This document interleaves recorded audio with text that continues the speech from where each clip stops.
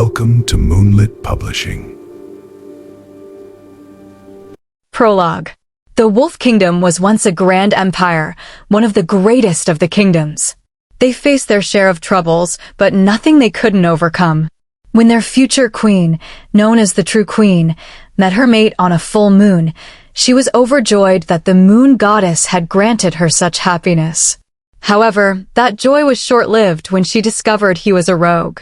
Driven by her heart and her dedication to her mate, she chose to run away with him. When her father learned the news, he was furious. On his deathbed, with no other children to inherit the throne, he appointed his beta as the next king. The young queen was overcome with mixed emotions. She felt anger that her father would give away her birthright, and a deep sense of betrayal that her best friend would accept the crown, knowing how much she had wanted to rule. She gathered the rogues and did what any queen would do: she ruled them. It was not an easy path, as many were hesitant to accept a rejected queen in a position of power. Yet, with her mate and the goddess by her side, she built an empire as strong as the Wolf Empire, if not stronger. She was never one to lose. When she lost the crown she was born to wear, she found something better. She found a crown that she had to earn. With the love of her mate and the loyalty of her people, she became unstoppable. When I was a little girl, my mother, Amelie, used to tell me the story of the first rogue queen. I loved how she was an unstoppable force who refused to let anyone else rule her life. She became the alpha the rogues needed, and with her mate by her side, she was dangerous. That was the part of the story that truly captivated me. My name is Winston Rose, and I am the future Queen of Rogues. In my eyes, I have always been a queen. I have never cared what people think of me. I am not a puppet to be controlled. I am human. I make mistakes, and I fix them. Compared to the stories I've heard of the Princess of the Wolves, I am a different story entirely. She is not destined to rule, but I am. She is known to worry about public opinion, while I stopped caring long ago. She has likely only trained for self-defense, like the princesses before her. I have trained to become a queen, to protect my people and everyone I can in the process. I do not show my emotions to strangers, but that doesn't mean I am cold-hearted. The day I found out my brother and my supposed best friend left Castopia to join the Wolf Kingdom was the day I built the walls around my heart even higher. Only a few have been able to break through, and I am grateful for them. I joined the academy at the age of 8 and have been training ever since. Now I am 18 and known as the Demon Princess. I left for the academy at 9, which was unheard of. Most join at 15 or 13 if they are royalty. According to the commanders, I am the best to ever come out of the institution. In all my years away, I never missed the castle. I only missed my brother, but I feel I no longer have one. He chose to betray our kingdom by becoming beta to King Wayne, a position he could have held here beside me. But it is all right. I found someone who can do the job better than he ever could. Winston Rose. Since birth, Winston possessed the qualities of a great ruler. As long as her twin was by her side, she was happy and nothing else mattered. Despite being a princess, she was allowed to lead a grounded life, doing normal chores like cleaning, washing dishes, and riding her bike. She was a beautiful soul who had endured many hardships. Her eyes told the story of her journey. They were a natural hazel brown, but when she was happy, specks of green would appear. To meet her was to be enchanted by her beauty and her heart. She never left the kingdom during her youth. She was born a white wolf with black patterns on her fur. When she is enraged, those patterns can shift in color, though they usually only show when she chooses. The designs appear most often when she uses her powers, which is rare, since she was taught to suppress them. She never joined the royal hunts. White wolves were rumored to be omens of war sent by the gods, so her family kept her hidden to avoid unwanted attention. She was not allowed to shift in front of others, but that didn't stop her from doing so when she was alone and safe, far from prying eyes. She also learned to protect herself without her wolf. While her twin, August, was learning to control his shifts, Winston was learning which weapons caused the most damage and how to fight effectively in her human form. By age 10, she was one of the top fighters in the kingdom. During her training, she made her father promise that the instructors would treat her like an enemy rather than a princess. She demanded to be treated as a warrior, not a child. Since then, she has known no fear, training to protect her family, her kingdom, and herself. While it usually takes royals a decade to finish their training, she completed hers in 3 years. After finishing at 13, she continued to train both physically and mentally. She carried out missions for her kingdom before returning to the academy. But now, with a new threat on the rise, it is time for the demon princess to return home. It is time for Winston to return to Castopia. Wayne Slayer. While Winston was known as the demon princess, Wayne Damian Slayer was known as the demon prince. He was an emotionless, handsome, and deadly young king. Many considered those his best qualities. He began his training at a young age and finished at 20. While at the training school, Straits, he fell in love with Taein, his sister's best friend.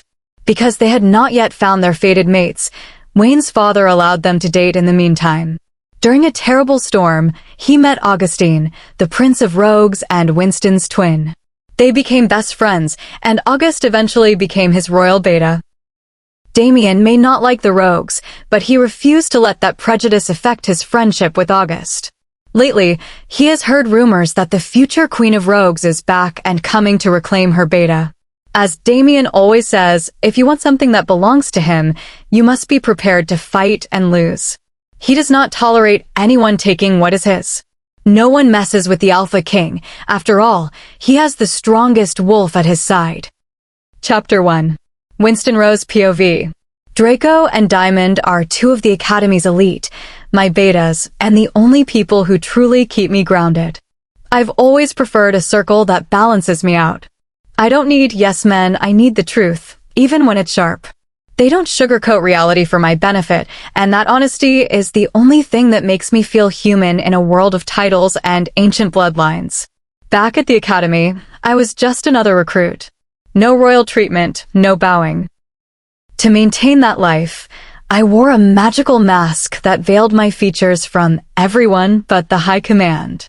Only my eyes remained hazel windows I refused to shutter. I wanted to see the world clearly, even if the world couldn't see me. My mind drifts to the stories my caretaker told me as a child. She, my parents, and my brother were the only ones who knew the girl behind the mask, the only ones who could make my eyes spark with that rare hazel green light of true happiness. Now, that light is gone, replaced by the cool focus of a scout. I'm perched high in a silver-leafed tree within enemy territory. Below, the Wolf Kingdom trains under the full moon. It's a display of raw power, a test to see who thrives under the goddess's light. Somewhere down there is the king and his new beta, my own brother, Augustine. Focus, Winston, I whisper to myself. We need a clean extraction. In and out. My primary goal isn't a fight. It's intelligence and the safe return of a captured rogue held in their cells. I have total faith in my team, but I've always found it wise to see exactly what the other side is capable of. Draco and Diamond move like ghosts toward the holding area. I remain the eyes in the sky, tracking every guard's rotation and every shift in the wind. Below, the atmosphere changes. The sparring warriors fall into a disciplined line. The air grows heavy with authority. The king has arrived, flanked by his inner circle. Augustine steps into the light first. Even from here, I'd know that buzz cut and those gray-green eyes anywhere. He's clad in all black, his signature. Beside him is Taein Molinuth. A source told me she's destined for the crown, and as I watch her prepare to spar with my brother, I find myself hoping she's as strong as the rumors claim. A queen should be her people's strongest shield. Then I see him. The king. The moment my eyes land on him, the world tilts. It isn't just a visual strike, it's a soul-deep jolt. Thorn, my wolf, surges forward in my mind, her spirit howling in recognition. Mate. The realization is a physical weight. My mate is the king of the wolves. It feels like a cruel twist of fate, a joke played by the moon goddess herself. The pull to jump from this tree and run to him is nearly overwhelming, but the impulse hit a wall when he leaned in to share a brief, affectionate moment with Tan. A flare of intense, instinctive heat rises in my chest. It isn't just jealousy, it's the mate bond screaming at the perceived displacement. Thorn, stay back, I command internally, my heart racing. We are on a mission. We cannot lose control now. Thorn whimpers, a sound of pure heartbreak that echoes in my skull.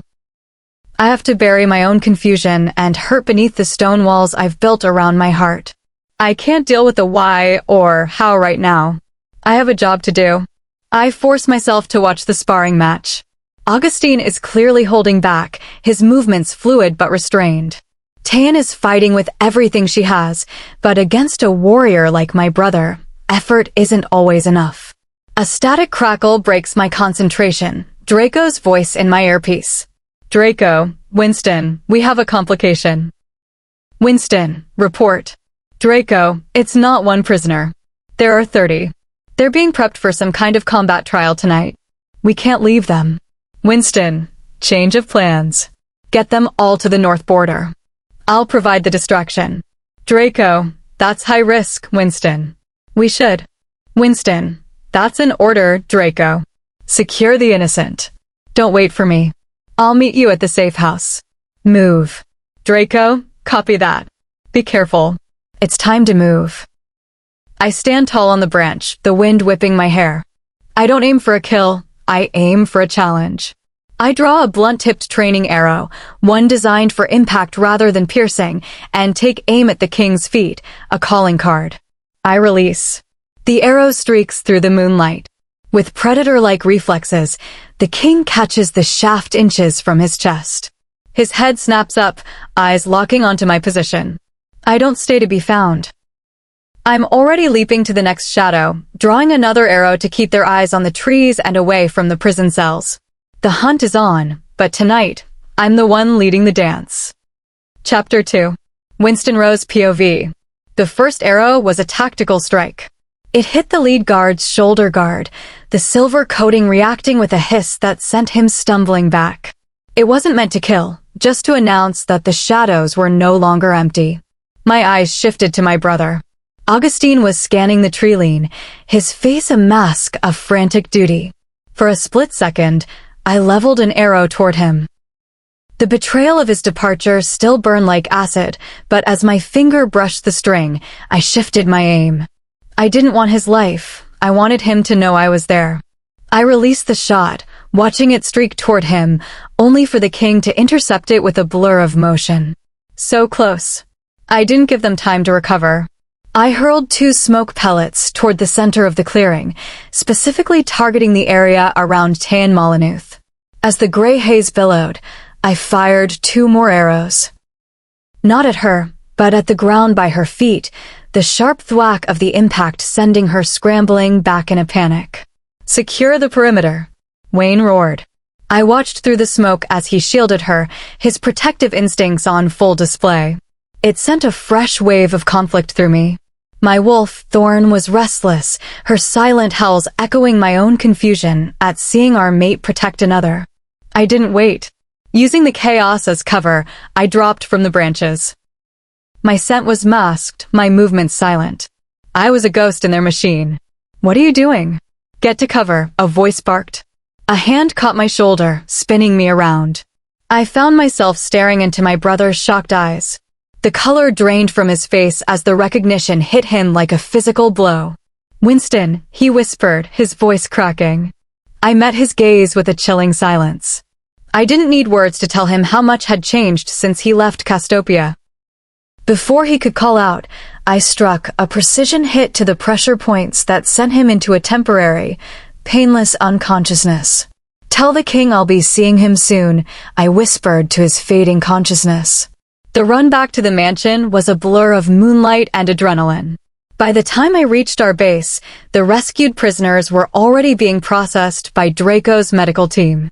I headed straight for the upper study.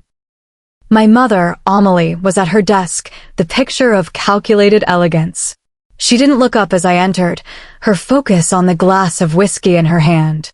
"You're back, my Rose," she said, her voice smooth. "I assume the mission was a success?" "We extracted 30, I replied, dropping into the chair across from her.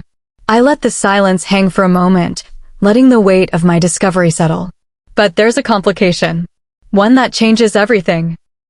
She raised a brow, finally meeting my eyes. "And that is, King Wayne is my mate."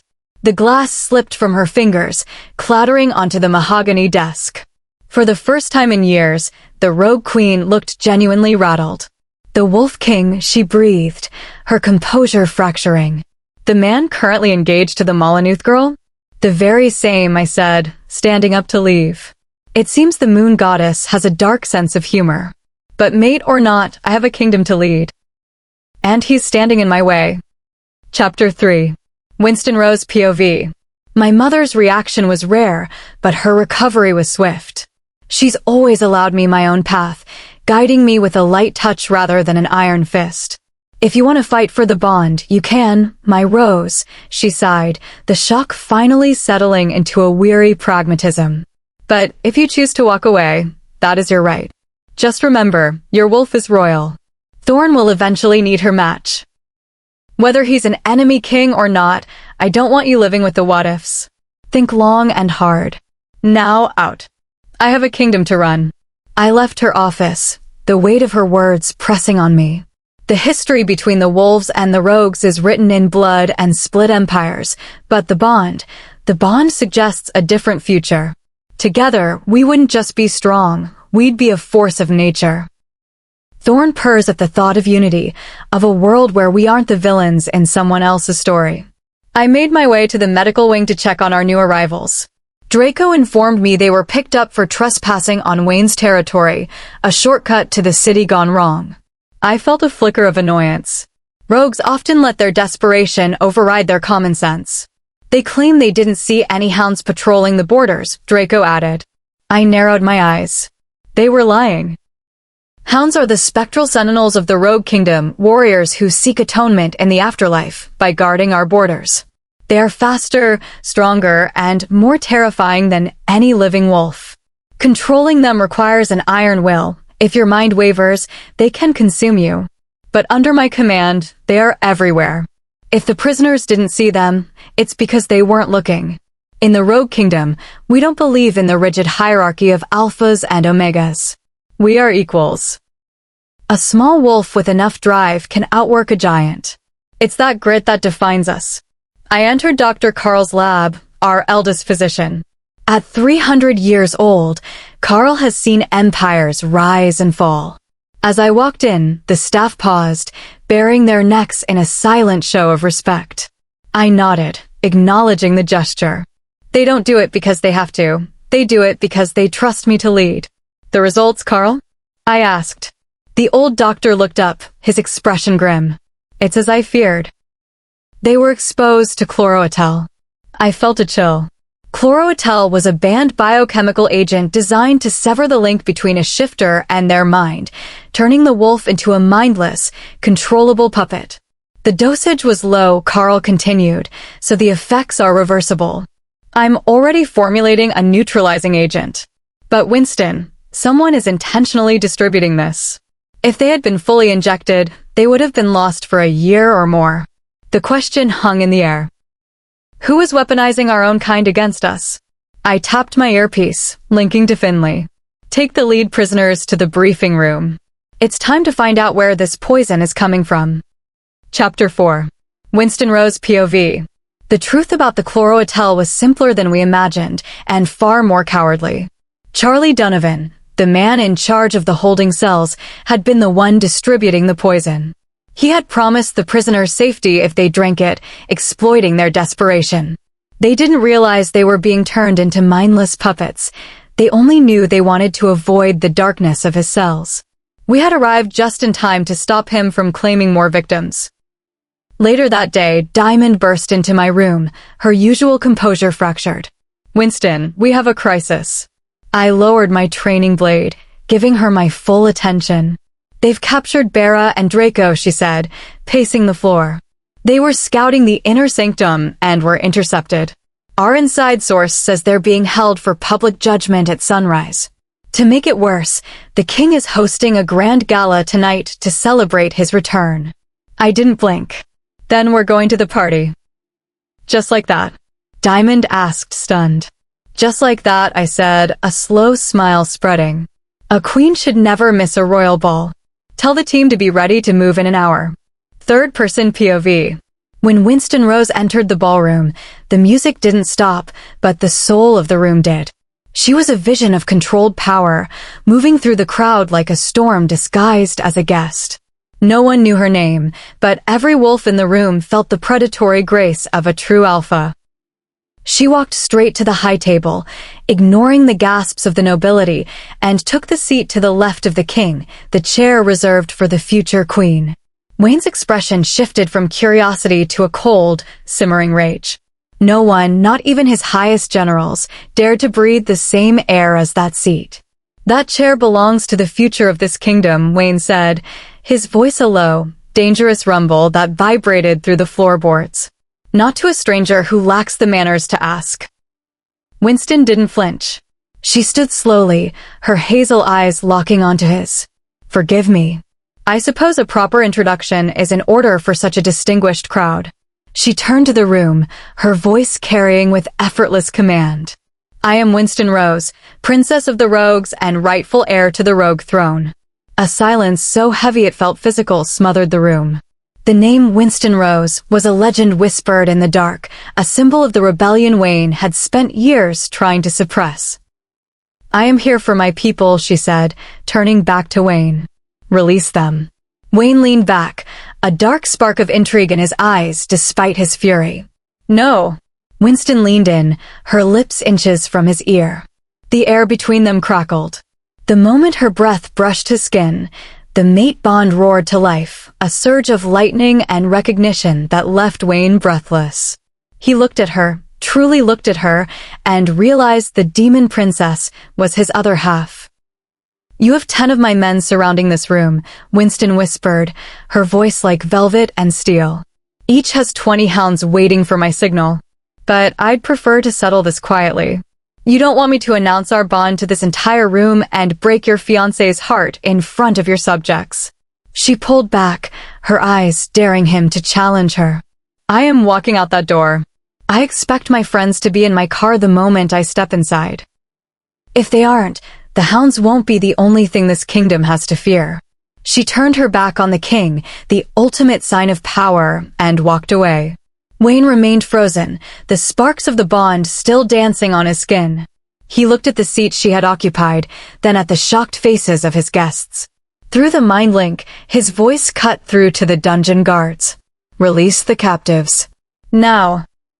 He stood and followed her into the cool night air, catching up to her just as she reached the edge of the palace grounds. You're bold, princess, he said, his voice strained with the effort of ignoring the pull of the bond. But don't mistake a tactical retreat for a victory. Winston glanced back, her eyes flashing green in the moonlight. I never mistake anything, Wayne. With a final nod to the shadows where her guard, Charlie, waited, she climbed into the car and vanished into the night. Chapter 5. Third-person POV. Wayne watched as she walked away. He never imagined he would meet his mate, let alone that she would be Winston Rose. Her eyes, her lips, and her fire now belonged to their bond, but he refused to let it take control. Turning back toward the ballroom, he returned to his seat. Everything resumed its normal pace, as if one of the deadliest people alive hadn't just stood in the center of the room. Closing his eyes, he thought of Tan. Her beautiful eyes and the way she had taken charge of the evening. Mate Storm, Wayne's wolf, growled in his mind. Wayne looked up, but all he could see was the memory of Winston. Her beauty was striking, a treasure he felt he could never cherish because she wasn't truly his. Tan was his choice, no matter what. They had built a connection he believed no wolf bond could break. People said finding a mate would shatter existing relationships, but Wayne believed they hadn't seen true love.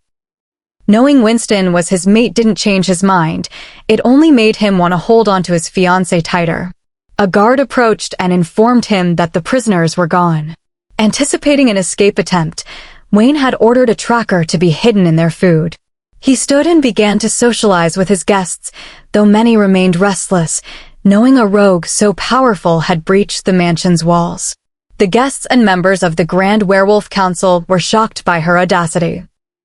Many would pay a fortune to know what she had whispered to him, and just as many envied her, beautiful, intelligent, and deadly.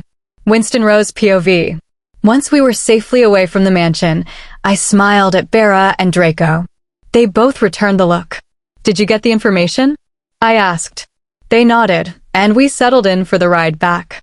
By the time the guests at the party wake up tomorrow, they will have a different memory of the night. They will remember Katrina Gwyn, a duchess from the Grand Werewolf Council in London, visiting. They won't remember my name or the true events. They will recall the king offering me a seat and accompanying me outside. Wayne himself will remember Katrina taking the prisoners to London for safekeeping. It is always useful to be dangerous. I twirled a lock of my hair. It looked black to me, but to everyone else I appeared as a blonde. My dress appeared red, and I even masked my heartbeat. Only Draco, Bera, and my parents know I can shift my appearance this way. Many in the army know Katrina as my right-hand woman, never suspecting she is actually me. I can be quite petty with those who speak ill of me when they think I'm not listening. Closing my eyes, I reached out to the hounds. I felt their presence and let them know they were no longer needed at the castle. I also lifted the trance from the soldiers, ensuring they only saw Katrina. Once finished, I saw Bera holding the tracking device they had tried to plant on us.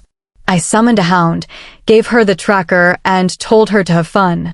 If they go looking for us, the signal will lead them everywhere and nowhere.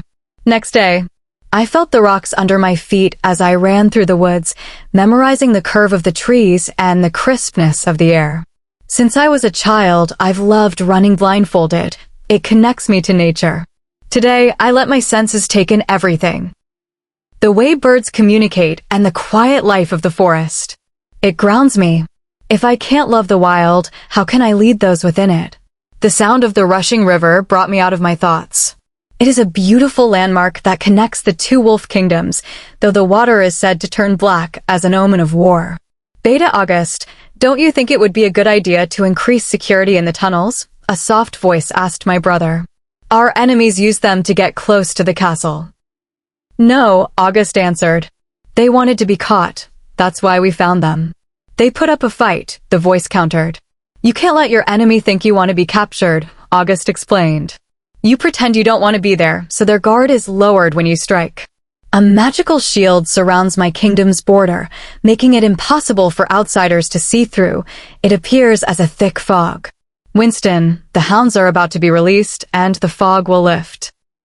Do you want to move away from the border? Bera asked. Just then, I saw Wayne and Tayan join my brother and the girl, Wayne's sister, William. Bera and Draco stood at my sides. I considered my options. Lower the fog, I said, watching my mate smile down at Tayan. Thorn was holding on by a thread. She knows I will never start a war over a man, especially one who doesn't value us. A queen doesn't fight for someone who isn't worth the struggle. But they'll know you're here, Draco said, a smirk crossing his face. He always enjoyed unsettling people. Let them know a queen is in their presence, Bera added. With a snap of fingers, the fog vanished. Every eye on the other side of the river turned to us. Hello, Augustine, I said, keeping my gaze fixed on my mate. Winston, he replied, his voice monotone. Wayne pulled Tayan close, while she looked at me in shock. Augie, I said, finally looking at my brother. I turned back to Wayne. Hounds release. The hounds came running out, passing by us, but heading into the distance. For a brief moment, I let Thorn look at Wayne. I could see his wolf surfacing, standing ready in case the hounds attacked. I let her show him our anger, that he didn't wait for us, and that we weren't even given a chance to fight for a future together before he decided we weren't enough. I felt a sting in my eyes, but I refused to show weakness. If he wants to reject the bond, so be it. I know my worth, and I will not lower myself for someone who doesn't deserve me. The shield shimmered back into place, blocking them from our view. Chapter 6. Winston Rose POV. After the encounter at the river, I returned to the mansion, my thoughts as still as a frozen lake. I found myself in the grand hall, standing before the portrait of my mother. Beside it hung my own, a painting of me at 15. My hazel eyes stared back from the canvas, my hair pulled into a severe ponytail, and I wore the royal uniform of our house. Looking at that girl, some might see a lack of joy, but I see a girl who knew exactly what the world expected of her. I never asked for much, only respect. And to those who chose not to give it, I ensured they understood why my people stand behind me. For my 18th birthday, I sat for a second portrait. There is a spark in my eyes now, a hint of something softer hidden beneath the hardness. That painting is currently locked in a vault, protected by ancient magic, only to be revealed to my mate upon my coronation. I may not have the king by my side, but I have my crown, and that is a destiny I won't let anyone rewrite. Studying the past, my Rose, a smooth, authoritative voice asked. I didn't turn. I'm looking at a princess who became a legend before she even knew what it meant to be a girl. And you, mother? I'm wondering, she replied, her gaze fixed on the painting's eyes. Why didn't you strike?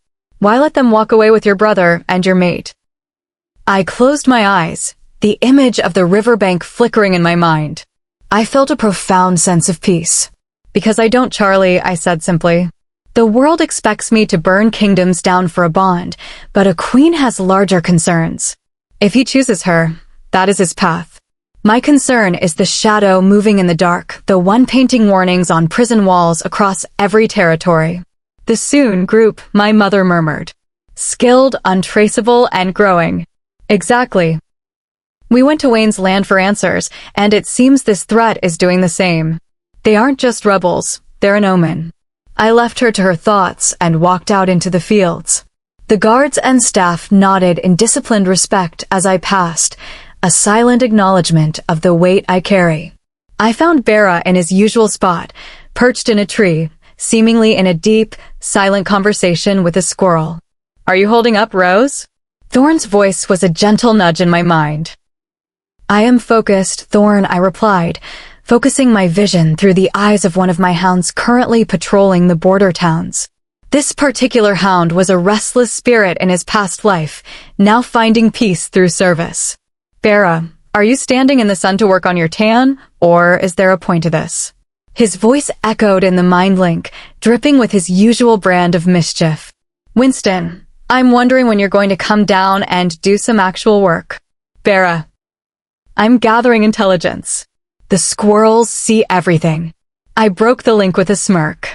It was time for a change of pace. I focused on the glamour, shifting my appearance as I walked. When I passed a shop window in the nearby neutral town, a girl with pin-straight hair and bright blue eyes looked back at me. I wore a simple sunflower dress and black flats, a perfect disguise for a day out. What's the plan? Thorn asked, her tail wagging in my subconscious. Information gathering, I replied, leading the hound, who now looked like a harmless puppy on a leash, toward a small cafe. And? Thorn pushed.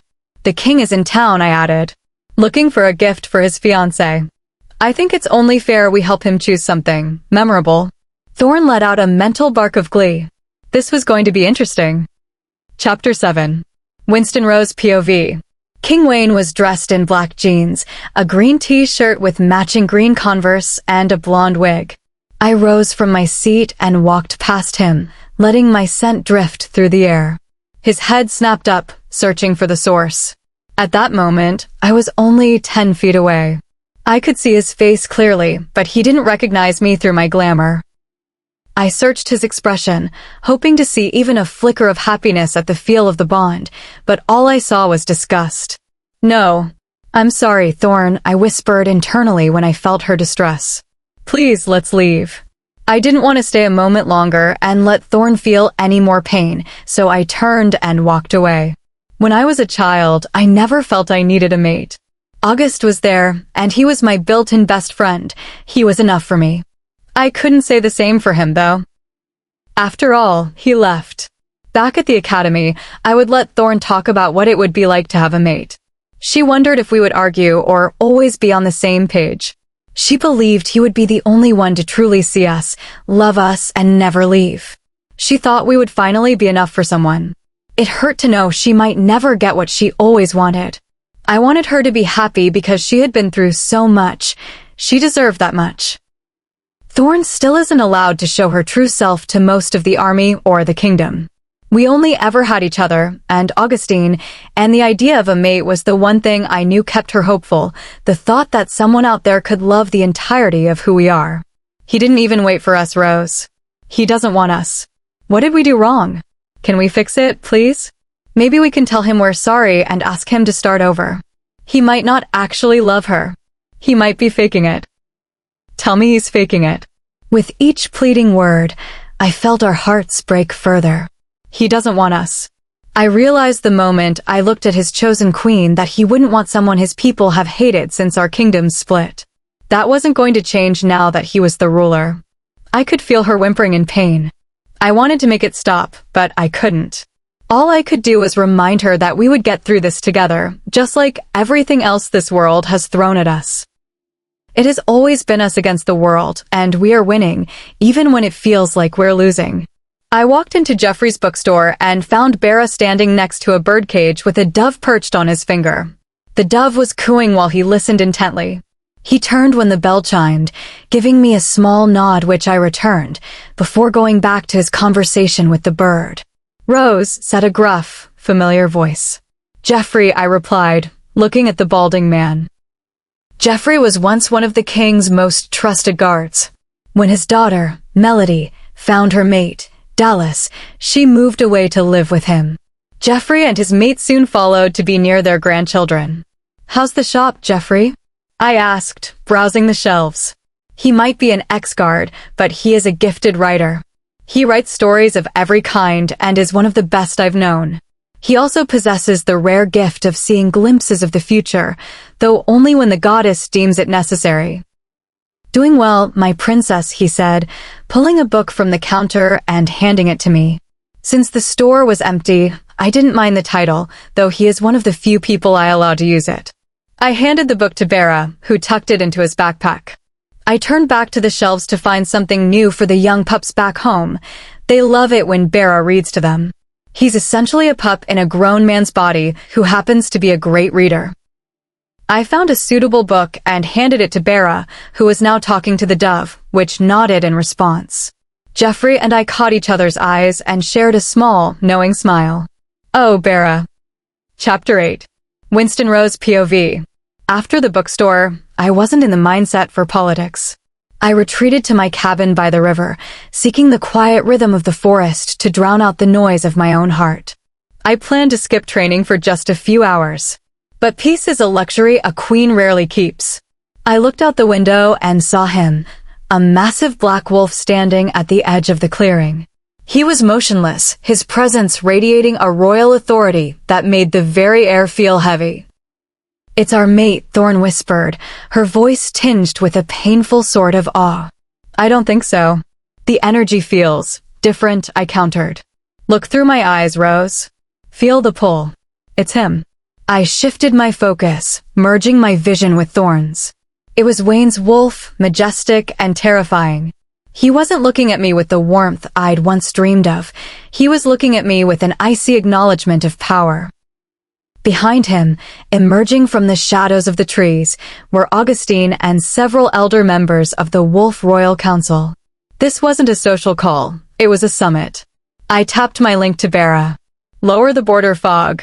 I need you and my mother at the river immediately. We have company. By the time I reached the bank, I was armed with more than just words. Hidden beneath my gear were the tools of a survivor. My mother stood ready, her eyes narrow and predatory. She didn't like surprises, especially ones involving the people who had looked down on her for decades. With a sharp breath, I lowered the magical veil. We stood face to face across the rushing water. Wayne's parents and Tayan stood in the back, their faces masks of stunned disbelief as they took in our appearance. Why are you here? I asked, my voice cutting through the sound of the river. Wayne didn't answer in wolf form. Instead, he stepped behind a great oak. The sound of shifting bones.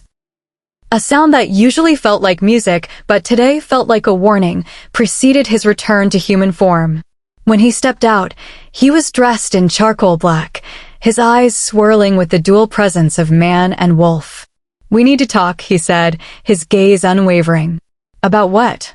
I tilted my head, noting how Tan's knuckles were white from clenching her skirts. "I know the truth now," Wayne began, his voice projecting to the elders behind him. "I know you're the heir to the rogue throne. And I know that the moon goddess has tied our fates together. We are mates." The gasp that rippled through the council was audible even over the water.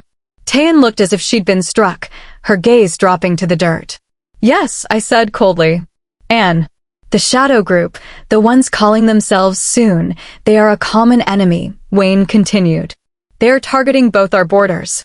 I believe a formal alliance is the only way to ensure our survival."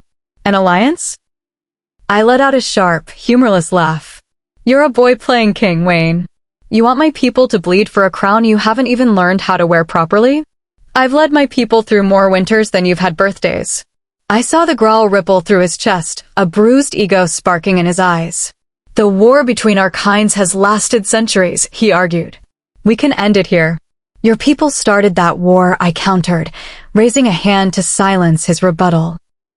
"You treat rogues like the dust on your boots, and now that a real threat emerges, you come to us for help? Where is the respect, Wayne? You preach about tradition, yet you didn't wait for your destined mate. You chose a title over the goddess's plan. Why should I trust the word of a man who betrays his own soul?" The silence that followed was deafening. I saw the doubt flicker in the eyes of the elders. He had lost their absolute faith the moment he stood before them and acknowledged a rogue as his equal half. "I will not work with you directly," I stated, my voice echoing with finality. "I will send my betas to coordinate. I want you and your chosen fiancée far from my borders. My wolf is not as patient as I am, and I won't be responsible for her instincts if she sees your queen again." "Rose," Bera cautioned softly, sensing the rising temperature of the air. "There will be a treaty," I continued, "but it will be written on my terms. And Augustine? If he is to lead your front, he must swear a binding oath of loyalty to the Alliance, a blood-sealed promise that he will not turn his back on his home again." "Absolutely not." Wayne's mother stepped forward, clutching August's arm. "You will not bind my son to your dark magic." My mother stepped forward then, her presence like a sudden frost. "Last I checked, he was my son by blood. He is old enough to choose his path, and you are old enough to know better than to provoke a rogue queen. Let go of his arm, or I'll let my daughter handle this conversation her way." The tension was a physical cord ready to snap. The alliance was born in bitterness, but in the world of wolves, that was often the strongest foundation. Chapter 9. Winston Rose POV. "Tell me, what are you going to do?" I looked at each of them. "Are you willing to give her up for me? Because I refuse to be part of your hypocritical kingdom." Wayne's eyes were black with anger, but he knew I wasn't lying. "Enough," he hissed. "You're so high on your horse that you can barely see past your ego." "I walk this way because I can back it up," I replied smoothly. "You're such a child," he said with disgust. "I could never be with someone like you." I brushed it off. Why should I care? And you are just a boy trying to play the role of a king.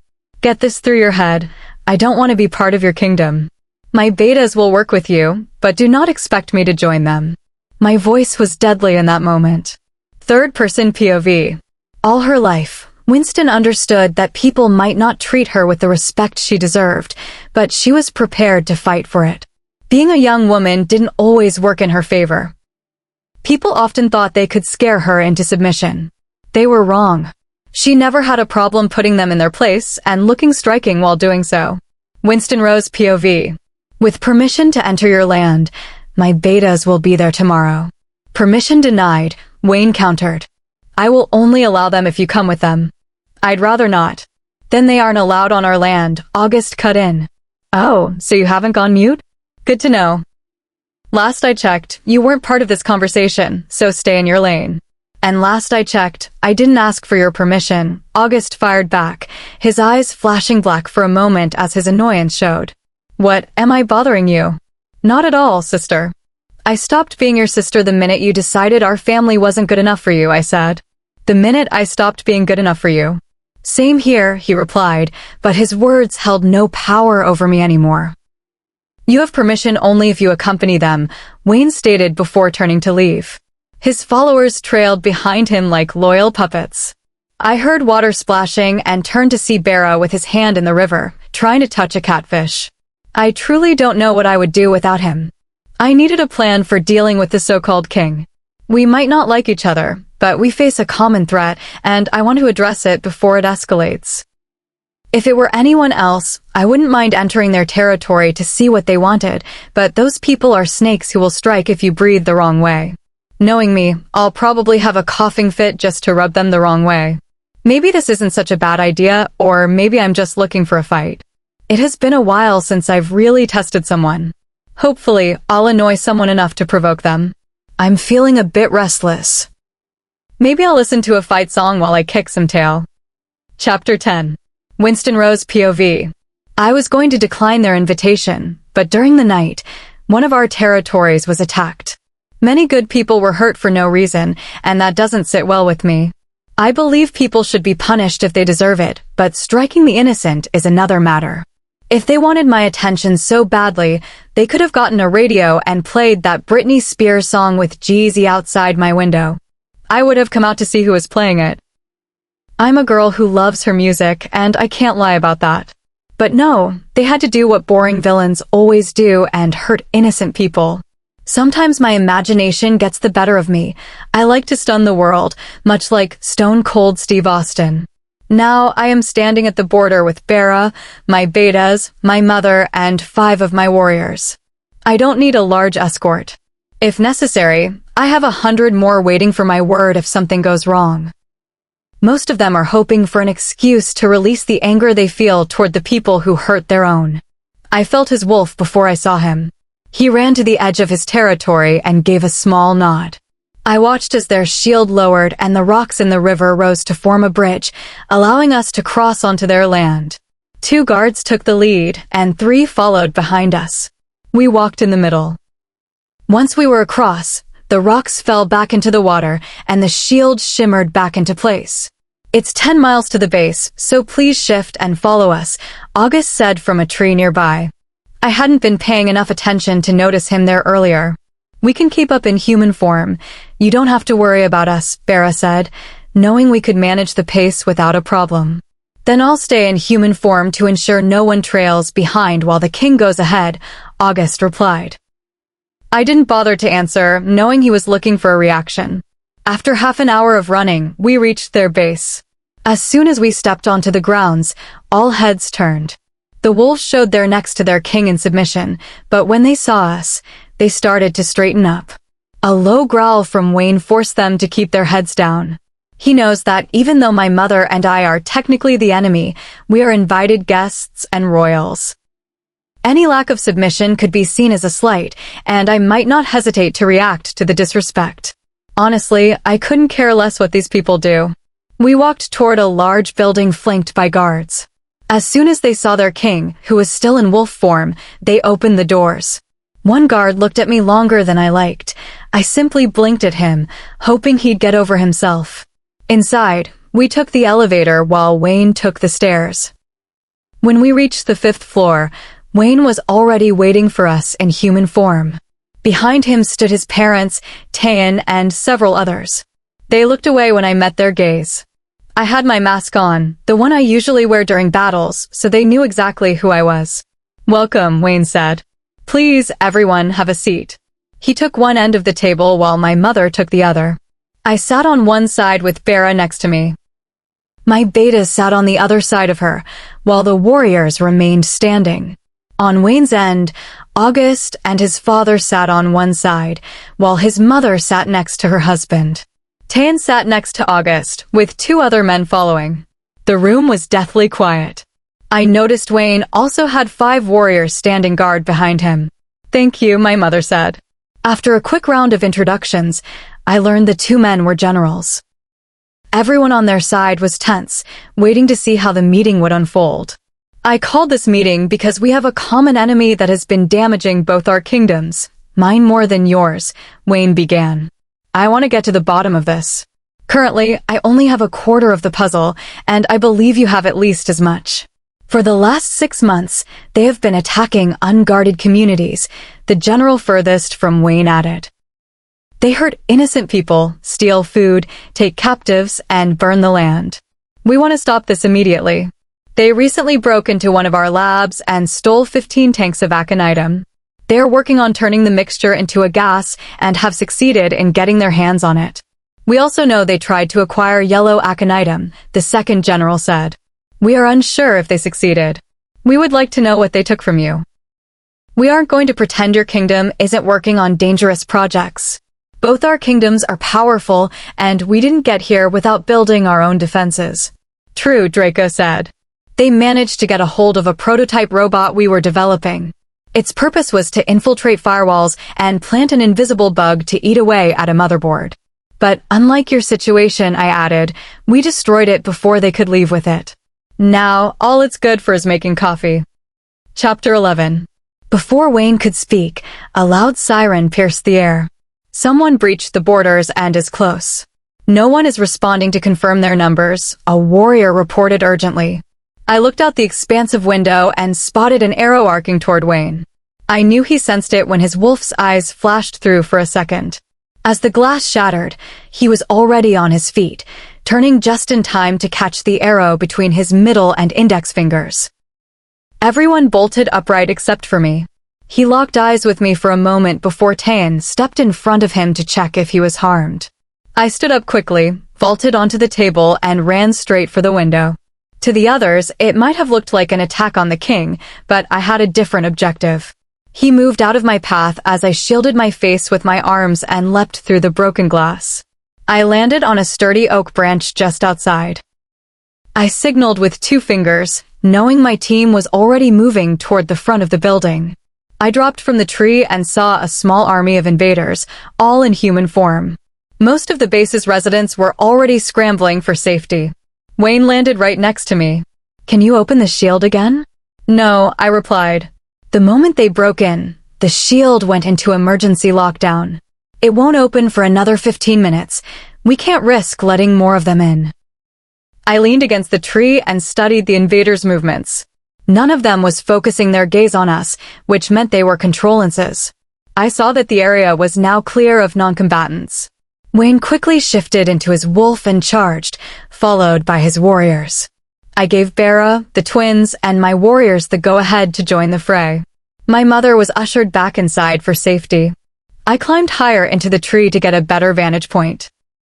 I needed to find the person casting these illusions.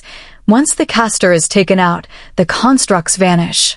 Controlances are illusions. They aren't real people, so they don't sustain damage easily, though they can be disrupted. A powerful enough caster can create an entire army, but it takes immense energy to manifest and even more to maintain control. If the caster's mind is weak, the constructs can begin to drain their power and feed on their soul. What makes them truly dangerous is their ability to mimic normal people. The person controlling this group had to be nearby. These illusions had lifeless eyes and didn't acknowledge Wayne or me while we spoke, which told me the caster was weakened. If they were at full strength, they could use the illusions as communication devices. Now, I just had to find them. They were close, hiding just out of sight. The fighting intensified as our side tore through the illusions. I closed my eyes and focused on the surrounding land, using Thorn's vision to sweep the area. They weren't in the immediate vicinity. I couldn't hold this vision for long. It was still a new skill, and I didn't want to exhaust myself. I checked near a nearby lake, but found nothing.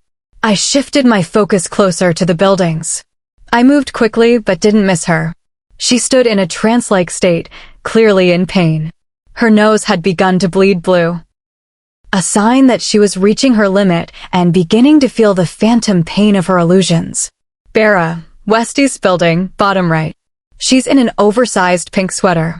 On it, he replied. I watched him approach cautiously, staying out of her sensory range. In the state she was in, it would be difficult for her to perceive her physical surroundings. Bera fired an arrow into her arm, knocking her to the ground before he could reach her. Suddenly, a black wolf bolted toward her. She scrambled onto its back, and they sped away. Bera attempted a pursuit but eventually had to break off. I noticed the illusions vanished instantly. But what had they taken? The wolf hadn't come from the woods, it had emerged from one of the buildings. Wayne surveyed the damage and spoke with General Kyle. I climbed down from the tree and walked over to inspect the scene. From where I stood, the physical damage seemed minimal, mostly broken windows and a few splintered trees. Yet, I knew the real cost was likely hidden elsewhere. Chapter 12. Winston Rose POV. I look out from my city penthouse, the skyline of Terra glittering like fallen stars. This is the melting pot of cities, where every species blurs together under neon lights. After the breach at the palace, Bera tracked the signal of our bug here to a high-end club before it vanished. We're going in. The plan is simple. Bera and I go inside to draw out the owner, while the rest of our 10-person team, including a very reluctant Wayne and Tan, scouts the perimeter.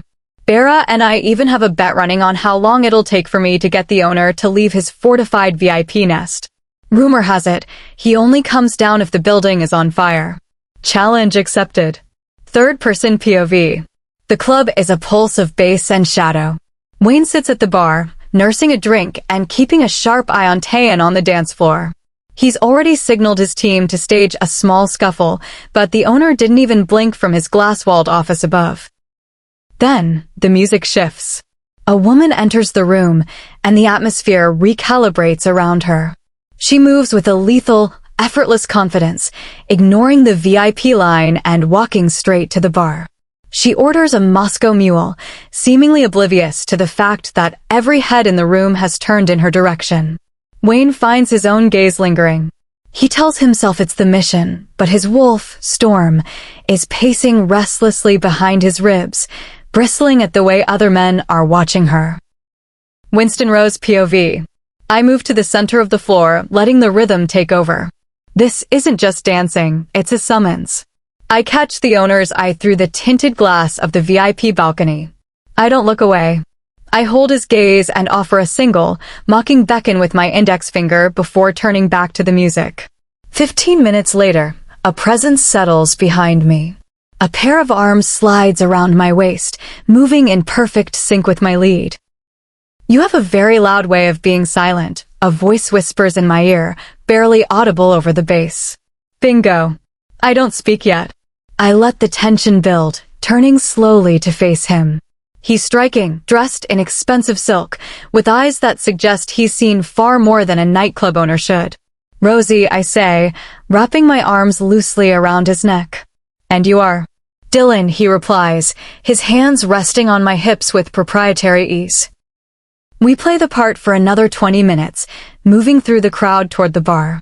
I ordered a round of shots for the immediate area, including a very tense Wayne and Bera.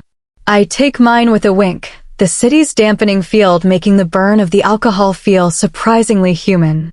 It's a strange sensation, feeling my powers muffled, but I keep my expression unreadable. A security guard interrupts, whispering a coded message to Dylan. He looks at me, genuine regret flickering in his eyes. Wait for me? I have to handle a situation in the back. I'll be right here, I promised, brushing a quick, teasing kiss against his cheek. As he disappears, I slide into the seat between Wayne and Bera. So, Beanie. The clock. 15 minutes flat, Bera grumbled, though he looked impressed. Next time, try for 10. We're burning daylight. I turn to Wayne. His eyes are dark, storm surfacing just beneath the surface as he glares at the spot where Dylan was standing. When Dylan returns, I decide to push the needle. I let Thorne take the lead. She's always been more impulsive. She pulls Dylan into a brief, high-impact kiss that leaves the room silent. I retake control a second later, pulling back with a coy smile. I have to go, Dylan. But consider that a down payment on our next conversation. I turn and walk away, the crowd parting like the Red Sea. I don't need to look back to know that Wayne's eyes are burning holes in my back. Chapter 13. Winston Rose POV. I sit by the window of my city penthouse, watching the neon pulse of Terra bleed into the twilight. My mind tells me to stay focused on the mission, but my body is anchored to a connection I never asked for. 3 months have passed since I last stood on wolf ground, yet Wayne and his fiancée are unavoidable. They're the darlings of the news cycle, their upcoming union touted as a new era of stability. But as the blood moon approaches, the air feels different. Thicker, more electric. Thorn is restless, her spirit pacing the edges of my consciousness, waiting for the moment I finally let her run wild in the neutral forests. I catch myself staring at my reflection in the glass. My mother and father recently announced they'll hold the throne until my 21st birthday, standard protocol, but they've added a new twist. They're giving Augustine a chance to challenge for the crown. The idea of competing for my birthright against a brother who walked away is nonsense, but it's a fire for another day. Right now, I have other ways to gather intel. It's 4 a.m., and sleep is a stranger. I lean back and close my eyes, slipping into the mind of a hound currently stationed inside Wayne's palace. To the guards, she's just a harmless labradoodle wandering the corridors. To me, she is my eyes and ears. I follow her as she trots into the royal library. Wayne is there, poring over maps and scrolls. Thorn surges forward at the sight of him, but I hold us in a tight, invisible shroud. 10 minutes later, Tan enters. She's a vision in a red sundress, moving with a soft, practiced grace that sets Thorn's teeth on edge. She looks like a sketch of a person rather than a real one. Thorn grumbles, her pettiness flaring. I can't help but smirk internally. Thorn has never been one for subtlety. I watch as the atmosphere in the room shifts. There is an undeniable intensity between them, a pull that looks like passion, even if it lacks the soul-deep spark of the bond. Wayne pulls her close, his hands tangling in her hair as they lean into one another. It's a private, heated moment that feels like a weight in my chest.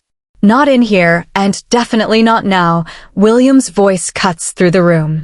She appears from behind a bookshelf, her expression one of sibling annoyance. You have a dress fitting, Tan. The designers are waiting. Oh, right. Duty calls, Tan says softly, offering Wayne a lingering look before she sweeps out of the room. William turns to her brother, her gaze softening. Are you actually okay, Wayne? I'm ready for the wedding, he says, but his voice carries a strain he can't quite hide. I want the kingdom to see their queen.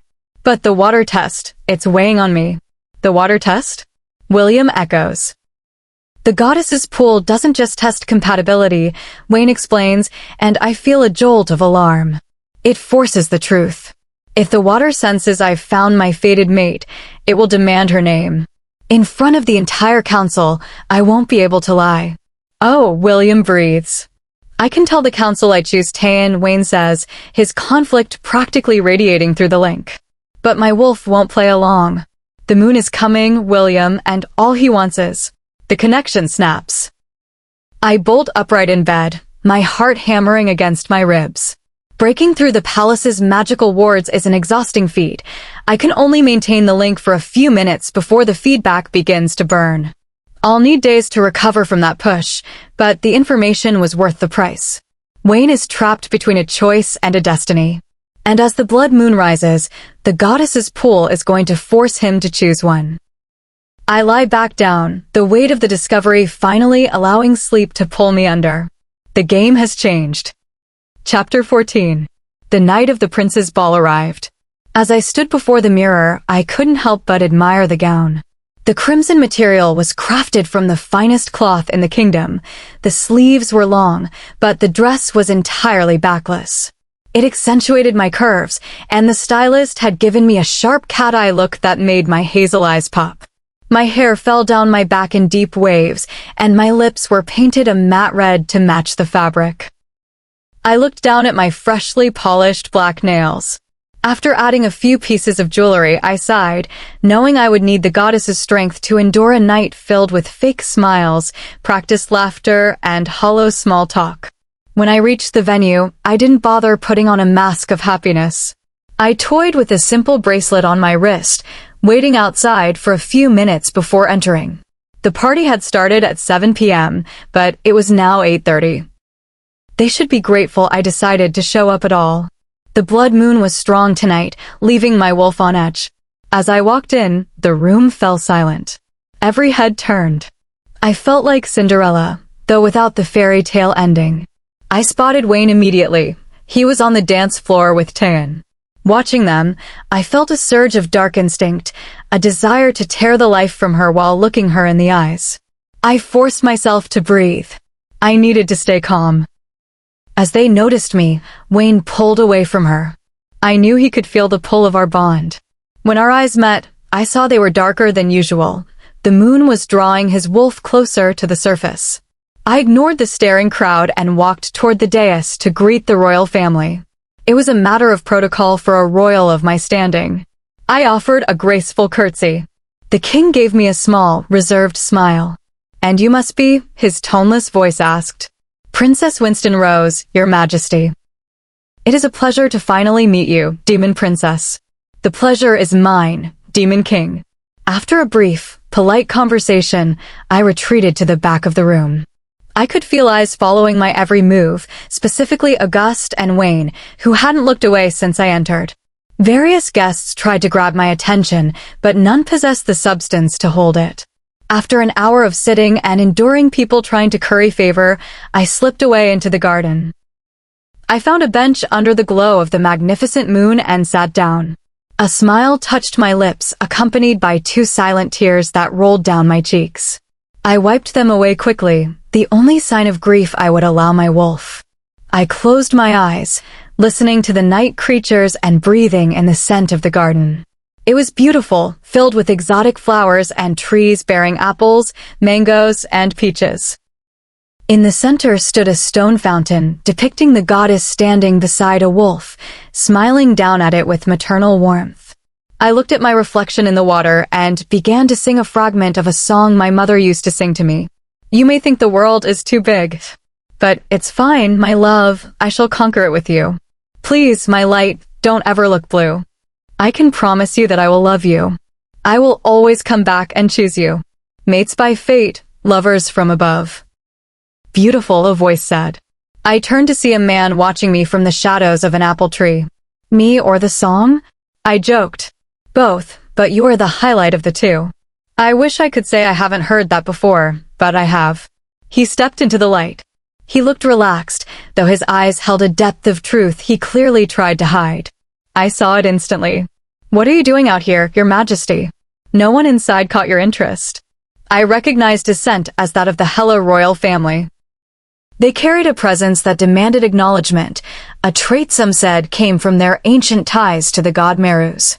"There are many beautiful women inside," he replied, "but all they care about is how to become the next queen, or how to get into my bed for the night." "And you don't like that?" "No. I'm looking for a connection that is spiritual and mental before it becomes physical. Some connections have to start physically before they can evolve into the others," I pointed out. "And you? Why are you out here?" "I think it's because my parents had nothing better to do 18 years ago," I said, earning a velvety chuckle from him. "That's not what I meant, and you know it," he said, sitting down beside me. "I'm here because I have to be," I admitted, "not because I want to be. And because my wolf wanted to see the excuse of a mate the goddess gave us." Chapter 15. Winston Rose POV. The chime of the dinner bell cut through the garden air. I stood, smoothed the crimson silk of my gown, and walked back into the ballroom with Prince Nico at my side. I could feel Wayne's gaze tracking us, a heavy, burning weight, until a hand settled on the small of my back. It wasn't Wayne's. Nico led me to the high table with the grace of a man who knew exactly how to navigate a minefield. As I took my seat, I realized the table was a gathering of the world's most powerful lineages. The conversation was a steady stream of polite, monotone political maneuvering, but beneath the surface, the air was thick with tension. "Is there something I can assist you with, King Wayne?" I asked, my voice cutting through the chatter. The table went silent. Every royal in attendance leaned in, eager for a front-row seat to the animosity between the wolves and the rogues. "I was merely wondering, Princess Winston Rose," Wayne began, his voice tight with suppressed emotion, "how it feels to know your legacy might never truly be yours." Likely the same way it feels to know your own destiny looks at you with nothing but disdain, I countered. A collective gasp rippled around the table. The masks of the nobility fractured. But let me not be rude, I continued, leaning forward. To answer your question, I don't feel a thing. I have a habit of getting exactly what I want. And I always reclaim what belongs to me. I turned my gaze slowly, looking Tan directly in the eyes. Always. I caught the subtle, impressed smirks of the king and Prince of Hela. I didn't wait for a rebuttal. I stood and excused myself with a cold, elegant nod. I was halfway to the exit when a dominating alpha growl shook the very foundations of the hall. It was a wave of raw power, a command for submission that forced every wolf in the room to their knees. I watched as even Tan and the Queen Mother bowed their heads, their instincts overriding their pride. I turned back, the only wolf in the room, save for the Hellion royals, who remained standing. Next time you choose a partner over your fated mate, I said, my voice ringing through the paralyzed hall, at least choose someone with the resolve to stand beside you when things get difficult. It's embarrassing to see your future queen submit so easily. I looked him dead in the eye. Wayne's wolf was fully present now, his eyes dark with a fury I knew all too well. Do not turn your back on me, he roared. August stepped up beside him, his hands raised in a desperate attempt to ground his alpha. I let out a sharp, humorless laugh, Thorn's own fire licking at my veins. Last I checked, King Wayne, I don't take orders from you. Go back to the life you chose. Marry your fiancée and see if the goddess forgives you for defying the stars. The room was frozen. I had stripped away his carefully crafted image of the perfect king in seconds. He took a step toward me, and I shifted my focus to his beta. August, get your king under control before I'm forced to remind him what real power looks like. It wasn't a threat, it was a promise. His guards moved instantly, forming a wall between us.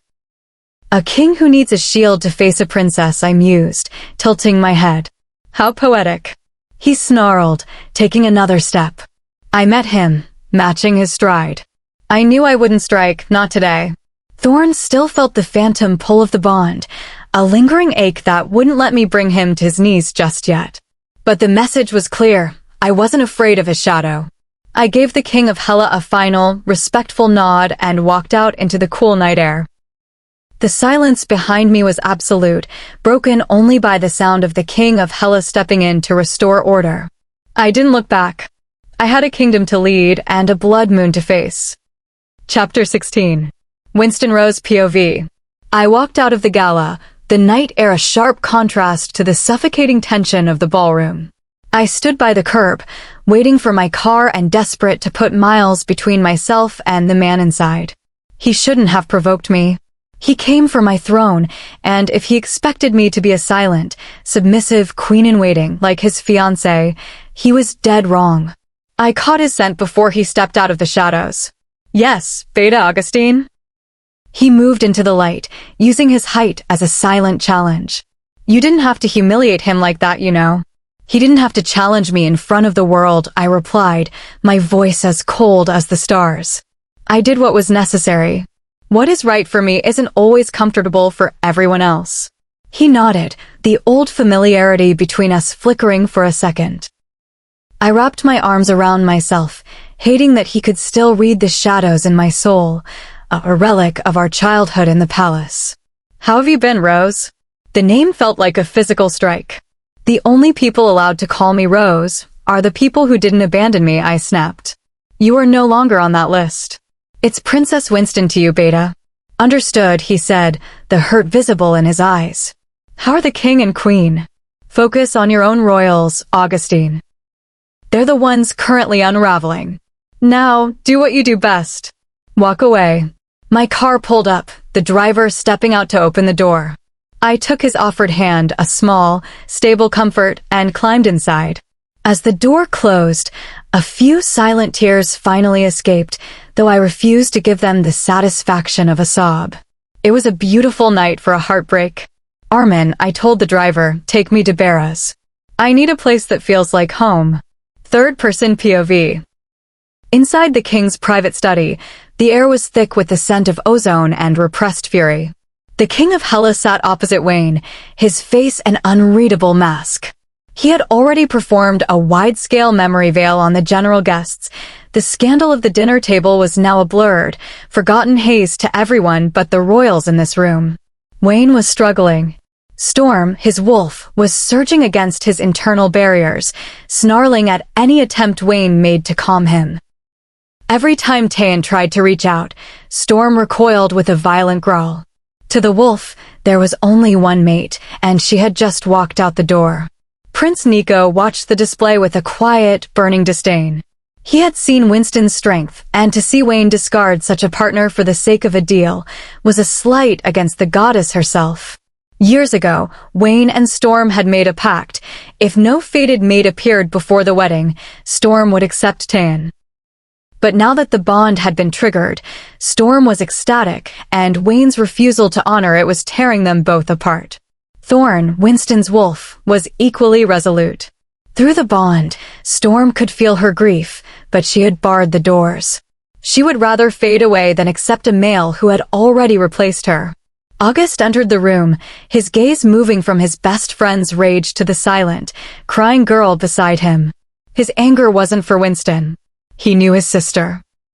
He knew that when her current sadness inevitably hardened into fury, there would be no wall in this kingdom strong enough to hold her back.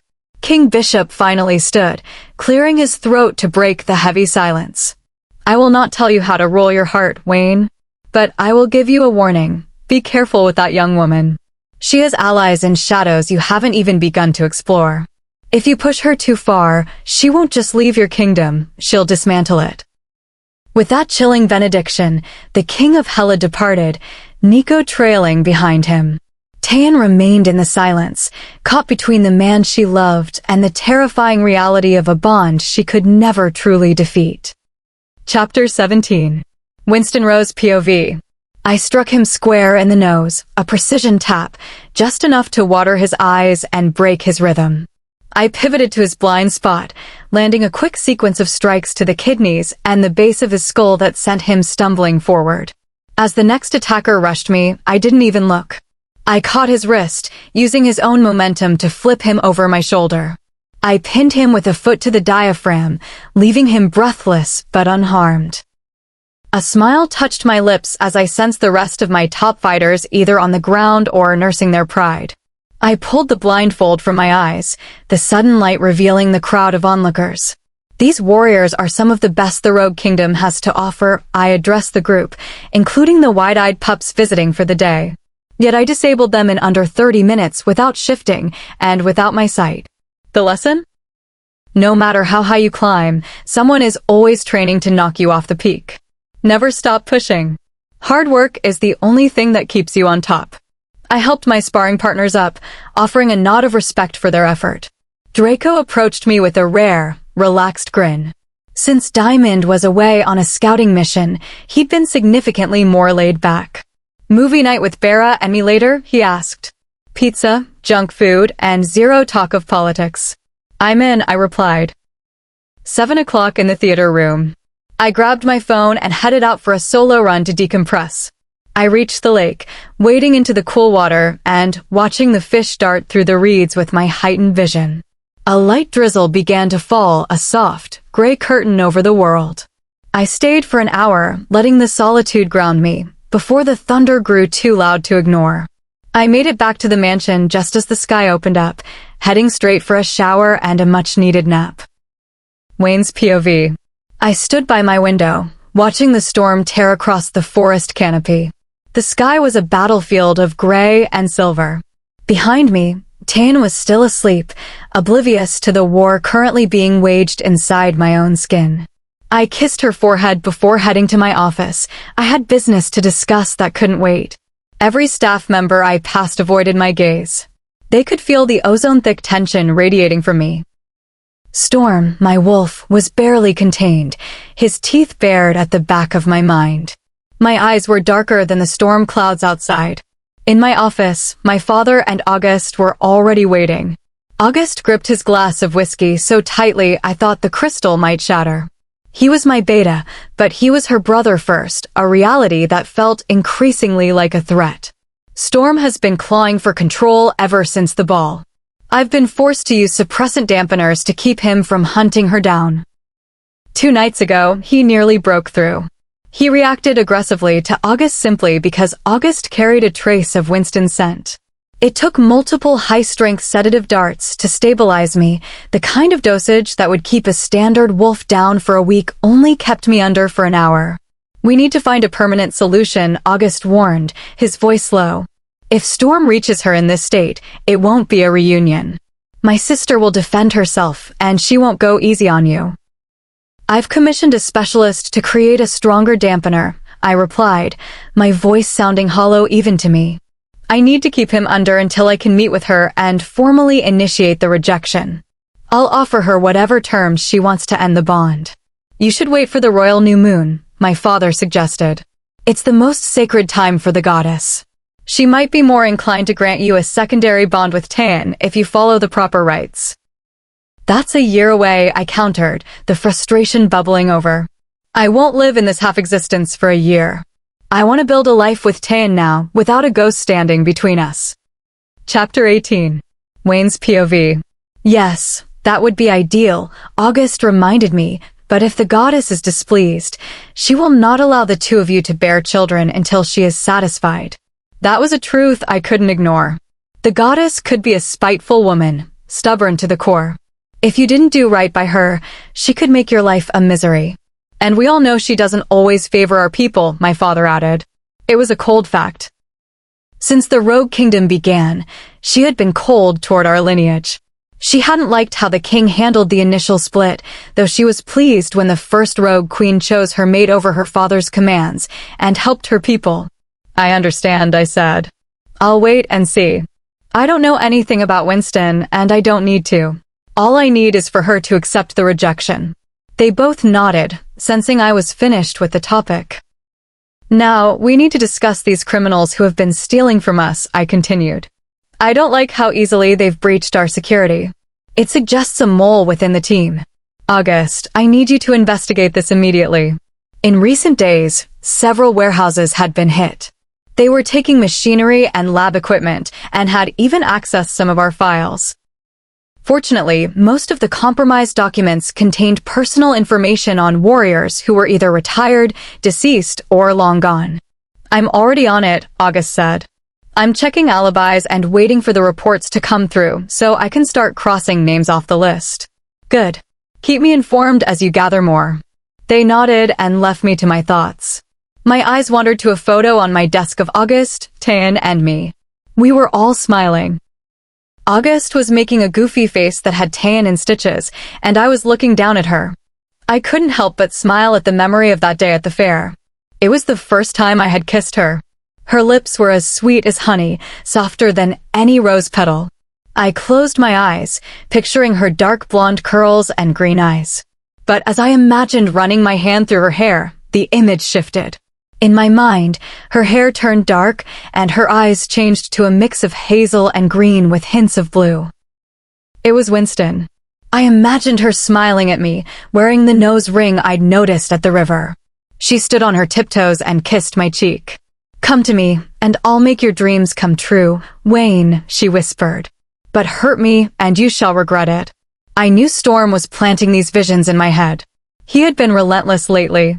Sometimes when I kissed Tan and opened my eyes, I'd see Winston's face for a split second, and I hated it. Storm was trying to force me to accept her. I took another shot of whiskey and made my way back to my fiancé. I looked at my angel and refused to let anything come between us. I pulled her onto my chest, settled into bed, and finally closed my eyes. I woke up, or thought I did, to find myself underwater. I looked up and saw light shimmering on the surface. I swam up and broke through, gasping for air, but no matter how deep I breathed, it felt like I was suffocating. I scanned the dark, cold water for a way out. I called for Storm, but I couldn't sense him. It was as if he had vanished entirely. A light caught my eye in the distance, and I swam toward it. My feet finally touched solid ground. I walked around, but the only sound was a heavy silence, and the only sight was a forest choked with thick fog.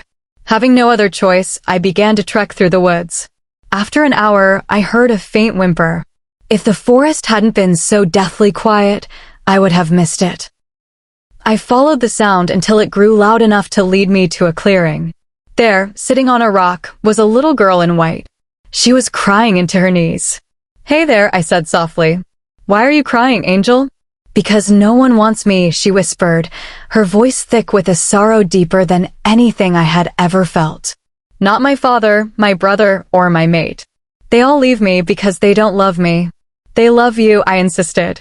"No, they don't. My father hates me. I see it in his eyes. I promised my brother I would come back if he just waited, but he left me. And my mate didn't even bother to wait. He found another and won't even give me a chance." "Then he is a fool for not waiting for someone as sweet as you," I said.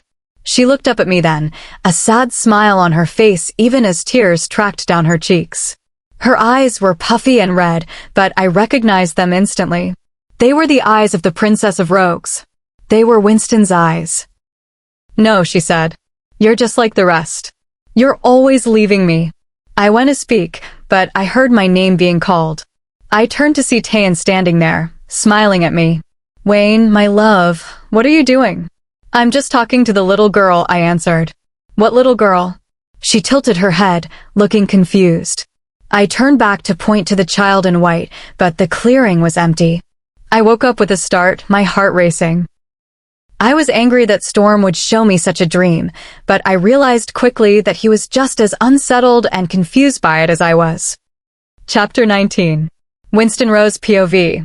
The days began to pass in a strange blur, a repetitive cycle of training, eating, showering, and sleeping, punctuated only by Bera and Draco's questionable attempts at cooking. Today, I woke up feeling a shift in my usual drive. Deciding to forego my routine, I headed toward the lake. As I walked, I remembered coming here as a child to cry in private. No one ever looked for me here because I would sneak out. Only my mother and August ever knew my hiding spots. If my father suspected I was out, he would simply task a guard with ensuring I returned by a certain hour. I sat on my favorite rock and looked out at the water. This place felt like a friend. It offered comfort and allowed me to vent my emotions without judgment. The area was home to warrior eagles. To those unfamiliar with our world, they seem like ordinary birds, but they are the eyes of the skies, watching over territories that land-bound wolves cannot reach. I felt their collective gaze on me. I have been visiting them since I was small, ensuring guards leave food for them every 2 days. Suddenly, I felt a shift in the atmosphere. The unmistakable presence of a powerful wolf. The dominance radiating from this arrival would have intimidated most, but it felt familiar to me, reminiscent of my father's aura. A king wolf. He was behind me. I waited to see if he would shift or simply watch from the shadows. How could he not look? "We are gorgeous," Thorn remarked, her confidence making me smile internally. Eventually, I heard him shift. He moved closer, but maintained a respectful distance. I turned to look at Wayne. He was dressed in all black, much like he had been during our meeting at the river. We studied each other in silence before he moved to sit on a nearby rock, facing the lake. Following his lead, I turned back to the water. We sat in silence for a long time. An eagle glided down from the canopy to rest on my shoulder, its gaze fixed on the lake it was born to protect. "I wanted to talk to you," Wayne finally said. I didn't respond verbally, but I sat up straighter to show him he had my attention. "On the night of the blood moon, I want you to formally accept my rejection. I want to begin the process of making Tan my queen as soon as possible." "And why would I do that?" I asked. "It wouldn't just be me rejecting him. It would be Thorn as well. We have been a single entity since my first shift. It would make me happy." "It would make you happy," I countered. "But what about your wolf? We both know he won't be pleased." "You are being selfish, Wayne. You have to consider him because he is a part of you. If you hurt him, you hurt yourself." "I'm not being selfish. I believe this will benefit everyone in the long run." "How can you be certain?" "Nothing in this life is certain, least of all our emotions." "I may not know everything, Princess, but she is my happiness. She is the reason I smile every day." "That is wonderful for you," I said coolly. "But she is also the reason you and your wolf are no longer on speaking terms. Just as I am." The eagle took flight, returning to its post in the trees. If I were to agree, what would I gain in the process? I will owe you a favor. Anything you request, I will grant it when the time comes. I turned to face him, noting that he hadn't looked away once. A favor from a king was an interesting proposition. And how do I know you won't back out when the time comes to collect? I give you my word. I let out a sharp laugh. Your word means nothing to me. I need something more substantial. In my experience, words are easily forgotten or denied when they become inconvenient. A blood pact. No. If I reject you, I want no remaining links between us. No bond at all. He nodded, understanding the logic. I want a formal contract, I stated. It will only be valid if I choose to accept the rejection. The contract must state that you cannot refuse my demand, regardless of what it is. That can be arranged. We can have the witches witness it to make it unbreakable. She wants to see him, I communicated, referring to Thorn. No, he answered, his tone firm and cold. The civil nature of the conversation vanished instantly. Why not? It might be the first and only time they are able to truly communicate. Thorn's POV. I smiled when I saw Storm's eyes. They were beautiful, reflecting his soul and the strength of his wolf. I stood and walked toward him slowly. He met my gaze, and I could see the underlying sadness in his expression. She's going to fix this. I trust her, I said, referring to Winston. How can you be so sure? I just am. I sat back down. I wish things were different. Perhaps if our kingdoms weren't enemies, he would see us differently. Or if we had met sooner. I'm not sure meeting earlier would have changed his mind. He loves her. I'm trying to show him that we are everything he needs in a mate, but he is stubborn. A smile touched my face, and he returned it. How old are you both? We are 23. And you? 18. You likely knew that because of Augustine and Bera. A sad smile formed on my face. I wish I could hold you, but we can't. It would only make the rejection harder if we go through with it. I understand. I wish I could hold you just once. I shook my head, knowing the pain would be too great. There are rumors that Prince Nico will ask you to be his mate. Would you accept him if you went through with the rejection? Everything happens for a reason, I replied softly. That is all I will say. I stood up from the rock and stretched, looking up at the trees. It was nice talking to you, even if only for a moment. We have to go. I didn't wait for his reply before I began the walk back to the house. You did well, T. Winston told me. I know it hurts, but we will be fine. We always are. In the end, all we need is each other. I know, I whispered, wiping a stray tear from our cheek as the wind swirled around us, offering a fleeting comfort. Chapter 20. Winston Rose POV. I continued to walk through the woods until the sun vanished. I eventually circled back to the lake, where I stripped down to my underwear and dove into the water. I swam for a long time. The water felt like home. I looked down into the dark depths, but the shadows never scared me. They made me feel safe. Deep down, I knew someone was always watching over me in these waters. The moon was high in the sky when I finally decided to return home. My conversation with Wayne weighed heavily on my mind. I wasn't certain what I would do yet, but I knew a favor from a king would be a powerful tool. As I walked toward the house, my fingers grazed the leaves of the passing plants. I felt, for a moment, like a child without a care in the world. The night insects were singing their songs with glee. When I walked through the door after 8 p.m., everyone looked visibly relieved. I usually let them know if I'm going for a long walk, as I have a tendency to disappear until morning. In the past, they wouldn't have worried because they knew I could handle myself, but the approaching moon has made me more aggressive since I haven't shifted. They were afraid I would let Thorn take control and hunt down Taean. That's a ridiculous thought. If I were to lose my temper, it would be over something like Bera stealing my food. Besides, if I wanted her gone, I would be much more calculated about making her disappear. I ignored their stares and went to the fridge. I hadn't eaten all day, so I made a steak sandwich with fries. My team tried to play James Bond, pretending they weren't spying on me, but they were terrible at it. It's a good thing they are fighters and not scouts. I'd be in deep trouble if I ever sent them on a covert mission. I sat down with a glass of water and finished my meal. Finally, I looked up at them. What is it? Nothing, princess. It's just that the king would like to see you. He is in your room as we speak. Okay, I replied, continuing to eat. I would deal with him once I was finished. When I reached my room, my father was sitting on my bed, inspecting one of my daggers. He stood, and we walked outside to ensure our conversation remained private. He didn't offer a hug, nor did he look at me with any fatherly affection. We have always been like two strangers who happen to benefit from one another. It has never been personal. When I was younger, I might have felt the sting of his coldness, but now I'm numb to it. Interestingly, I am quite close to his wolf, but his human side and I simply cannot get along. I heard from your mother that you found your mate, he began. Yes, but he doesn't want us, even though his wolf does. And who is this man? You are a princess and a formidable warrior. King Wayne. That boy, my father scoffed. He is a fool if he thinks the goddess won't demand a price for his actions.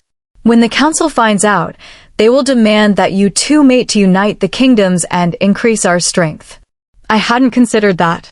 The council is composed of old wolves who are supposed to guide the kingdoms. Personally, I think they are old fools living in the past. He asked me to accept his rejection during the blood moon, I told him. In return, he will grant me any favor I desire in the future. Will you accept? I'm not sure. If I do, that favor could be invaluable, yet our wolves will suffer the agony of the bond breaking. If I refuse, we still suffer, but without the leverage. That is something to weigh carefully, he said. You also need to find a way into their castle. Something is happening, and we need to know what it is. With a new enemy on the rise, we need all the intelligence we can get. On it, I replied. Good. He turned and left without another word. I watched his car drive away, followed by his security detail. I stretched my limbs, feeling the exhaustion settle in. I already knew what would happen next. My mother would call, pretending she didn't know he was coming, trying to pry for details. I'd just tell her I was fine. I stayed outside for a while to avoid the questions and stares from those inside. I missed being truly emotionless. It was much simpler. After the moon passes, I'll push these feelings back into a corner where they belong. Tomorrow, I will train and begin gathering information on our new enemies. I also need to find a dress for the ceremony. I've decided to accept Wayne's offer. It might be the worst mistake the king has ever made. Everyone knows you should never trust a rogue, especially one of their leaders. A smirk touched my lips. Hell is coming, and I can't wait to make it submit to me. Chapter 21. I woke up at 3 a.m. and started my run. I made it 30 miles before it was time to turn back. When I returned, it was almost 6 a.m., so I showered and changed into my workout clothes. Everyone was already in line waiting for my orders.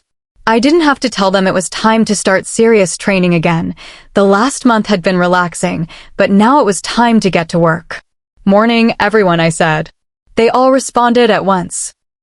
They stood in all black, heads up, back straight, and ready to fight. Their wolves were on edge, ready to prove themselves. 10 miles. You have 1 hour. Anyone who doesn't make it back within the hour stays out and runs 50 miles. When they are done, then they can come back. They nodded, knowing it was best to be back on time.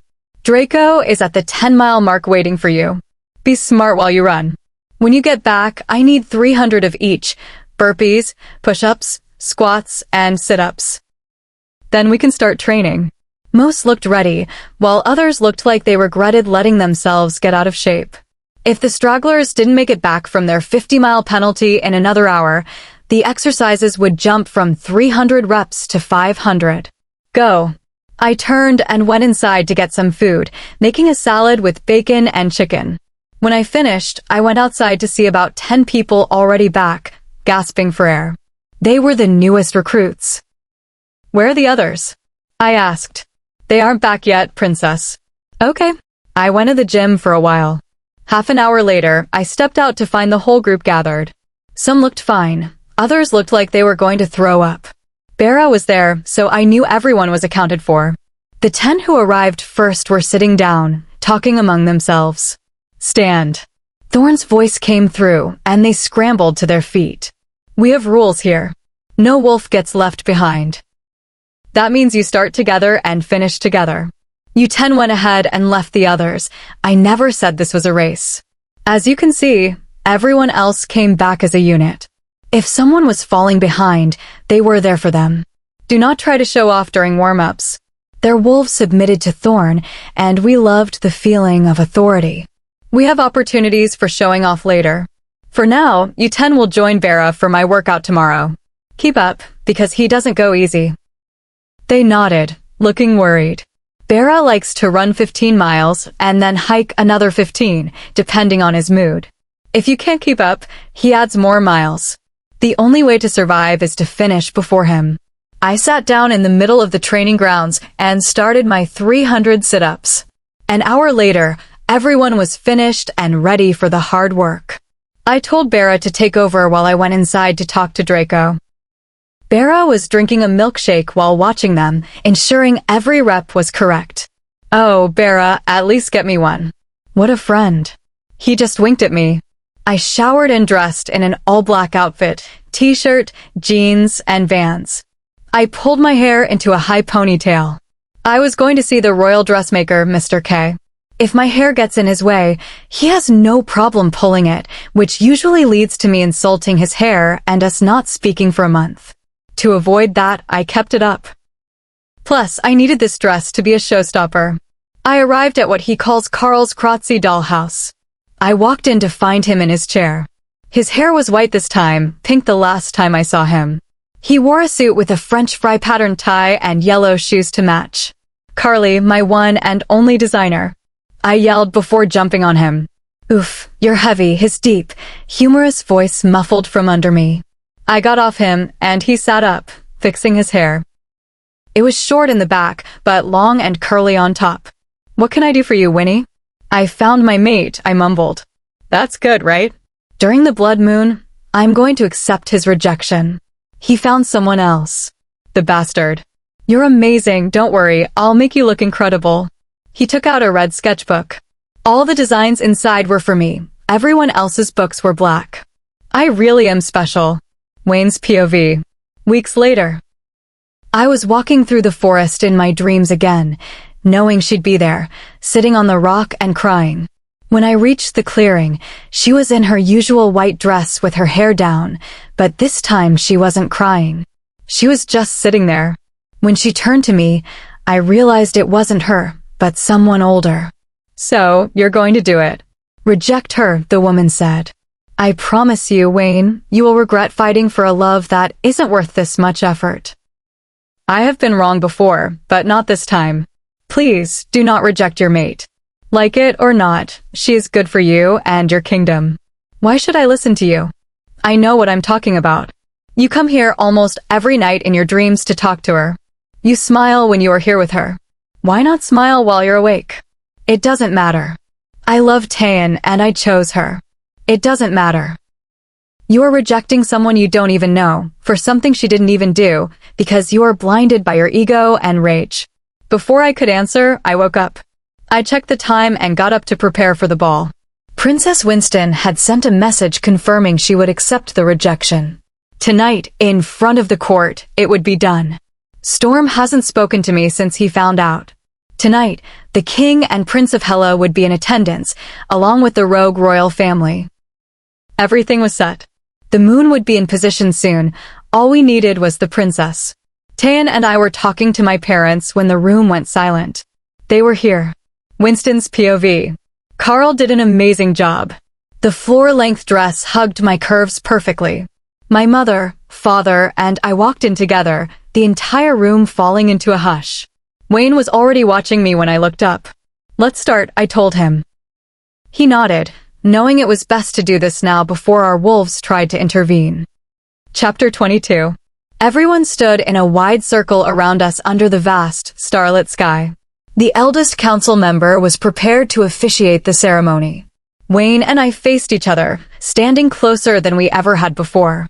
Our expressions were carefully blank. I had expected Thorn to beg me to reconsider, but she remained steady, unified with my decision. We were both prepared for the severance. We are gathered here tonight under the blood moon for the rejection ceremony of King Damian Wayne Slayer and Princess Winston Rose Amore. Counselor Raven's voice rang out, loud and clear. Tonight, these two are here to break the bond between their wolves and their human selves. The world seemed to fall into a vacuum of silence. No sound came from the witnesses or the nocturnal creatures of the woods. All eyes were fixed on the three of us. The goddess granted you this bond. Tonight, it shall be broken. Tonight, your hearts will be freed from one another. We shall begin, but if at any point during the process you wish to stop, you may. Two witches stepped forward. One carried a gold goblet embossed with ancient symbols, while the other held a ceremonial silver wand forged with wolfsbane. They stopped directly in front of us.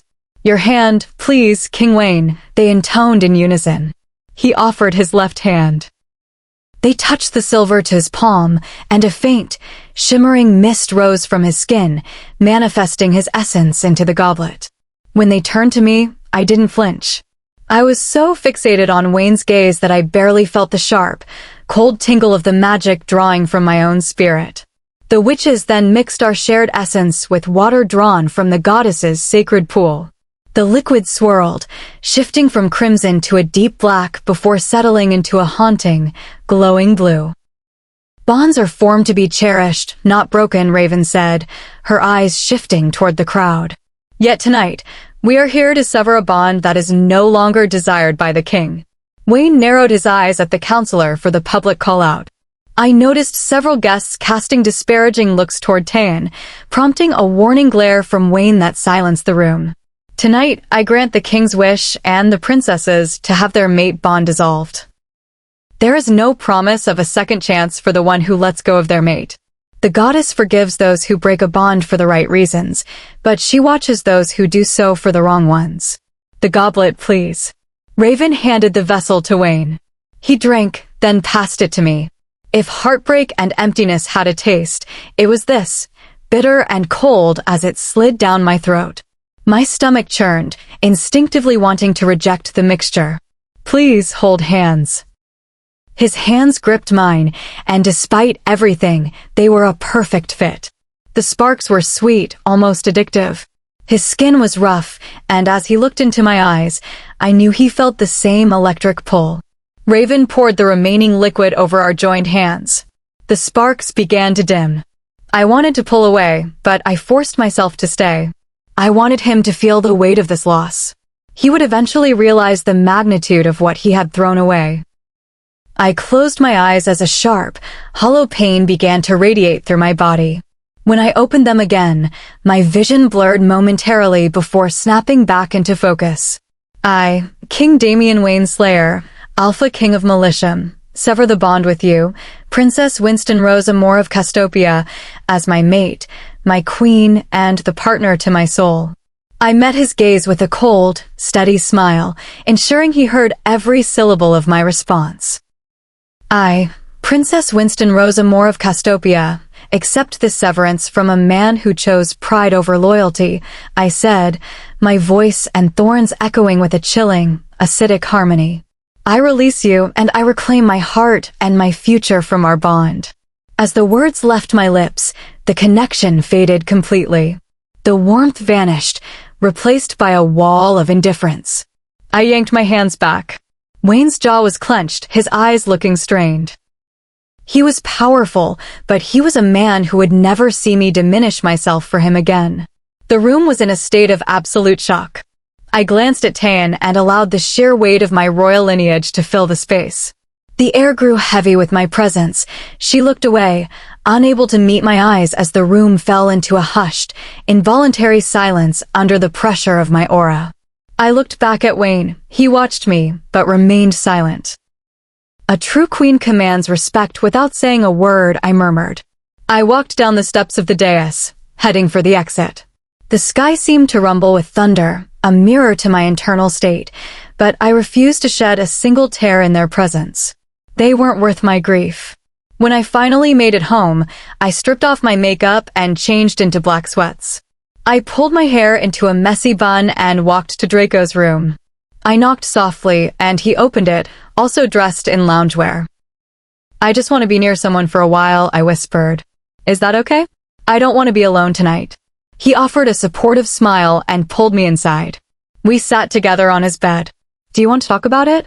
No, Draco. Not tonight. Can I just put my head in your lap? He patted his thigh and began running his fingers gently through my hair, letting the bun fall loose. You're actually pretty comfortable, I muttered.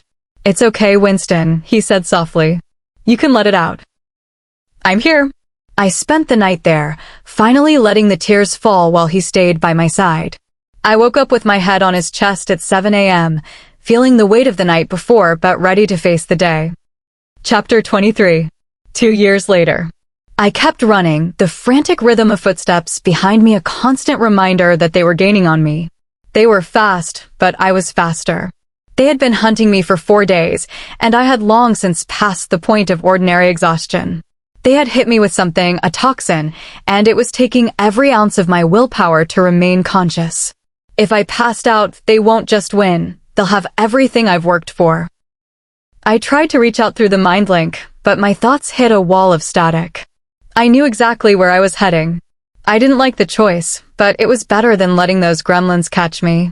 As I neared the border, I saw the royal guards. They tensed, ready to intercept an intruder. Ready, Thorn? She gave a weak, tired nod. I shifted for the first time in 5 years, my white fur cutting through the undergrowth as I zoomed through the forest. My vision was blurred, but I only needed to hold on for a few more miles. I reached the house where I knew he was staying. A small unit of warriors waited in front, and Wayne stood in the center in his human form. The moment I reached him, I let the darkness win. I allowed the drugs to take hold, losing all sensation as the world went black. I opened my eyes, letting them adjust to the dim light of the room. The bed was soft. I realized I was in a medical suite, though I wasn't hooked up to any machines.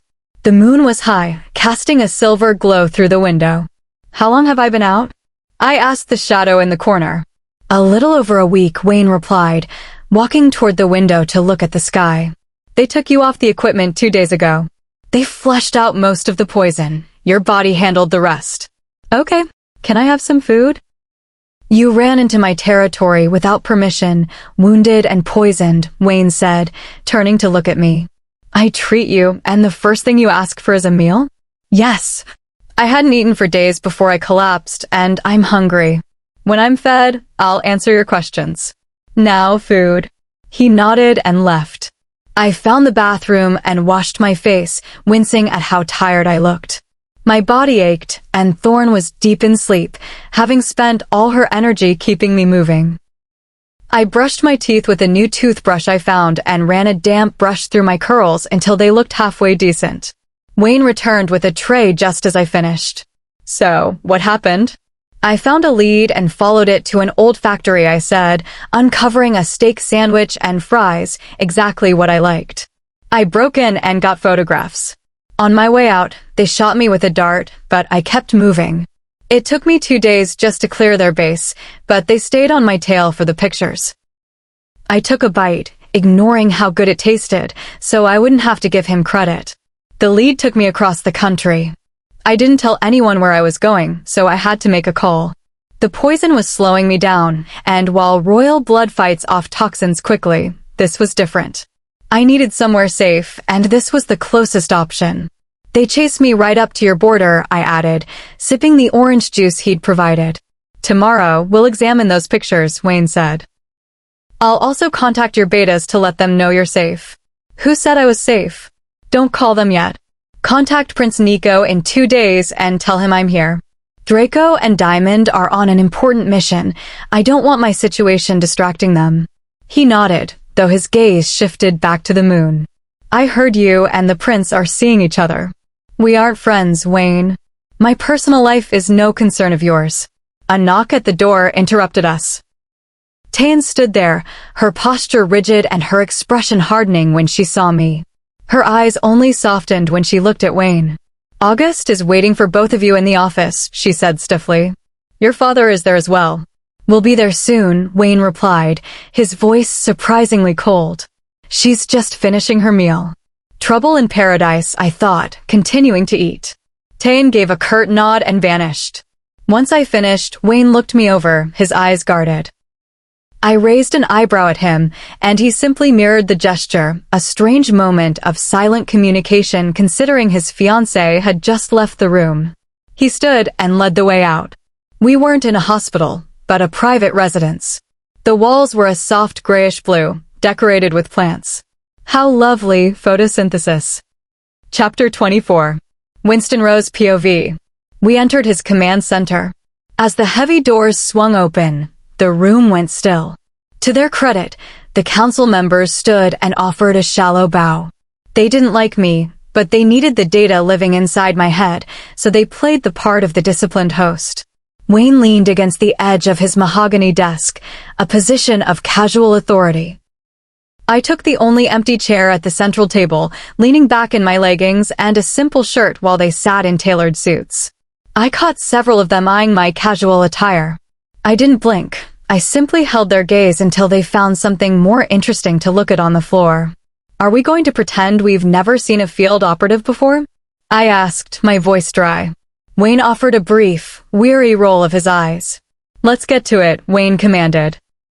Princess Winston has secured intelligence on the Trion labs. Their tranquilizers have evolved. They are now potent enough to suppress a royal wolf. She has the visual evidence. I'm happy to share, I said, sliding the black USB drive across the table. But I'm the only one who decrypts it. If you try to bypass my security, your entire network becomes a paperweight. I opened the laptop, my fingers flying across the keys as I bypassed the encryption, and slipped a silent, untraceable tracker into their server. Leverage is the only currency I trust.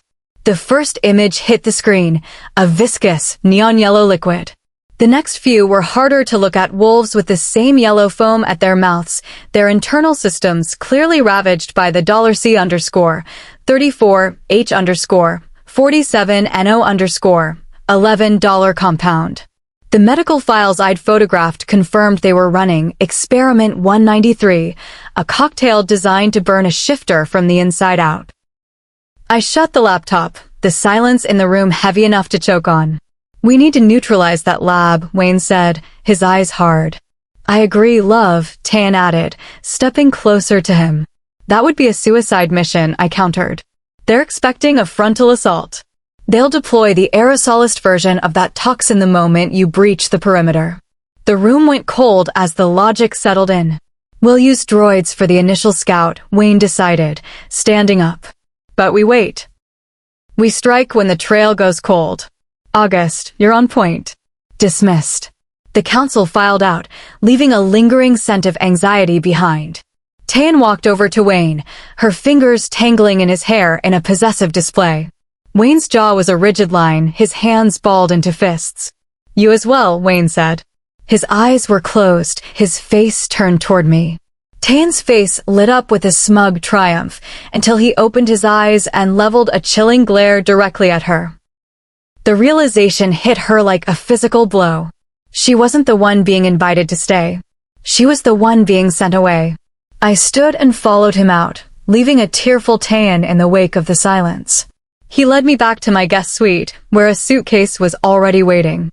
Clothes, supplies, and medication, Wayne said, his voice clipped. Training is at 8 o'clock. Breakfast is at 7 o'clock. If you're joining us, ask the guards for the way to the pits. He wouldn't look me in the eye, but I could feel his wolf, Storm, pressing against the glass of his composure. Understood, I said softly. I stepped closer, my heart rate steady despite the proximity. I stood on my tiptoes, my breath ghosting against his jawline as I leaned into his ear. I let a tiny, feather-like kiss graze the skin below his ear. Good night, Storm. I pulled back to look at the luggage. I heard his breath hitch, a sharp, ragged sound in the quiet room. When I looked up, his eyes weren't blue anymore. They were the deep, liquid black of his wolf. Shouldn't you go? I teased, tilting my head. I think your fiancé is waiting. His eyes flashed with a flicker of raw, unadulterated fury. He didn't say a word, he simply turned and stormed out, the door clicking shut with a finality that felt like a challenge. Chapter 25. Winston Rose POV. The morning sun was just beginning to cut through the mountain fog when I finished my stretches. A staff member brought my tray, her hands trembling so slightly the silverware rattled. I suppose the reputation of the demon princess precedes me, though. To be fair, I'm only difficult if the coffee is cold. Thorn was still deep in her healing sleep, but I didn't mind the silence. I've spent years making sure I'm a weapon even without her. I stepped onto the training field to find the ranks already formed. Wayne stood at the front, a pillar of alpha discipline. Every eye in the square snapped to me. I ignored the tension, walking straight to the front of the line where the air was coldest. I leaned in, catching Wayne's eye before giving him a soft, lingering peck on the cheek. "Morning," I murmured. The silence that followed was punctuated only by a collective gasp from the warriors. To them, it was madness. To me, it was a reminder that I don't fear his shadow. "First objective?" I asked, looking at the horizon. "A relay race," Wayne replied, his voice level despite the dark spark in his eyes. "First team back with their flags takes command of the training sessions for the week. No one has ever beaten my lead group. I doubt you'll be the first, especially since I can feel your wolf is still offline. Is that a challenge?" I scanned the field. "I'll take the Omegas. If my team wins, we're in charge for the next 7 days. If you win, I'll follow whatever demand you have for me." "Deal," Wayne said. "And if we win, you stay out of my pack's business." I joined my team, 5 nervous, untapped warriors who had been told they were the bottom of the hierarchy. "Listen up," I told them. "You have the skill, you just lack the drive. Today, you become the commanders." The whistle blew. My first runner was a blur, fast and desperate to prove himself. An hour in, Wayne's team had a 15-minute lead. He had run the first leg himself, leaving Tayan as his anchor. The moment my 4th runner crossed the line, I was gone. I didn't need Thorn. I had the terrain memorized. I hit the tree lean and moved like a ghost, my heart rate steady even as I pushed my speed to the absolute limit of human capability. I caught up to Tayan within 10 minutes. She was straining, her face flushed with the effort of trying to keep the king's lead. I zoomed past her, snatched the purple flag, and doubled back before she could even shout. I crossed the finish line at a casual walk, my breathing barely elevated. The onlookers were paralyzed in shock. Moments later, Tayan stumbled into the clearing, gasping for air, her future queen composure shattered. "You cheated," she shrieked the moment she could breathe. "It's called training, Tayan. You should try it," I said, my voice carrying across the field. "Don't race against royalty and expect a handicap. I may be a rogue, but I have the blood of kings in my veins. You're just a wolf who happens to be standing next to one. Sleeping with a king doesn't make you his equal." "You used your wolf," she accused, looking to Wayne for backup. I let out a sharp laugh. "My wolf is asleep, Tayan." This was all me. But even if she weren't, there were no rules against it. Except the loss. I always win. I looked at Wayne. His face was a mask of unreadable iron. He knew Tayan had just embarrassed him by showing her lack of composure. He knew I could have forced her to submit for the insult, and he wouldn't have been able to stop me. I turned to my team, their eyes bright with a new kind of fire. "The field is yours for the week," I said with a wink. "If you need me, I'll be in my room." Chapter 26. Winston Rose POV.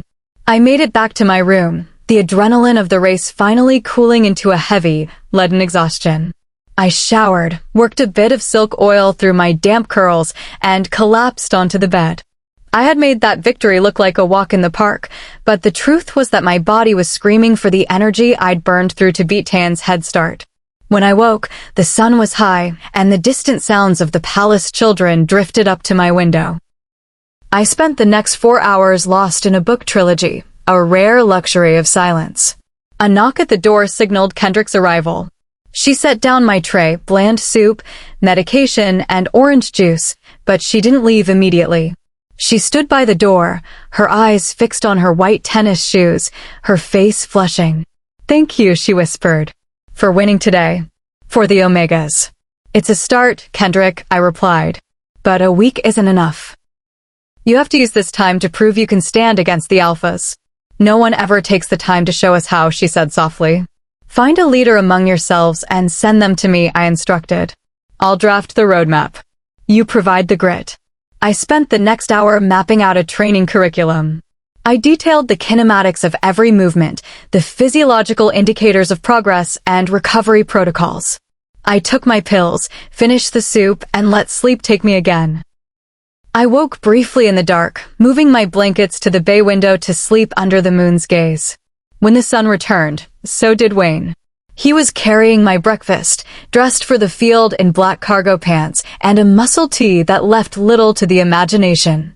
August and I are out for the day, he stated. Stay in this wing. I don't want to come home to a diplomatic crisis between you and Taein. Fiancé troubles? I asked, my voice light. She is my future queen, he replied, his eyes flashing a warning black. She will bear my heirs. If the goddess allows it, I remarked coolly. I wasn't being cruel, I was being a realist. In our world, the goddess doesn't always bless those who defy the fated bond. I want to use a phone in a few days, I added. I need to check in with Nico. He's my best friend, and he'll be worried. I'll consider it, Wayne growled, the mention of the Prince of Hela clearly hitting a nerve. Storm wanted to know, is your wolf awake yet? Thorn hasn't spoken to me in 2 years, Wayne. That's a closed door. Now, send Kendrick up. You're a bit of a mood killer this morning. I pulled the blankets up, dismissing him. Later, Kendrick returned to tidy the room, and I handed her the instructional ledger. This is the blueprint, I told her. I need a record of everyone's height, weight, and physical limits. Keep it private. If the alpha or beta asks questions, send them to me. I'll handle the politics. You're amazing, Kendrick said, looking at the book as if it were a holy text. They say you're the enemy, but you're the only one helping us. Some wolves can change their color, Kendrick, I said with a small, cryptic smile. Don't mistake a mentor for a saint. Chapter 27. It's been 4 days since I gave Kendrick the training book. She regularly returns to update me and show me videos of their progress so I can refine their routines. Wayne returned 3 days ago but hasn't come to see me. I'm not going to complain or claim I miss him. That would be a lie bigger than saying I'm not awesome. Taein is back as well. I didn't even realize she had been gone, which probably explains why I've been so exceptionally happy the last few days.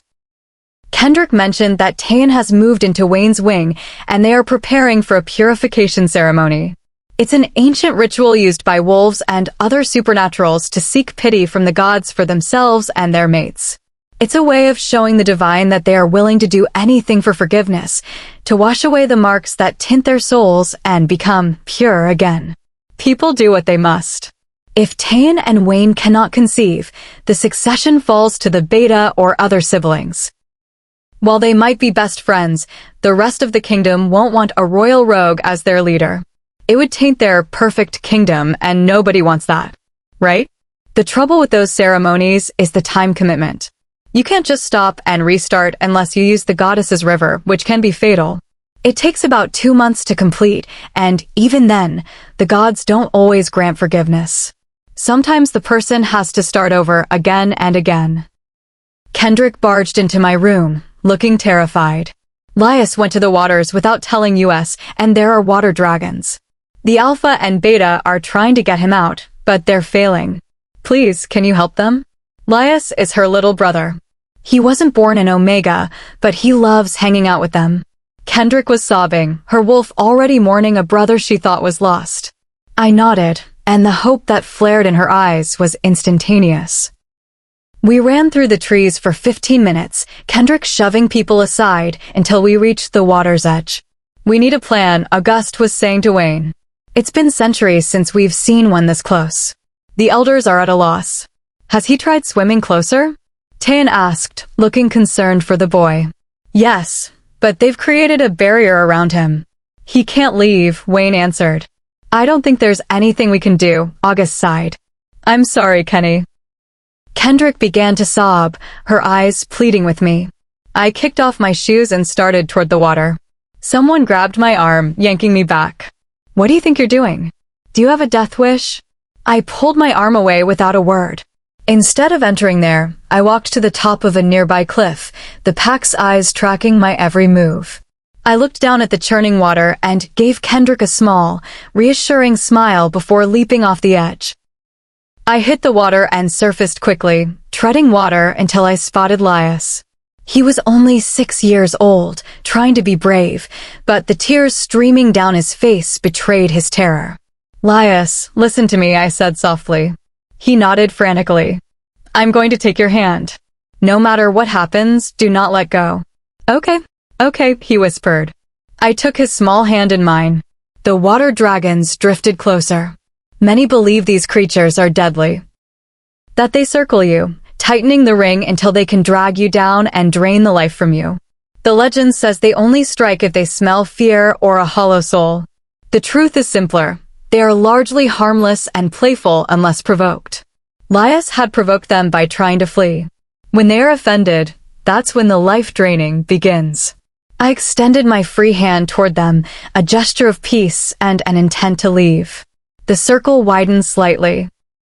I raised our joined hands to signal I was taking him with me. The gap grew larger.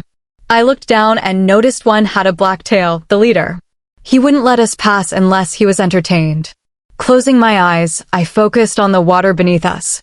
I manifested a shimmering form out of the current and sent it darting away. Water dragons love tag. They immediately gave Charlie to the moving shape. I swam toward the coast, keeping Lias in front of me. "Go on," I told him once we reached the shallows. I stayed in the water for a moment. As I swam back toward the center, the dragons returned, rubbing their heads against my shoulders and hair in a silent, "Thank you for the game." I stroked them in return before they dove deep, likely returning to their gate. I looked toward the trees and let out a sharp whistle, a signal to whoever was listening that a gate had been opened and needed to be secured. The pack watched me in stunned silence. I ignored them, making my way out of the water and straight back to my room. I showered quickly, changed into dry clothes, and braided my hair into a Dutch braid. I sat on my bed, waiting for Wayne to come in with 1,000 questions. He never showed. When dinner time passed without anyone bringing a tray, I put on my shoes and went to find the kitchen myself. Every eye turned to me as I entered, but I just kept walking. I had a kingdom to run and a stomach to fill. Chapter 28. Winston Rose POV. I picked up a plate and began serving myself, eventually needing a second one to fit everything. There was an open chair at the high table where the ranked members sat, but I looked toward the Omegas. They were gathered at their own tables, talking and laughing. Kendrick looked up and waved me over. I caught the eye of someone at the other table who gestured toward the empty seat next to them with a slight nod, but I chose my path. Balancing the plates, I walked over to join Kendrick. Everyone offered small, welcoming smiles and began thanking me for saving Lias. I explained that it was no trouble and that I would do anything for a friend like Kendrick. Her face turned a bright, grateful red at the sentiment. "Would you like to come to the bonfire with us tonight?" Lias asked, his eyes wide and hopeful. "I don't think Winston would enjoy that, Lias," Kendrick said, sending me a small, apologetic smile. "She probably wouldn't have fun at an Omega party. We aren't exactly wild. I would love to join. When does it start?" I replied. The table went silent in shock. "Really?" someone whispered. "Yes, really," I nodded, quickly finishing my meal. After dinner, we all helped clean up before heading outside to start the fire. A man named Patton got the blaze going. Lias came running out with bags of marshmallows, followed by other children carrying chocolate, crackers, and everything needed for s'mores. They even brought blankets and napkins to keep everyone comfortable.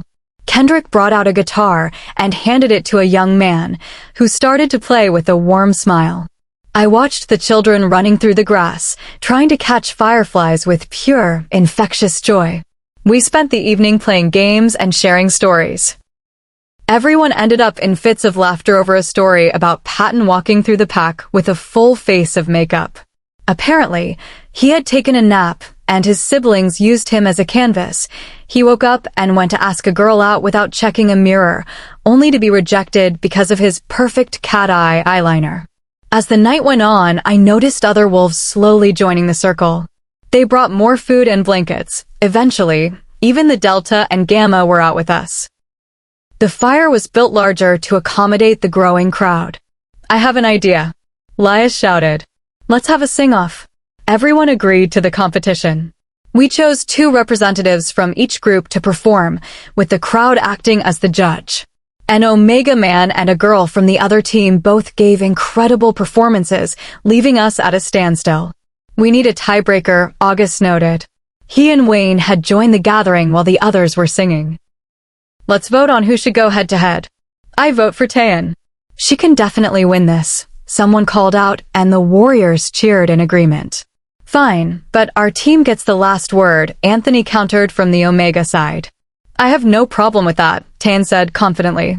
When Taeyeon sang, the entire clearing went quiet. She sat next to Wayne, her voice melodic and filled with talent. The way she looked at him while she sang carried a deep, visible emotion. Nearby couples wrapped their arms around each other, caught up in the atmosphere. When she finished, the applause was deafening. The Omega representative followed with a beautiful, soulful performance. I clapped loudly for her, and the rest of the pack followed suit. Who won? August asked. After a quick vote, Taeyeon was declared the winner. As another song started, I stood up and began making my way back toward the pack house. I slowed down when I felt a familiar presence behind me. Yes? I asked, turning to face Wayne. How did you do it? He asked, catching up. I rubbed my arms, trying to ward off the chill. With Thorn still asleep and the toxins lingering in my system, it was hard to stay warm. Do what? The water dragons. How did you control them? I didn't control them, I explained. I have a friend who is a witch. She has a pet water dragon and taught me what to do if I ever encountered a wild one. It was a very interesting summer vacation. She also gave me a ring that projects toys for them to play with. That's what I used to distract them. Wayne ran a hand through his black hair, his eyes clouded as he processed the information. I don't remember seeing a ring when you went into the water. I enchanted it to look like an earring. I lifted my hair to show him the piece of jewelry. His gaze zeroed in on my neck, and I instinctively tilted my head to the side. I saw his eyes darken slightly before I let my hair fall back into place and wrapped my arms around myself again. Do you still feel the bond? I asked him bluntly. Yes. It isn't as strong as it once was, but I can promise you it's still there. I nodded. A year ago, Storm went wild, claiming you needed him, Wayne said softly. What happened? A bitter laugh escaped me. I kept walking, refusing to look back. He didn't need to know the details of what had happened. Especially since it was his fault I was in that position to begin with. Chapter 29. Unknown POV. I swirl the crimson liquid in my glass, watching the light catch the viscous poison. It burns a trail of fire down my throat, a pale imitation of the heat that consumes me whenever she crosses my mind. She is a masterpiece, and that boy king has no concept of the divinity he discarded. Long ago, I carved a promise into my soul, she will be mine. I crave the defiance in her eyes and the way her spirit refuses to break. I run a hand through my beard, catching the absolute devotion in the eyes of my followers. They fear the fire, and they crave the reward. But they're empty vessels compared to my rose. My unicorn.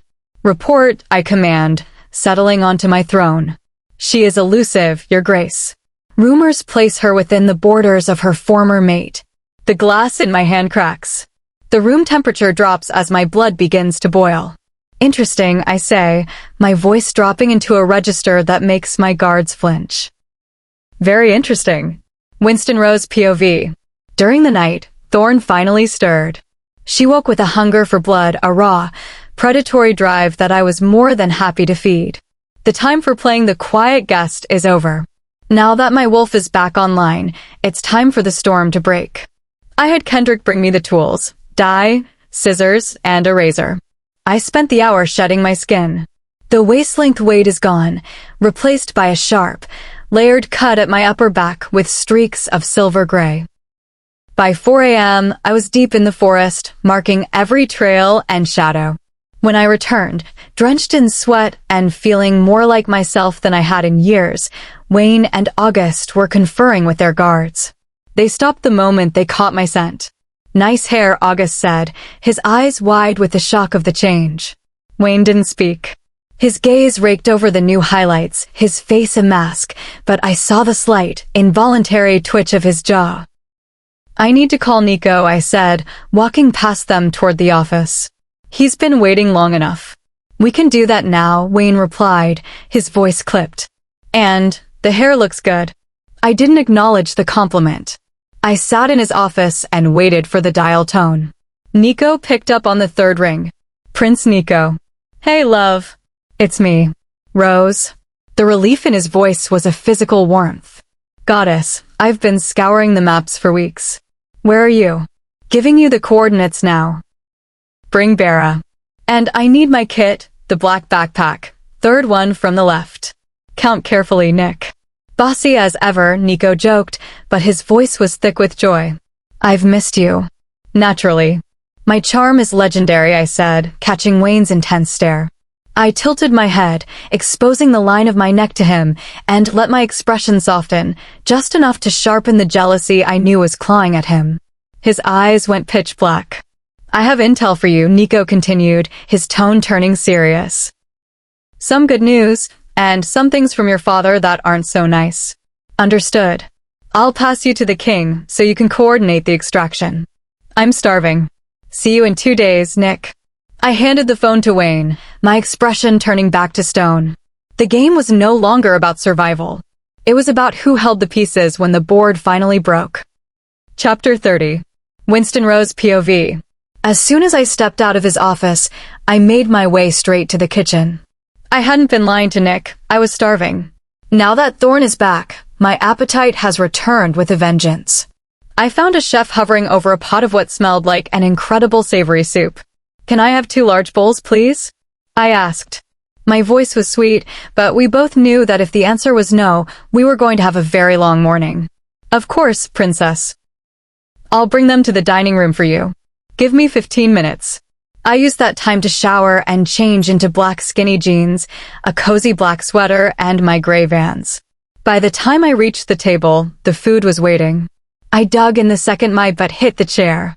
The meat was seasoned to perfection, enough to make even Diamond a little jealous, and the peppers gave it just the right kick.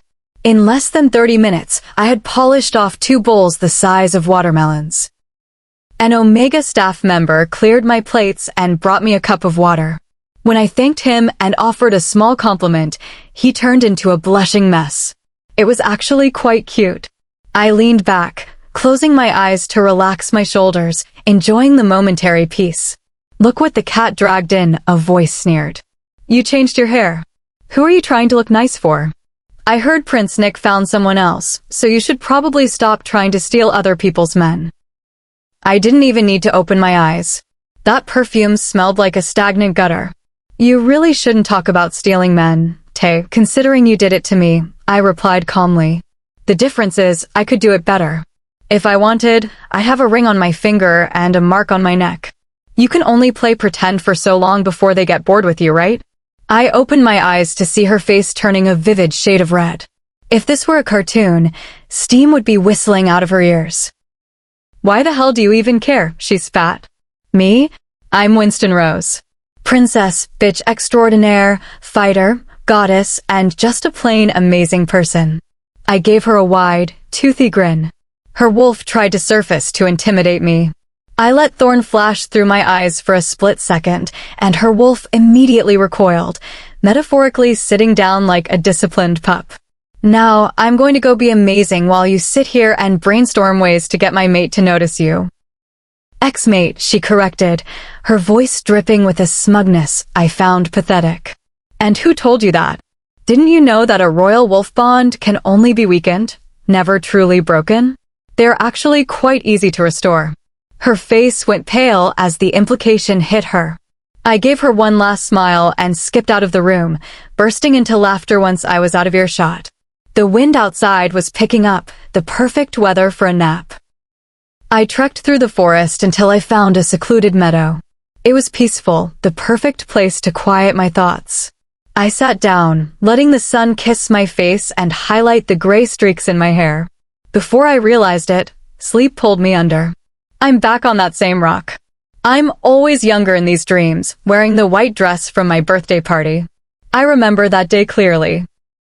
I had run to the lake to cry because I overheard my father telling my mother that he didn't have a daughter, that he only had a son, and the other thing she gave birth to wasn't his. In these dreams, I'm always trapped, watching the interaction like a spectator. I'm always crying, and he is always there. In the dream, he is gentle. He is my friend. I know that if I ever remembered these dreams clearly upon waking, I would never speak to him again. I would make sure I never dreamed again. What's wrong? His voice was as gentle as I remembered. I don't know. I think I'm just tired, the younger version of me whispered. I knew my face was puffy, my cheeks stained with tears. Have you been sleeping, Rosie? No, Damien, I'm fine. It's just, a lot is happening. She looked away. She doesn't know what she's going to have to face yet. They are going to tempt her and they might break her. When they do, who will be there for her? I'll be there for her, he promised. No, you won't. When she needed you most, you stayed still. Now she is looking for someone else. Is it too late for us? Chapter 31. I don't know. Her answer was filled with sadness. She would have been perfect for your kingdom, but for some reason, you let her go. She's not going to forgive easily. That I know, Rose. She is a headstrong person. Yes, you made your bed. It's time that you lie in it. After that, they fell into a heavy silence. The scene before me starts to turn black, and before I know it, I'm smelling the unmistakable stench of a fiend. I open my eyes and look around. I can't see it yet, but the odor is disgusting. These nasty creatures are wolves who have lost their souls to the darkness. They live for death and destruction, pathetic wolves, really, but far too dangerous to ignore. I don't know how they got onto the land, nor do I care enough to find out. I climb a tree, blending into my surroundings, and watch. From my viewpoint, I can see 6 of them, each looking worse than the last. They sniff the ground, searching for a scent. I wonder who they are looking for. They are like my hounds, but ugly and unwanted. After 10 minutes, they retreat. I take a mini camera out of my pocket and secure it to the tree. If they return, I'll know. I jump down and head back to the pack. I see no need to rush. They aren't stupid enough to attack me. I would neutralize them before they could even think of howling for backup. When I make it back to the pack house, I'm greeted by a sight I never expected. August is outside in a pink onesie doing push-ups. Next to him are a bunch of little girls in their own onesies, following his lead. Okay, I can never unsee that. 2 days later. The last 2 days have been a cycle of waking up, eating, and checking the camera to see if those wolves returned. They haven't. Honestly, I was itching for a fight. The rest of the pack has been keeping their distance. Apparently, my don't mess with me face is working. Today, Nick is coming to get me, and I'm more than ready to leave. The only things I'll miss are the omegas and the chef. His food is incredible. I learned he used to be a rogue before he met his mate and moved here. He confessed he missed our people, so I reminded him that the offer to rejoin us is always open. I'm sitting on the swing outside, waiting. The pack house currently feels suffocating due to the tension surrounding Taein. The goddess saw fit to trigger her mating cycle yesterday, and the air is heavy with the restless energy of her transition. Her dear love seems completely repulsed by the situation. I spent the night in the gym to avoid the stifling atmosphere. I wasn't the only one. Several pack members joined me once the house became too loud with her desperate calls for his attention. Thank the gods I didn't have to deal with that. I made sure to take the clothes I arrived in with me so the heavy scent wouldn't cling to them. No way. 4 all-black cars pull up, flanked by 8 motorcycles. The riders dismount in sync as the door to the second car opens. Nick steps out, dressed in all black, his face a mask of indifference. Bera follows, his expression mirroring Nick's. I stand up and adjust my leather jacket. I've gone for the full black aesthetic today. Cargo pants, cropped tank top, leather jacket, and Tim's. The almighty king emerges from the house looking beyond pissed. He's wearing an all-black suit, hair gelled back, looking deadly. I walk toward my people, noticing how both Nick and Wayne have their hands clenched into fists at their sides. I don't like your ass, but thank you for taking care of her, Nick says, skipping the pleasantries entirely. That's my favorite prince for you. Thorne agrees. Your gratitude means nothing to me, Wayne snaps, his eyes darting to Nick's security detail. The tension in there is pathetic, Nick scoffs. Sounds like she's been calling for you all day. Why don't you go help your chosen mate out? What, can't you even handle her needs? Wayne's eyes turn black at the disrespect. He lets out a warning growl, but Nick doesn't even flinch. When I actually respect you, I'll start taking your puppy growls seriously. I reach out and intertwine my fingers with Nick's. Thank you for the help, I tell Wayne. We're leaving. Also, you have fiends on your land, you should probably look into that. My tone makes it sound like a criminal accusation. I pull Nick toward the car. Before I can open the door, he leans down and kisses me deeply. I lean into it, letting the show play out for our audience. When he pulls back, his eyes rake over my body. We get into the car and pull away. Way to put on a show for that dummy, Snow, Bera says from the passenger seat. Chapter 32. Of course, we must always leave them with an impression for next time, I said. I leaned into Nick and felt Thorne and Christopher greet each other. I felt Nick's soft lips on my forehead. How much information did you get while you were in there? Enough to know the layout of the pack house. I also got into their system, though I don't know how long it will be before they find the bug. Their tech guy is good. Hopefully you can get some copies before they find it, Bera said, turning around once he was done speaking. We continued driving. An hour later, we were still leaving their territory. So why did you kiss me like that while we were in front of them? Because I wanted him to see how easy it is to take you away, Nick replied. I raised my eyebrow. And to give the rumors more backbone. That's correct, we do need them to think we are together, Bera gave his input. The High Court is conspiring a marriage between the two of you. If they find a reason, they will move to have you replace him entirely. That's correct. I would give them 6 months until they turned on each other. I rolled my eyes at them, even though I knew they were telling the truth. Since the threat has started to get worse, the High Court wants Wayne and me to get married so that our kingdoms can come together. They believe that if we have an heir, that child will be dominant. They want to be able to control the child so they can use them as a pawn in their game. They are smart people, but they forgot one thing. They would have to bring this queen down to be able to get my kingdom. I think Wayne has started to hear about their plan. If not, it will be such a surprise to him. Those sneaky people can slither their way into anything. They're a respectable bunch of fools. After 3 hours, we were finally off their land. I looked ahead and saw a jet waiting for us. Just like the cars and bikes, it was all black. What's with the all black? Why not? They all asked me, even the driver. Well, don't worry about it now, I mumbled. As soon as the car stopped moving, Bera was out and running to the jet. I stepped out of the car and the heat was the first thing I felt. It was hot enough to cook an egg on the pavement. I greeted the pilot before I got onto the plane. I was happy to see that the inside wasn't all black. After 10 minutes, I was shown around the jet. Once done, I sat down at the head of the dinner table. Everyone soon joined me. Food was served, and we started to eat. It wasn't long until we were on our main meal. We checked to see if they found the bug. We can't get a signal. The guys are still checking to see if we can reconnect. Jeremiah started to talk. He was a close friend and was in charge of the tech. When it comes to a computer, he could hack into it and get whatever information we need or want. Sometimes we used his skills just for fun. Try it again. Is the camera still sending a video? Yes, we are recording it, but still nothing. Okay, how are you guys doing? I asked. It had been a while since I'd seen them, and I didn't even know what had happened in their lives lately. Good. Nothing much with my brothers and me. We are doing well and still looking for our mates. You'll find them soon. The goddess is taking her time sending them to you. Or we should learn some new ways to get them to us. Some good old dating apps, maybe? Everything you know already is what you need for the future. And what would you do if you matched with a crazy person? You mean someone like you? Everyone looked at him in shock. When what he said registered in their minds, they all nodded because they knew it was true. I even agreed with them. Get those things done. I'm going to go to bed. I'll see you guys soon. Are you okay? For the first time since getting on the plane, Nick talked to me. I think so.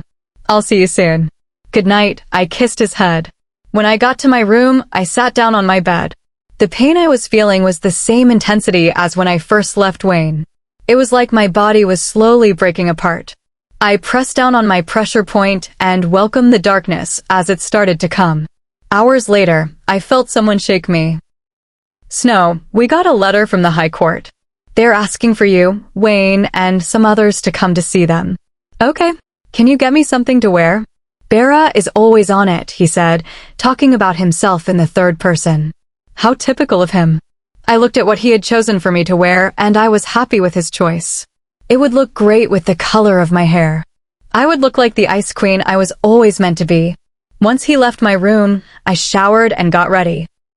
Let's see what these people have to tell me now. Chapter 33. Once I was done, I got into a car with Nick, and the driver headed toward the address that the High Court gave us. The car was quiet, only the engine could be heard. Nico sat tense next to me. I knew he was nervous about hearing what they had to say. When the car stopped, the driver got out and opened my door for me while someone else opened Nick's door. I thanked him and started making my way up the steps. The building in front of me was like a museum of some sort. It had no exact location because they were always moving the building around using magic. It was a beautiful building with many different architectural styles in front of it. I climbed the stairs with Nick by my side. Once we reached the top, a guard opened the door for me to go inside. As soon as I stepped foot on the ground, all heads turned to me. Even though I had a prince right next to me, all eyes were on me. I saw my mother and father in the crowd. They were sitting to one side of a large square table.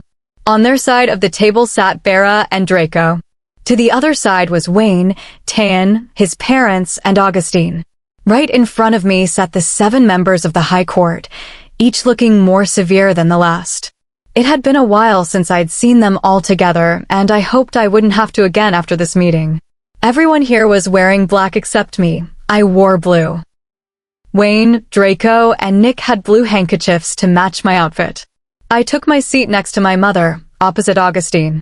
Nick took the seat next to my father. He was my father's guest, so it was right for him to sit there unless my father suggested otherwise. Draco and Bera were to my right. Thank you for joining us all here today. We hope that everything is well with your 3 kingdoms, the leader of the court greeted. She was a striking woman with a presence that commanded the room. She was my grandmother, Chancellor Rosalia. She viewed emotional bonds as a hindrance to her judgment, making her a formidable judge. Thank you, Chancellor Rosalia, for having us, both kings said at the same time. 800 years ago, 2 kingdoms fought side by side and made a deal, Rosalia began. If it ever occurred that 2 royals from different kingdoms were gifted with the mate bond by the goddess, they were to be united immediately. 2 years ago, King Wayne found his match, Princess Winteria, but he chose to turn away to be with his chosen partner, Lady Tan. While the High Court does not dictate the heart, we must ensure that all laws and rules are followed between the royals. The kingdoms came together to destroy an evil, and once they did, they went their separate ways. For the last 3 years, an evil has started to rise, and we must call on the agreement between the kingdoms. She paused, looking at each of us. If you do not agree to the union, we will call on the power that we were given and strip both families of the kingdoms that have been in your possession for thousands of years. We will then rule over those kingdoms ourselves. We know that you don't want that. All that is needed is the formal alliance of the 2 mates. Mate bonds between royals can never be truly broken, so it won't be long until the king and princess's bond is restored and stronger. If you decide not to do it, we shall wipe all memories of you and your family from the minds of your people. We shall leave your own memories intact so that you must live with the weight of what was lost. Isn't my grandmother just lovely? She made sure everyone was listening before she continued. The ceremony will be in 3 weeks, during the lover's moon. You 2 will have time to reconnect, and your spirits will follow. Soon after, the transition will be complete, and you will be free. As free as a caged animal, my voice rang out. Excuse me. I did not whisper, so you heard me loud and clear, Chancellor, I said. Mind your tone, princess. I get it from your side of the family, so it's a compliment. Enough, my father hissed. I knew he was mostly talking to her. Just like me, he hated her. Why must they be united? Wayne's father asked. A new threat is rising, and it's stronger than what we have ever seen. It's not even of this realm. We need them at their best. You might not think it, but their best is at each other's sides. Every leader's peak is at their partner's side, my grandfather answered. Not every leader. You are not at your partner's side, my father retorted, his voice filled with disdain. My grandfather and grandmother are mates, but he lives his life apart from her. While his current path makes him happy, his true match makes my life difficult whenever I see her. Why can't they just work together? Wayne's mother asked. The request was from the goddess herself, not us, my grandmother answered. The other members didn't say anything because they had no control over us. We were not their species. My grandfather had some power over us, but he was mostly involved with the deeper realms. He is the reason I can control the hounds, as well as several other abilities. She requires the spirits to be fully united, my grandmother continued. If the battle is won, then they are able to choose to dissolve the bond. If not, they will be tied to this duty for eternity. Our world was divided into parts. The wolves, water creatures, fairies, and others each had their territory. There were places where they could come together, but right now, our part of the world was in danger. How great! Chapter 34. Okay. Every eye turned to Wayne. It was the first time he had said anything during this entire meeting, and he chose to agree. Really? Tayan's voice cracked. She said that we would have to be married, not that our personal lives would be restricted by the arrangement, correct? Wayne asked. Correct, Chancellor Rosalia answered. Well, we proceed with the ceremony, but I continue my commitment to Lady Tayan. Once the crisis is managed, we dissolve the arrangement and Lady Tayan and I unite for real. Rosalia smirked at him. Never underestimate the goddess, Your Highness. She values the sanctity of the bond. And I value the woman I chose. You say that now. Be careful. The path of the heart is rarely a straight line. Do you have a grievance against me? Tayan questioned Chancellor Rosalia. The Chancellor tilted her head, her expression unreadable. I am indifferent to your presence, Lady Tayan. My concern is the stability of the realms. Now I know where you get your charm from, Draco whispered to me. Good to know. And how would we explain it to the kingdoms? 2 weeks ago, the press saw us out together, I noted. Precisely. We will schedule the ceremony for 2 months from now. We will arrange for candid photos to be leaked, suggesting a secret reconciliation. You have a strategy for everything, don't you? Tayan mumbled. It is why I hold this position, my grandmother said. The official announcement will go out 3 weeks before the date. Know this, King Wayne, my father began, his voice dropping an octave. If you fail in your respect toward my daughter, I will hold your entire kingdom accountable. Understood, Wayne replied with a smile as cold and calculating as his reputation. I sat straight and held my head higher. You two are discussing this, as if I'm not half of the equation. I'd like my terms included in this conversation. The union is a requirement. There is no if in the decree, Rosalia stated. And why should I agree to this? I asked Wayne. You claim to be a man of conviction, yet you hesitate. I'll accept the alliance for the sake of the realm. But know this, if Tayan crosses a line, I will be the one to draw it. Watch your step, I directed toward Tayan. The ceremony will be in 3 months during the true lover's moon, I continued, taking control of the narrative. We will frame it as reviving an ancient tradition. We'll leak the photos, build the public interest, and then let the anticipation peak before the announcement. A brilliant tactical move, my grandmother conceded. Are we finished? I asked. For now. We will reconvene when the preparations are finalized. The room cleared until only Wayne and I remained. We stood in silence for 10 minutes, measuring one another, before I finally turned and walked out. Outside, the sun was bright, and an eagle circled overhead. 3 months later.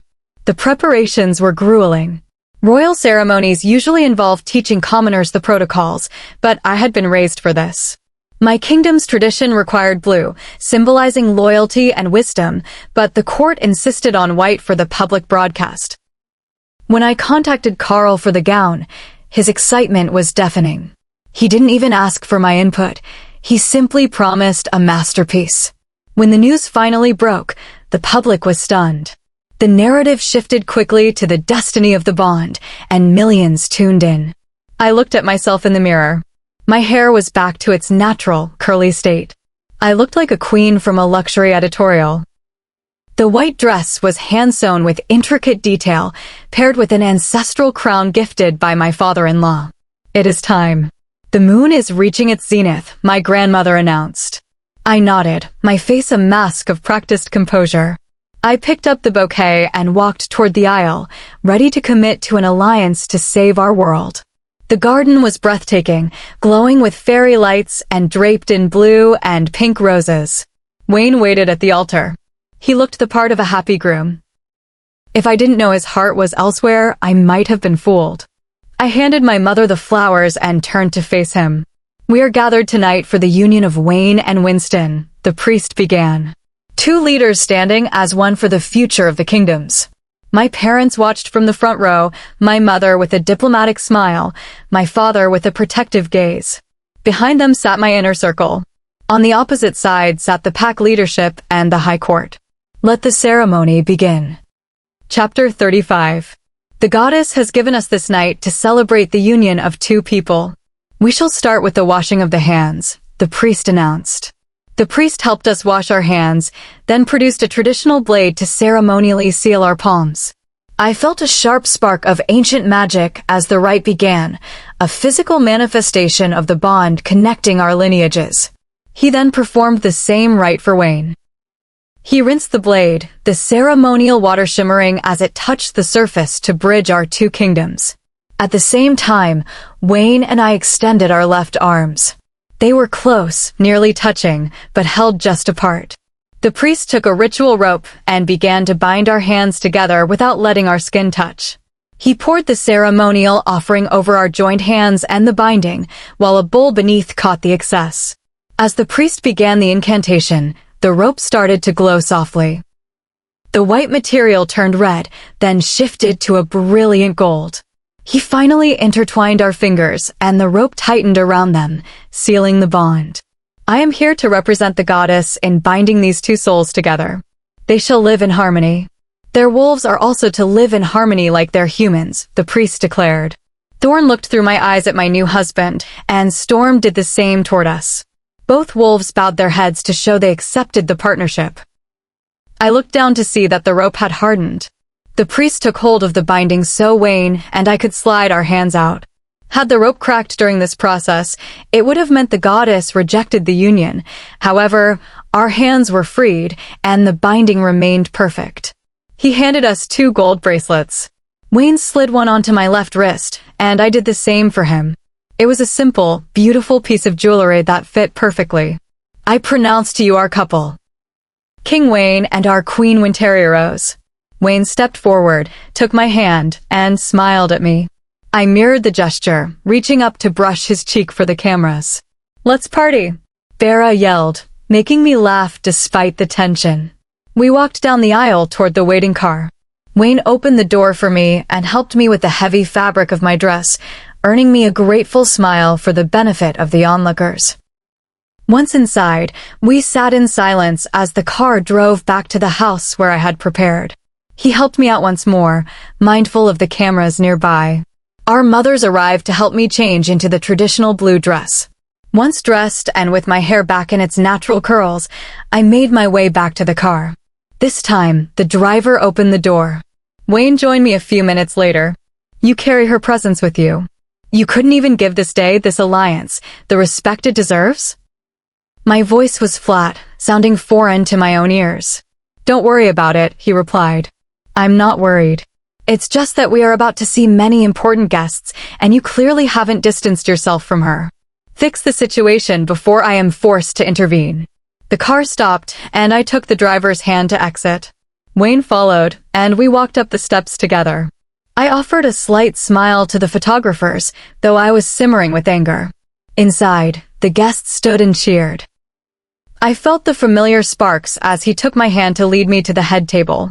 He pulled out my chair, and the reception began. The night blurred into a series of congratulations, speeches about the future of the realms, and childhood memories. There was even talk of future heirs, something I knew would never happen. We cut the cake and shared the first piece as tradition dictated. When it was finally over, we returned to the house. I went straight to my room and removed the dress. In the shower, I let the water wash away the weight of the day. 20 minutes later, I dried off and saw a large black t-shirt left on the bed. It was his, intended to ensure his mark was on me for anyone who might visit. I hated the necessity, but I put it on. It reached my thighs. I decided to leave the gold bracelet on for the night. After braiding my hair, I crawled into bed. The moonlight streamed through the window. Alone like always, I whispered to the room. I closed my eyes and let sleep take over. In my dreams, the vision cleared to show the little girl and the prince sitting on a bench. She wore a flower crown, her eyes closed, with a soft smile on her lips. He held her hands, looking at her with immense affection. They were nearly the same age, he perhaps a year or two older. A tear rolled down her cheek even though she remained still. "What's wrong, Rose?" the boy asked. "Why do you keep disappointing us, Damien?" "It's okay, I'm used to it." "I was just hoping you were different, but you're like everyone else," she said gently. "I am different. You try to be, but in reality, you care only for your own benefit. You don't see who you hurt." She pulled her hands away and wrapped them around her legs, letting the tears fall even as that haunting smile remained on her face. Chapter 36. Damien looked at her as if she had taken away his happiness. He hugged her sobbing form and kept whispering promises to her, promises that might never come true, no matter how much he insisted they would. "Don't promise me something that will never come true. They are all empty, like my soul," she said. "Forgive me, Rose. Forgive yourself first before you can ask me for anything." The image started to fade away. I opened my eyes to see the bedroom door opening. Wayne walked in, still in his suit. "What are you doing?" I asked. "We can't have people knowing that we slept in different rooms." "I'm going to sleep on the couch." "Okay." This time I didn't sleep. I closed my eyes and, without realizing it, listened to everything he did. He went to the bathroom, and not long after, I heard the shower. I took a sip of water from the nightstand. When he came out, he was wearing black pajama bottoms and a black sweater. "Get in bed," I said, looking him in the eyes. "What?" "Get in bed. During the night, they might come to check on us. They need to find us together. We don't have to touch, just be in the same space." "Why would they do that?" "They want to see if we can coexist. Also, I saw Tan before I got into the car today. She made sure to leave her mark." "I didn't ask," I replied. He sighed and ran his hands through his hair. I felt a surge of heat and closed my eyes, letting my body temperature stabilize. "We have to wake up early and lead the royal run tomorrow," he said. "What time?" I asked, adjusting my pillow. "At 3 a.m. It was only 9, so we had some time before the run. "We have to get to know each other." His voice was soft, as if he were afraid of my reaction. "Yes, we do. What should I call you?" "My name. Don't call me Rose or Rosie. You can call me Winston. And you can call me Wayne." "Oh, the privilege," I said, my sarcastic tone impossible to miss. He chose to ignore it. "What's your favorite color?" "Blue and ruby red." He got into bed and faced me. I tilted my head to the side and watched him. His gray eyes looked at me, not his wolf's eyes, but his own, showing no emotion. "We should sleep. Tomorrow we can continue getting to know each other. I'm quite tired." He nodded, and we turned off the light. I slept lightly, not fully trusting him even if he was my husband. I woke up later feeling as though someone were watching me. It wasn't him. He was turned the other way. I used my wolf sight to scan the room, but nothing was out of place. Not feeling like going back to sleep, I got up, stretched, and put on black yoga pants and a black sweater.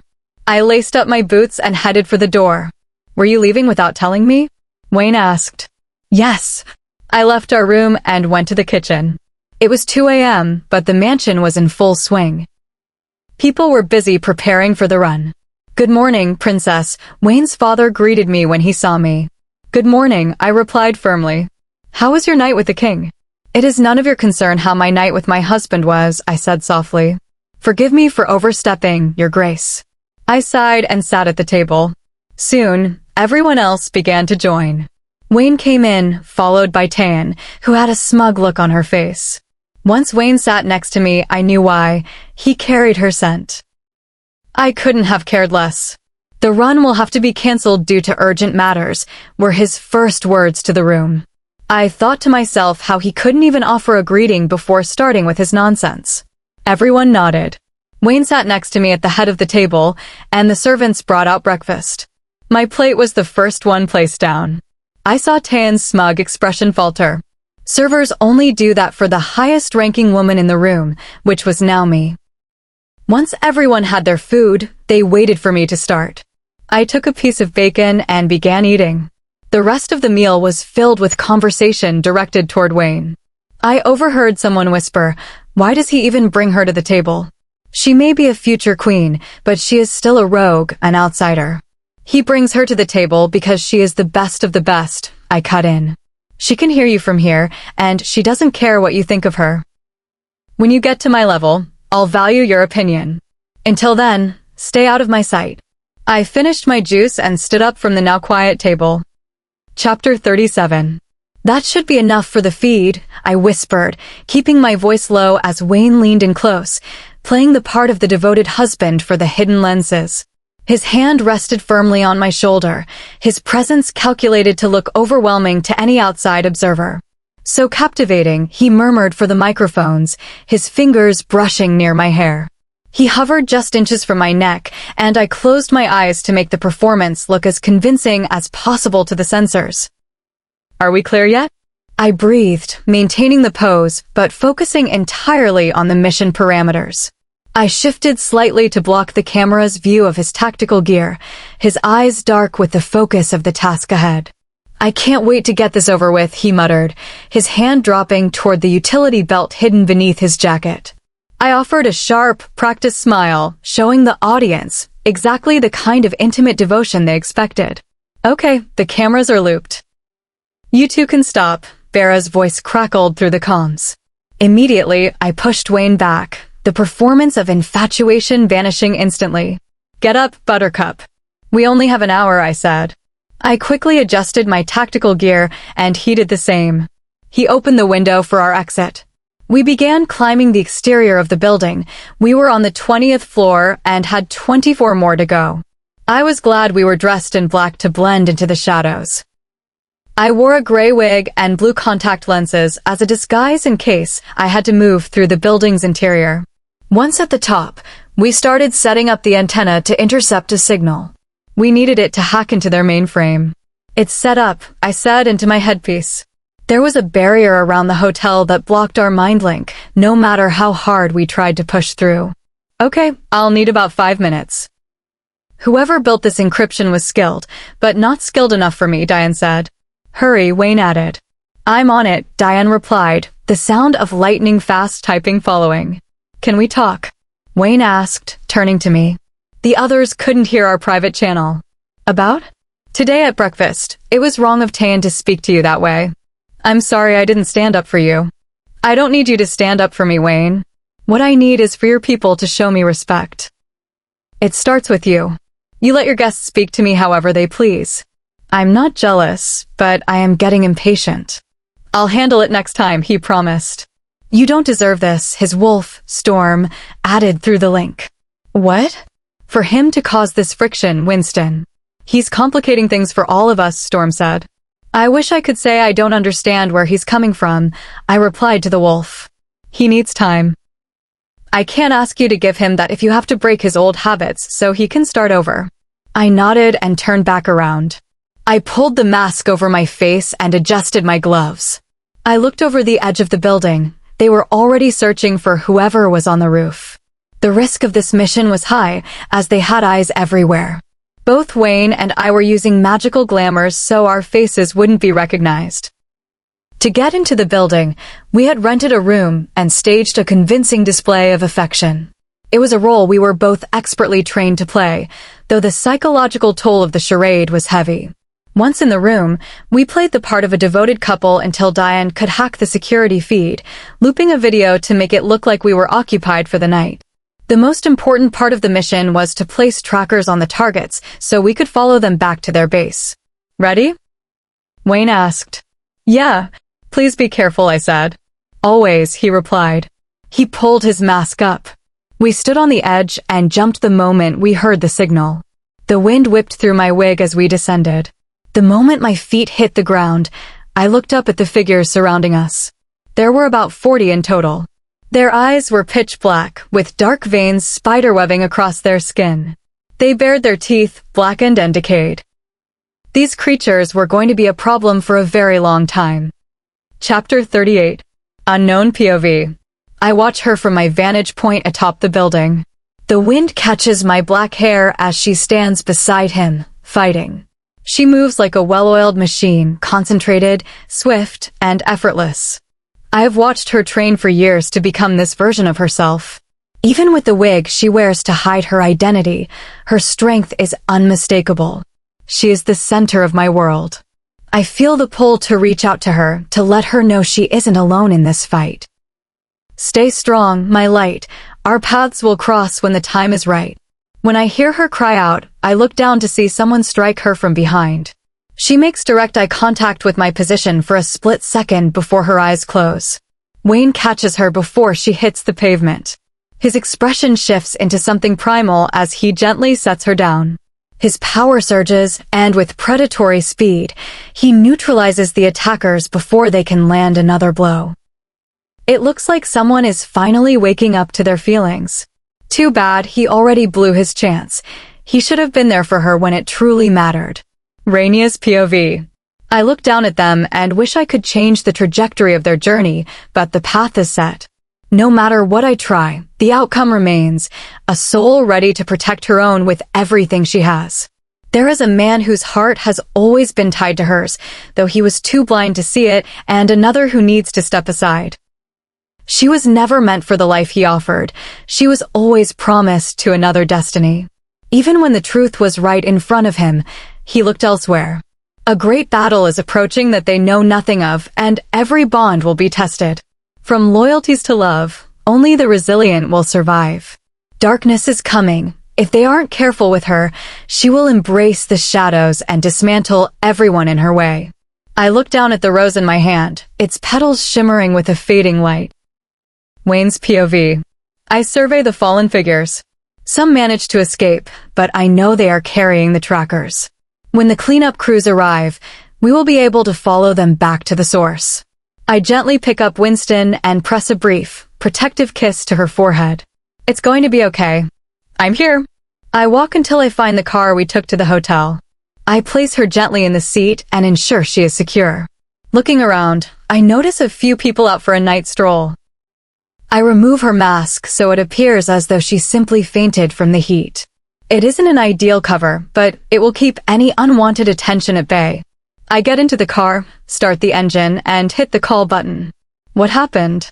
We lost visual and audio contact, August said immediately. We were intercepted. Someone hit Winston from behind, and she's down. I got us out. She's unconscious, but I can see her strength returning already. That's a relief. There's activity on the streets, so stay low. We can't get you out of the city without being flagged.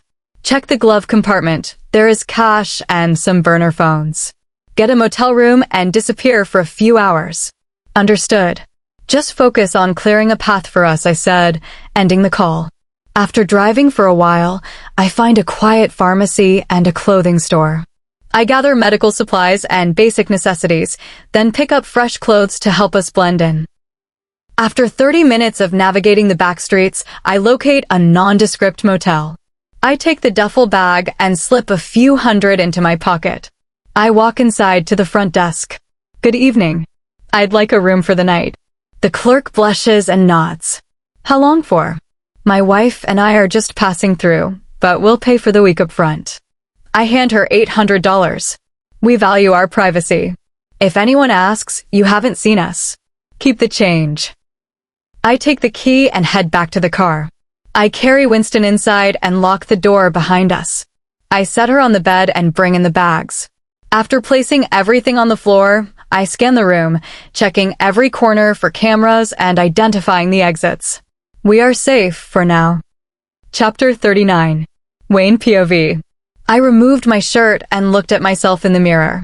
The tattoos on my skin felt as though they were burning, a constant reminder of promises made that I no longer wished to keep. All I wanted was to lie down and hold Winston in my arms, but I knew I couldn't. She is too good for me. I've made decisions and choices that I can't take back. I washed my face and changed my shirt. Taking the supplies from the pharmacy, I sat by her side. I focused my intent, channeling the restorative power of my royal lineage. By pressing my hand against her pulse point, I allowed my strength to flow into her, jump-starting her natural healing. As a royal, my essence would help her recovery accelerate. If we were fully united, she would have woken up as if nothing had happened. I kissed her forehead. "Why do I keep failing you?" I whispered. I rubbed my head, sighing. She is the best thing in this world, yet to protect her, I feel like I have to distance myself every day. In my eyes, she isn't just my equal, she is far above me. I closed my eyes and settled in to wait for her to recover, waiting for those beautiful eyes to open. Unknown POV. Rain fell onto my suit jacket. I wished I could go inside and protect her. She needs me. She may not realize it yet, but she needs the future I've built. I will ensure she is recognized as the goddess everyone should worship. My mother always said I was too ambitious for my own good. She didn't understand the vision I had, nor the resolve required to achieve it. When I first saw Rose as a child, I knew our fates were entwined. She was playing within the castle walls, surrounded by people who wanted to be her friend or at least catch a glimpse of her smile. I remember the first smile she ever gave me. It wasn't because of my status, but because of a small act of kindness I'd shown another. I've carried that moment with me ever since. Whenever I was within the castle and she was near, I made sure to catch her eye. By her 9th birthday, she stopped coming outside to play. She stayed with her parents, mainly her father. She didn't seek the crown, but destiny called her to the role. When it did, I decided I would be the one standing by her side. The prophecies say she will have a great love. I am certain that path leads to me. I have refined myself every day so I could be worthy of our future together. I walked into the hotel and took the private elevator to the floor where they had been staying. "Good night, sir," the staff member greeted. I nodded. They were mere background characters in my story, but I maintained the facade of politeness for now. I opened the door to the suite and saw my second-in-command, Samson, sitting by the window. Her hair was in a low ponytail, and her soft smile made her look innocent. It was a look any man would fall for, except the man she fixates on, the king. She tries and tries, but he is indifferent to her. She tried to undermine his connection to Taein, but it didn't work. Now that he's found his true match, her chances are non-existent, but she remains a persistent player in this game. His presence was strong in here, she said. Whatever he used to mask it was effective. If I hadn't known they were here previously, I wouldn't have been able to track them. "You're right," I replied. "I don't know where they are now, but I need you to find them. I will not have her beyond my sight."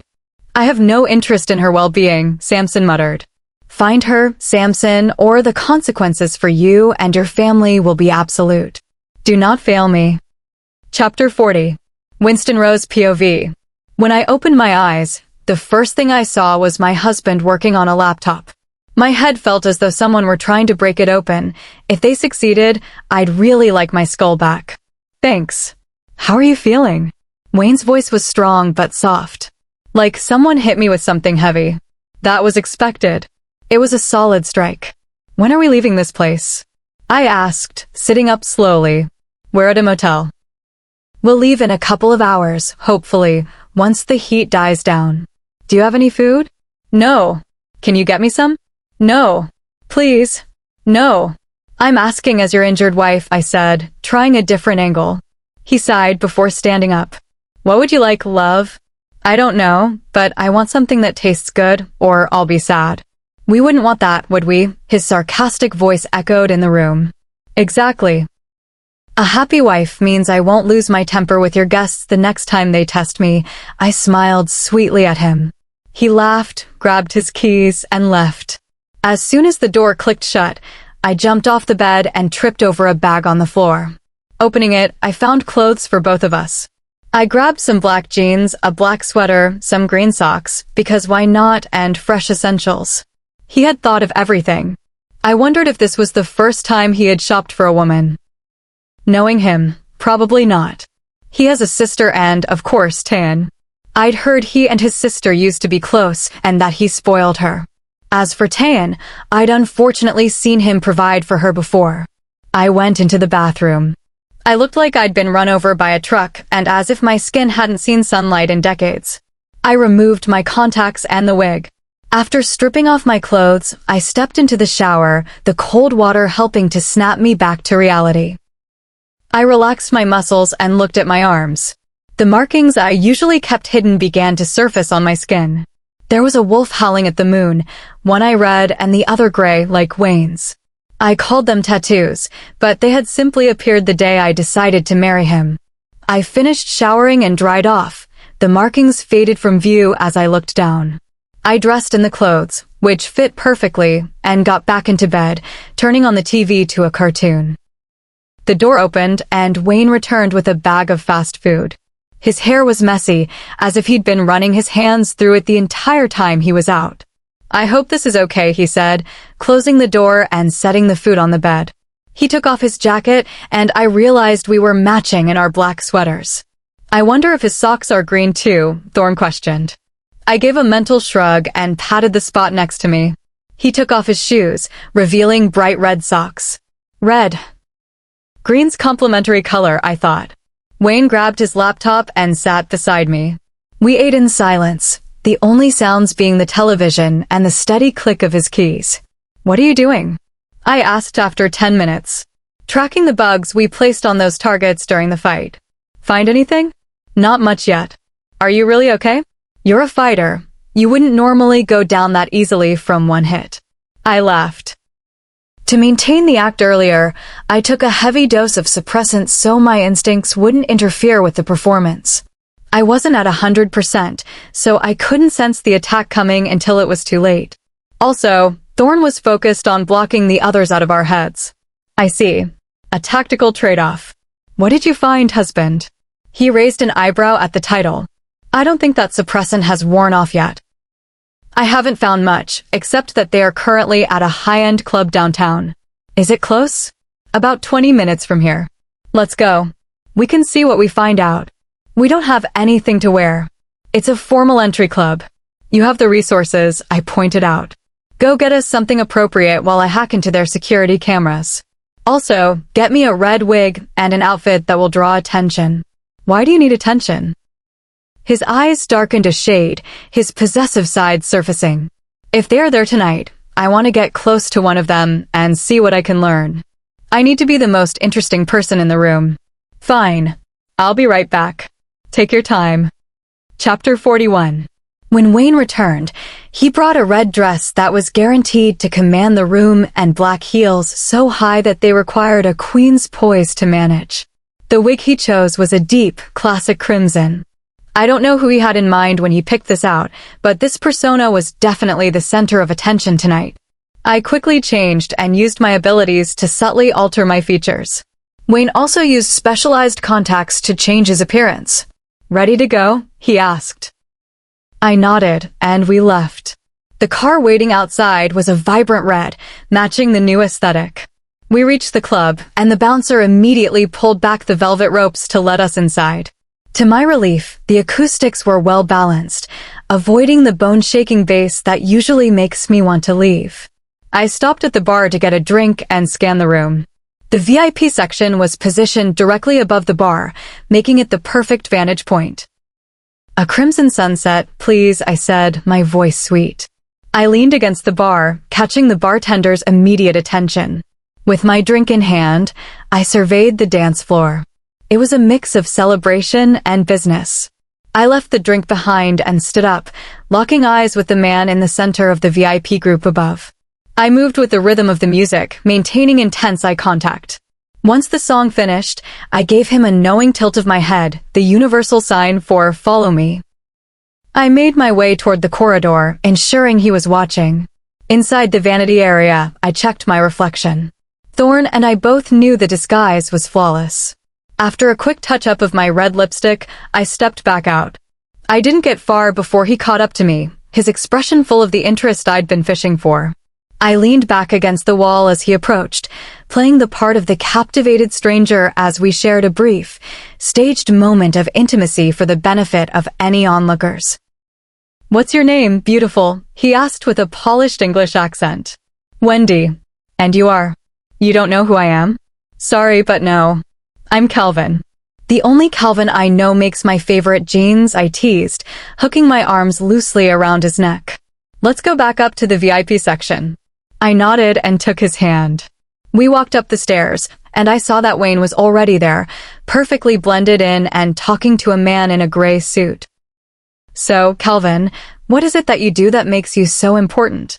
I asked as we sat toward the back. "I own this club and several others, along with a few hotels." "Impressive. How did you build all that?" "Ambition and a few key investments," he replied smoothly. I pretended to be surprised, though I knew the truth.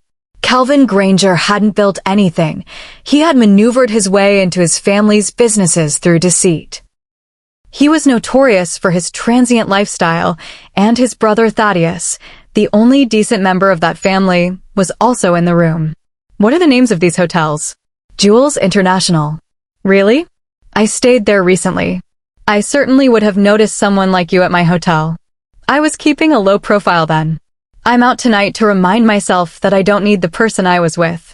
Trust me, Angel, you definitely don't." Suddenly, a thick white mist poured from the vents. Our signal. Before the men could react, I used my speed to neutralize the group, leaving only Calvin conscious. Wayne sat back, watching the room with a cold, calculated gaze. "So, Calvin, you're going to be a good boy and tell us where the lab is located," I said, my voice turning colder than the ice in my glass. "Our trackers say your operations are directly under this building. Be smart." It's been a while since I've had to be truly persuasive, and I'd hate for you to find out exactly how difficult I can make your night. Chapter 42. Winston Rose POV. My eyes turned a deep, glowing red, showing him exactly how ready I was to provide an experience he'd never forget. "Be smart with what you choose, Calvin. My partner here has been under a lot of pressure lately." "Your men catching her off guard didn't help the situation," Wayne calmly warned. "She hasn't been herself since she woke up, and I wouldn't want to be in your shoes if she decides to lose her patience." I was beyond stressed.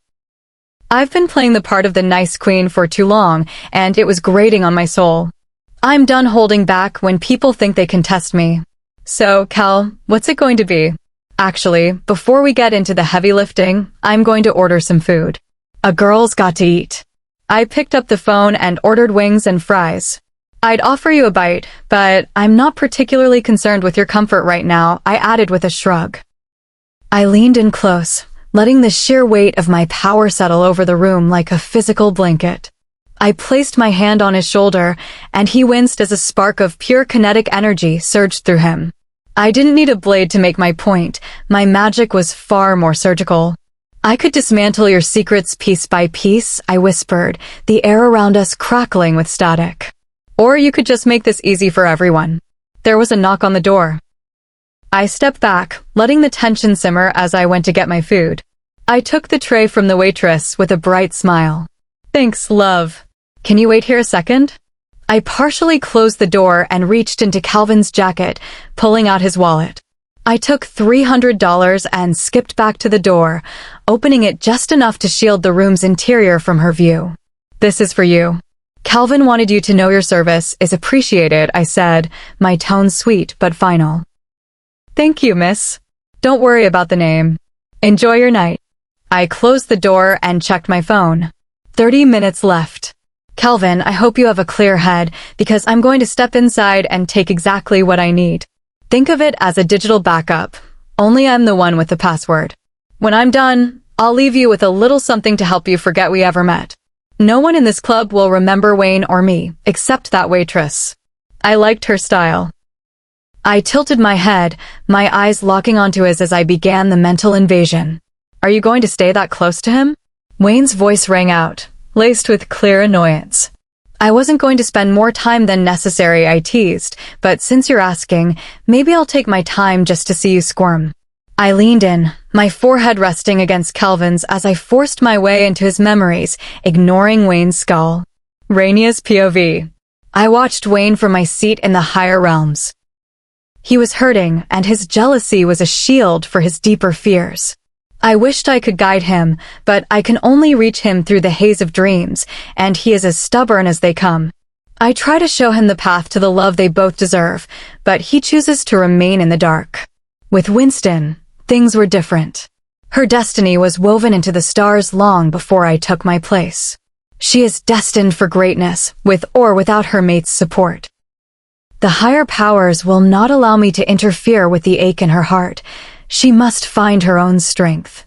Wayne's heart was once open, but the weight of the crown changed him. As a child, he dreamed of his mate. As he grew and realized the complexity of his power, he closed himself off. Now, Winston has drawn the attention of 3 formidable men, forces that could reshape the world if they chose. Queen Rainia, my head of security, interrupted. Proceed, Tylex. We've uncovered a disturbing detail. It appears King Wayne entered into a pact with a very dangerous entity. This figure is now using the future queen's safety as leverage against him. Who is it? Tylex was about to answer when a surge of power from below drew my attention back to Winston. Her focus was absolute, her eyes shimmering with black energy as she pulled every secret from Calvin's mind. Wayne moved toward her, sensing the strain on her spirit as she pushed her abilities to the limit. Chapter 43. Wayne POV. Her eyes were completely dark, surrounded by shimmering obsidian energy. A thin trail of blood escaped from her nose, making a cold knot of worry tighten in my chest. Winston, let him go, I said, stepping toward them with caution. Before I could even touch her, she released him.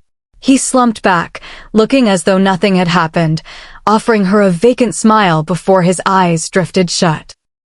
The evidence of the strain on her face simply vanished, as if wiped away by an invisible hand. Are you okay? I questioned, searching her face. Yes. I got all the information I needed. What happened back there? You seemed completely disconnected. I used a technique that requires a massive amount of focus, she replied, her voice distant. We need to get back to the motel, or at least the car. My energy is going to bottom out soon. What about them? We can't just leave them in this state. When they wake up, they won't remember the interrogation. The security cameras won't show our presence, and the street footage will be a blur.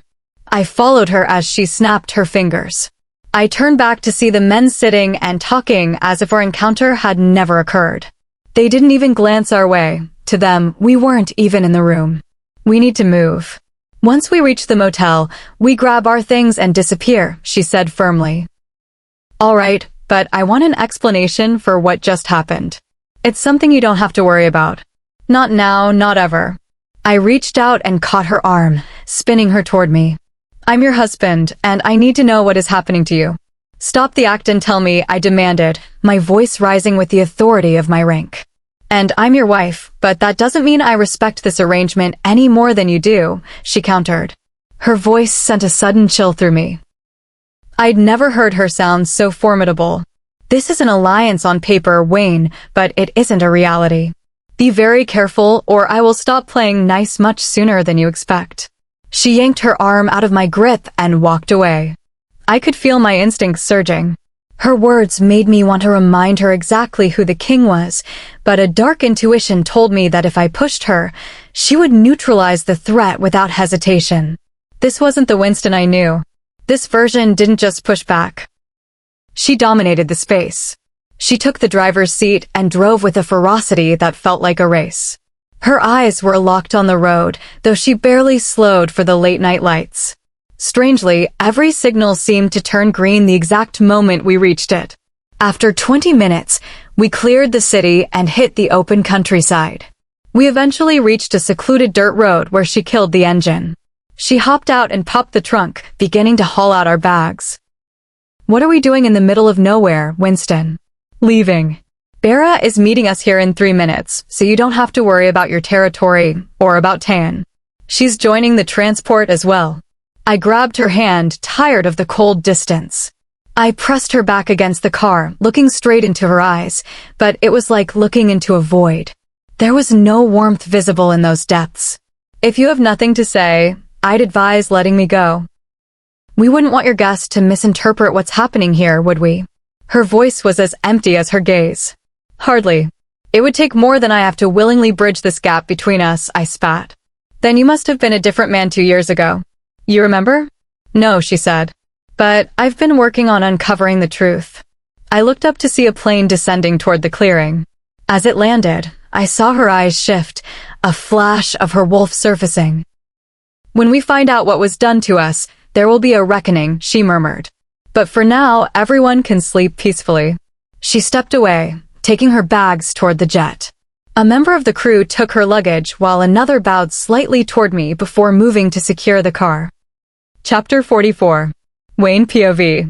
As soon as we returned home, I made my way to the office. I sat in my chair and closed my eyes, trying to calm my racing thoughts. I heard the door open and knew exactly who it was. Tan sat on my lap and brushed my cheek, and I instinctively wrapped an arm around her waist. What are you doing here? I asked. Can I make sure you're all right, Wayne? Tan countered. Yes, but the situation has changed. People are actively watching us, so we have to be careful until the scrutiny dies down. Of course, my love. I hope your trip was successful. She pulled away and stood up. It was productive. There's something I must discuss with my father, but otherwise, it was fine. Did you miss me? She asked. No. Yes, I missed you, Tay. Are you hungry? I could have a meal prepared for you. I'm fine. I'm just going to head to my quarters. I'll see you tomorrow. All right. Can we go for a run? Just the two of us. No, I said firmly. I didn't want to provoke Winston until I understood what had caused the cold shift in her demeanor. Please, Damien, she said, her voice small. No, with that, I got up and headed toward my room. The halls were quiet. The staff seemed to be giving me a wide berth tonight. I stepped into my room to find Winston in a silk robe, her damp hair catching the light. Her expression was unreadable, but the intensity in the room was undeniable. Our things are being moved to a larger suite in the morning. We'll be relocating to the south wing of the estate, she said. Her voice wasn't quite as icy as it had been a few hours ago. All right. The staff is bringing dinner soon, so we can maintain the image of the devoted couple, she added. She set her robe aside, her dark evening wear catching the light. Help me, I muttered under my breath. With what? Her eyebrows furrowed. I hadn't realized I'd spoken aloud. Nothing. Don't worry about it.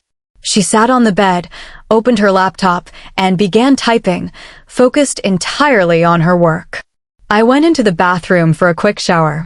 When I came out, a maid was setting our dinner on the table. Good evening, love, Winston asked, her tone shifting into the practiced warmth we used for the audience. Yes, better now. She stood up, waiting for the maid to finish. I wrapped my arms around her, the familiar spark of our bond igniting the moment we touched. I leaned down, the scent of her hair overwhelming my senses. This was where she belonged. My mate. Perfect, I whispered. The maid looked at us with a smile, wished us a good night, and left. Winston turned in my arms and looped her hands around my neck. She stood on her tiptoes, leaning in, but just as the space between us disappeared, the door opened. Tayan stood there. Winston pulled back just as my father happened to pass by in the hall. Tayan, give them some privacy. They've had a long trip, my father joked. Though from the looks of it, they weren't planning on sleeping anytime soon.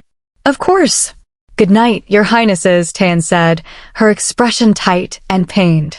As soon as the door closed, Winston stepped out of my arms. The warmth vanished instantly, and she sat down as if the moment had never happened. I have a meeting in the morning. Can I use your office? She asked, her voice professional again. Sure. She started to eat, and I sat on the bed, thinking about the look on Tan's face. I knew eventually she would demand an explanation. If I were to be honest with myself, the truth was simple. My wife makes me want to stay in this room forever. She makes me want a future I never considered, and the spark I felt for you is fading.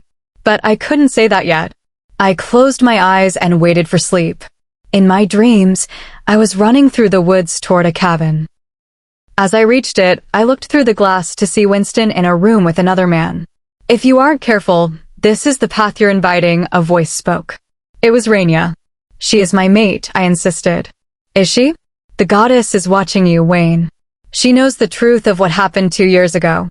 When Winston's memories return, there will be a reckoning." "I did what I had to do, Rainia." "Did you?" "Because she needed a protector, and you chose a different path." I looked back at the window. Winston was laughing, her hair looking as it did when she was younger. She looked happy. Her eyes were full of life. I tried to focus on the man beside her, but his face remained a blurred, shifting shadow. "He's coming for her," Rainia whispered. "Who?" "Draco." Chapter 45. Rainia's POV. "Rainia," my mother called out, her voice echoing with authority. "Hi, Mom. Don't try to charm me. I told you to avoid interfering. Their paths are already unfolding. Wayne must face the consequences of his past actions." "Mom, please don't be so harsh. I am the goddess, Rainia. One day that responsibility will fall to you, but not today. You may offer guidance, but remember, the higher courts are watching every move you make." As soon as she vanished, I turned to Tylex, feeling the weight of the world on my shoulders. "I've been more emotional lately, a softness Winston definitely doesn't share." "It's going to be okay," Tylex assured me gently. "I've monitored the situation, and Winston has maintained her distance for now. The challenge is that Wayne is already seeking her out." "I see. I'm going to rest. Inform me if the situation shifts." Omniscient POV. Draco's inner circle watched him, waiting for his next move. He ran a hand through his dark curls, struggling to contain the cold fury vibrating through him. He tilted his head, the audible crack of his neck breaking the silence of the room. His eyes were a void of pure black, a warning that their king was at his limit. He reclined on the couch while the others remained on the floor, knowing better than to occupy a space he considered his own. He took several measured breaths until the black in his eyes began to recede into a stormy gray. "I don't care what resources you have to burn, but ensure the council's eyes are elsewhere," Draco commanded. His voice was low and melodic, a tone that commanded attention despite the underlying threat. "I also need an invitation to the estate. I need to see her. According to our intel, she won't be in residence for another 3 weeks," one of his subordinates reported. "That gives you ample time. I also want Calvin found. His memories are a liability I intend to correct. And locate Charlie Donovan. That traitor has ignored the protocols for far too long. What has he done, my king? He stole what belongs to my house and has sought refuge in Wayne's territory, thinking he can hide. His time is up once I find him. We will handle it. Leave me. I need to prepare." As they retreated, Draco used his power to manifest by the lake. He knew the guardians of the woods were watching, but none dared challenge his presence. His eyes shifted to a deep navy blue. After a moment of silence, he returned to the office and replayed the footage of the ceremony. His ally had stood beside another man, but in his mind, that alliance was a temporary obstacle. He knew his moment was approaching. Anyone who attempted to bar his path would realize too late the mistake they had made. She was destined for his throne, not to be a pawn for a man like Wayne. He focused on the screen. She looked regal, but he knew she was capable of so much more. When they were finally united, the world would see her true power. Draco felt his instincts sharpen, his thoughts drifting to the moment he would finally mark her as his own. He craved the intensity of their bond and couldn't wait for her to finally recognize the pull between them. He just had to ensure that those who had separated them 2 years ago understood the price of their betrayal. Chapter 46. The deities of old always kept a watchful eye over their people. They tried to remain detached, but one had famously fallen for a mortal queen. She was perfect in his eyes, but instead of stepping in and demanding her hand, he let her find her own path. Many centuries later, that same spirit fell in love again. This time, he was not going to let his warrior slip away. He was determined to find her and invite her to stand as his queen. He was a king of the lower realms, a figure of immense power named Draco. He was a man with a mission, and unlike before, he was going to win the heart of the woman he loved. They had met in the past, though her memories of him had been clouded. His Ala only remembers what the fates allow her to recall. When the timing is perfect, everything will return to her. He didn't want to limit her, but he took every precaution to ensure her safety. He would have moved the heavens just to shield her from a single storm. What he didn't realize was that as he fought to reach her, other forces fought just as hard to keep them apart. They knew Ella possessed a strength beyond imagination, a power that could shift the balance of existence if she chose to stand by Draco's side. Countless souls prayed for the one person who could bring out the humanity in the Dark King. They didn't know her identity, but they sent their hopes to the heavens that Draco would find the peace he sought. Draco had been a great ruler for ages, but as the eons passed, he longed for a connection that could heal the void within him. Legend whispered that a pure-blooded soul would bring him back to life. Many stood against him, but he had a loyal few who truly believed in his redemption. Winston Rose POV. I woke to the sudden boom of thunder and the flash of lightning. The heavens were restless tonight. I stretched and reached out, only to find Wayne's side of the bed cold. The clock read 2 in the morning. His scent had already begun to fade, meaning he'd been gone for quite some time. I pulled on a jacket, my fluffy socks, and my bunny slippers. Heading toward the kitchen, I found him deep in conversation with his father.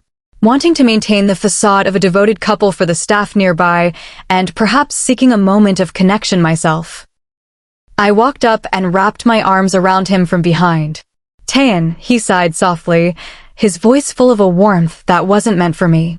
The name felt like a physical blow. Inside my mind, Thorn let out a cry of pure betrayal. My strength wavered, and I immediately stepped back, unwrapping my arms as if I'd been burned. He turned around, his eyes widening in shock as he realized his mistake. I wrapped my arms around myself, trying to steady my racing heart and comfort my wolf. Without a single word, I turned and walked straight to Draco's room. I didn't knock, I just needed a safe space. Draco was asleep, and Bera and his sister were crashed out on the couch after a movie marathon. I shed my jacket and slippers and climbed into bed between the two of them. We drifted through a few movies, the flickering light of the TV a welcome distraction from the fire burning in my chest. I eventually fell into a fitful sleep, waking an hour later in the dark room.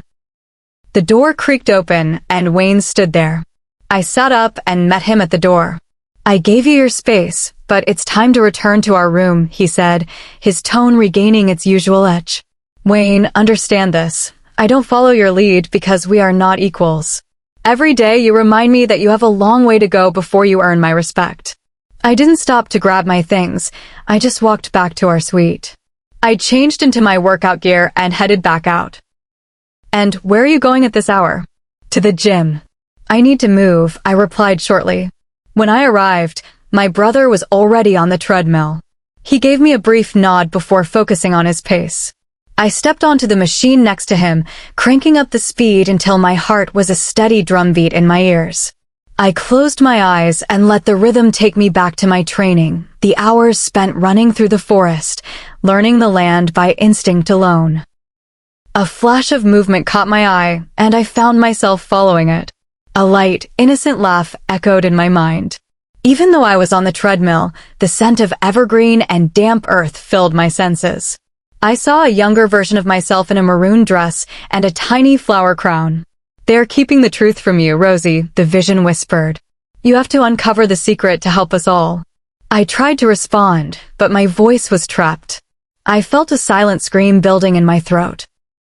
She reached out to me, but before our fingers could touch, the world shifted, and someone grabbed my shoulders. I blinked, finding Augustine looking down at me with concern.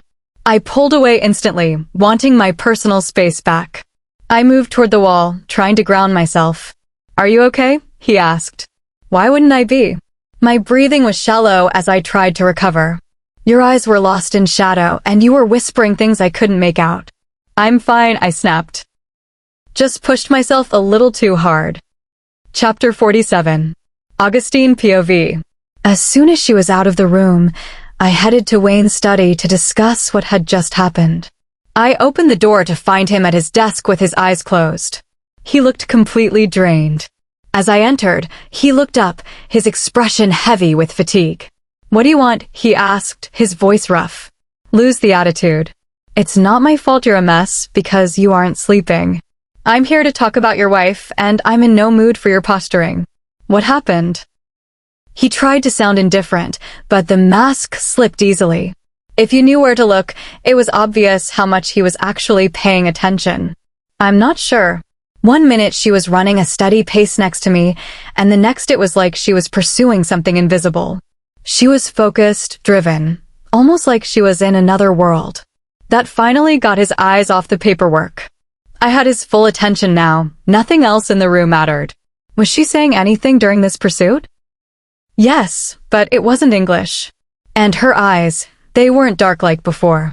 They were a strange, haunting shade of gray. I'll talk to Danielle and see if she recognizes the symptoms, Wayne said, rubbing his temples.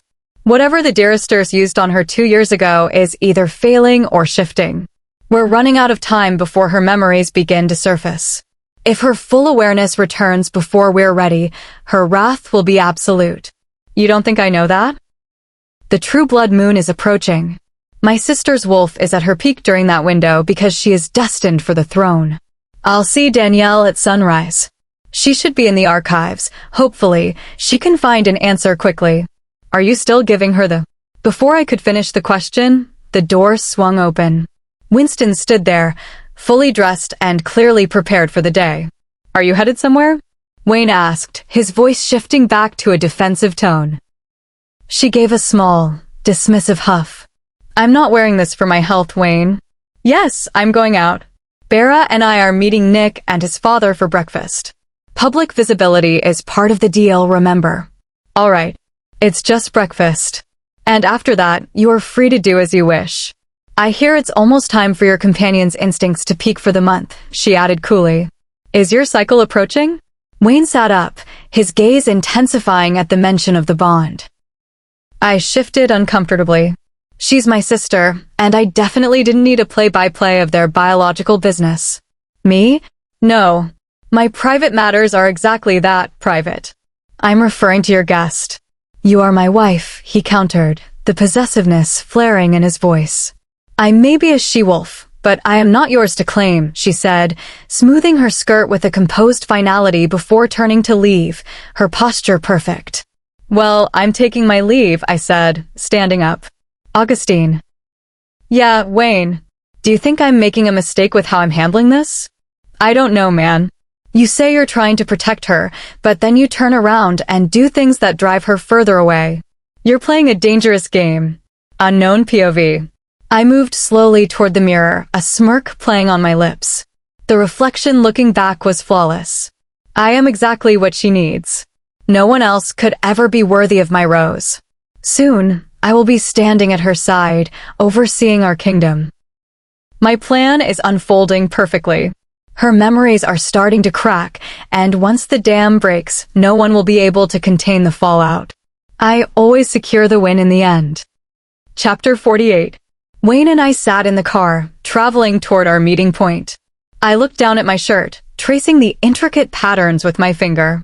I'd left my hair in its natural curls today, I didn't feel the need for a disguise, and I felt comfortable in my own skin. Bera was up front with the driver, having pulled up the partition. The trader had a stash of cookies up there. The scent was unmistakable. I knew if I asked for one, he'd play dumb, so I let it be. About this morning, Wayne's voice broke the silence. As far as I'm concerned, nothing happened, I replied. We had our run, we got ready, and I informed my husband of our schedule. It was a standard start to the day. Of course. I turned back to the window. A deer was drinking from a nearby stream, its fur a beautiful tapestry of earth tones.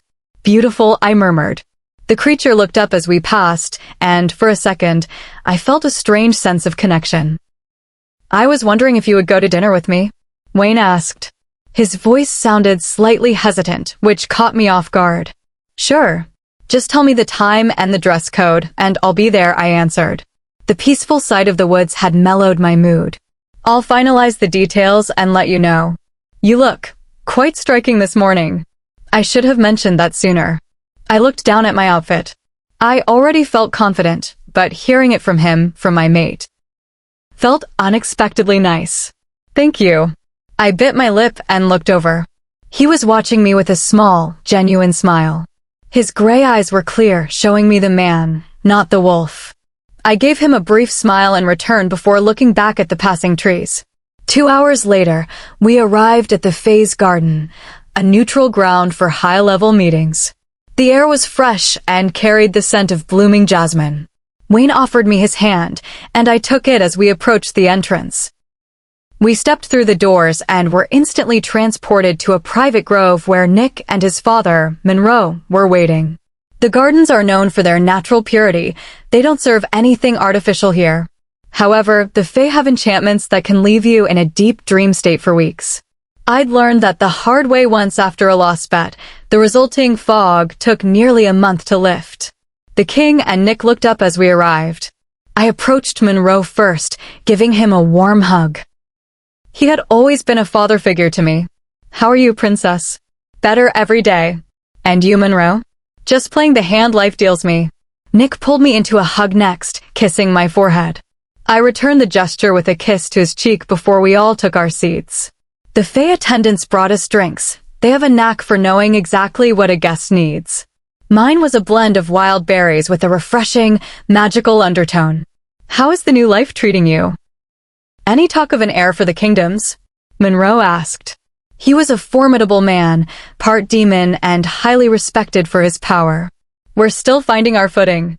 There won't be any news on that front for a long time." "Are you sure?" "Your cycle hasn't aligned yet, has it?" Nick asked. "Not yet. I follow the golden suns for my biological timing." "If you follow the suns, you still have a year before that alignment," Monroe noted, ever the scholar of ancient rhythms. "The golden suns?" Bera asked, currently occupied with feeding a tiny duck some crackers. "The sun and moon were primordial lovers," Wayne explained. "They created the world together, but to protect it, they had to separate. Every few years, they align and the sun projects its rays onto the moon, amplifying their shared power. This alignment, the golden rays, marks those who are deeply connected to the Earth's ancient magic.